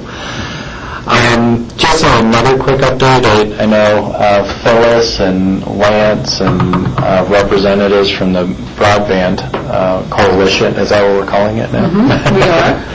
Were able to meet with Snowmass Town Council last night, and they've given their support, and I think are signing on to being part of that coalition to look at kind of a broader master plan and how do we move forward together. I don't know if you want to fill in any. There's much more to fill in. Not really. The questions of land use came up, and how many times jurisdictions get a proposal for some kind of cell tower in front of them. And what we all are trying to do is stop those one-off piecemeal. The piecemeal approaches, and to come up with a master plan. We do have an RFP that was issued through the Aspen Strategy Center for tower system developers to give us a plan of what an infrastructure might look like. Starting with Ski Co., they wanted their mountains done first. They'd like to be digging as soon as the snow melts. Maybe that would be a really long time if we got a lot of snow. But that's why it was important to get Snowmass in there too. And then, using our resources, Snowmass is willing to inventory their town-owned resources to put into that pool. So as we gather everyone up, we don't really know what it's going to look like, but we hope the engineers and the people that do know what it's supposed to look like will come up with some interesting plans for us to then consider and then develop a master plan. And so Lance was there to speak with their planning folks, because as a master plan, we'd like it to all kind of be the same and make it as easy as possible, not easy, but if they do want to do any kind of development of cell broadband services, that it's kind of the same. So that was encouraging. Yeah, and we needed to know what our partnerships are really going to look like before we can even start to physically plan and bring a picture back to you guys. So it's moving forward. We're steady out there. Very good. Okay. The only other thing I had for you guys probably got the email too, but Millie Hammer is going to have a town hall meeting on January 12th. It looks like it's going to be on transportation issues, so George, I don't know. It looks like it's being hosted with CDOT. Where is that?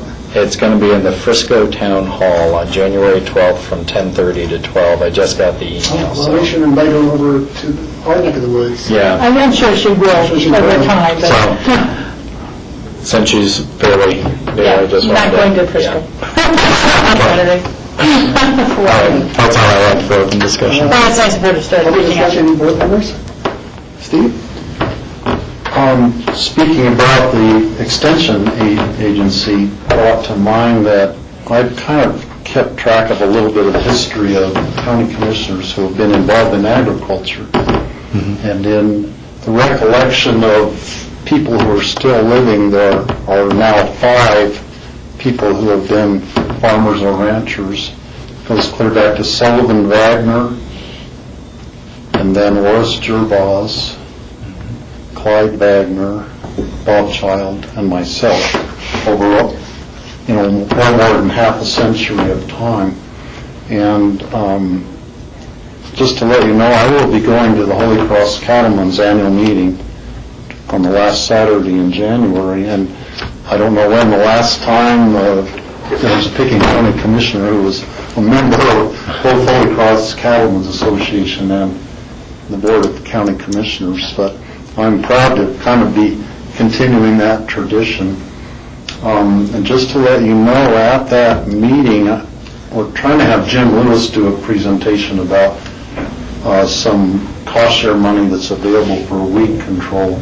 And so that there will be a lot of government officials there, like Forest Service and BLM people and soil conservation people and whatnot are always introduced, and I'll undoubtedly be introduced there as a county commissioner. But it's just a little bit of an outreach thing that we will have a presence in in the Holy Cross Cattlemen's Association, which has been around for over 100 years, probably almost as long as Picken County has been. So, just to let you know. That's great. And that reminds me, we're now going to have to advertise for a new lead board member. Since you'll have to resign from that. At our last meeting, we came up with a list of names to specific people to approach and ask them if they'd be interested. Oh, great. So we have some good ideas of people who have. We need somebody on the weed advisory board who is in charge of more than 40 acres, because that's one of the requirements in it. With me leaving, there's nobody in charge of more than 40 acres of land, so that's what we are thinking of. People with bigger parcels of land who have expressed an interest in, or seem to be doing a good job in weed control, or at least are aware of the things, so. There's always Mr. Wexner. Yeah, it's not only the weed advisory board, and it's also on the agricultural buildings advisory board, and I can't be on that. And then I resigned from the Snowmass Capitol Creek's caucus, which is not our responsibility to fill, but there is an open seat on there now, too. There you go. So your movement has opened the doors for others to rise in the hierarchy. Yeah. Hopefully they'll be agriculturalists and not the rest of us secular Philistines. Okay, if there's no other board open discussion, we'll adjourn for the day, and we'll be back here tomorrow at noon. Thanks, Grassroots, and thanks, Steve. Welcome. Welcome aboard. Welcome aboard. Thank you. Very good. Good job, Frank. Thank you, everyone. Steve, I'll see you tomorrow. Okay. You're traveling. Thanks, John, again for all your hard work. Oh, thank you. Yeah.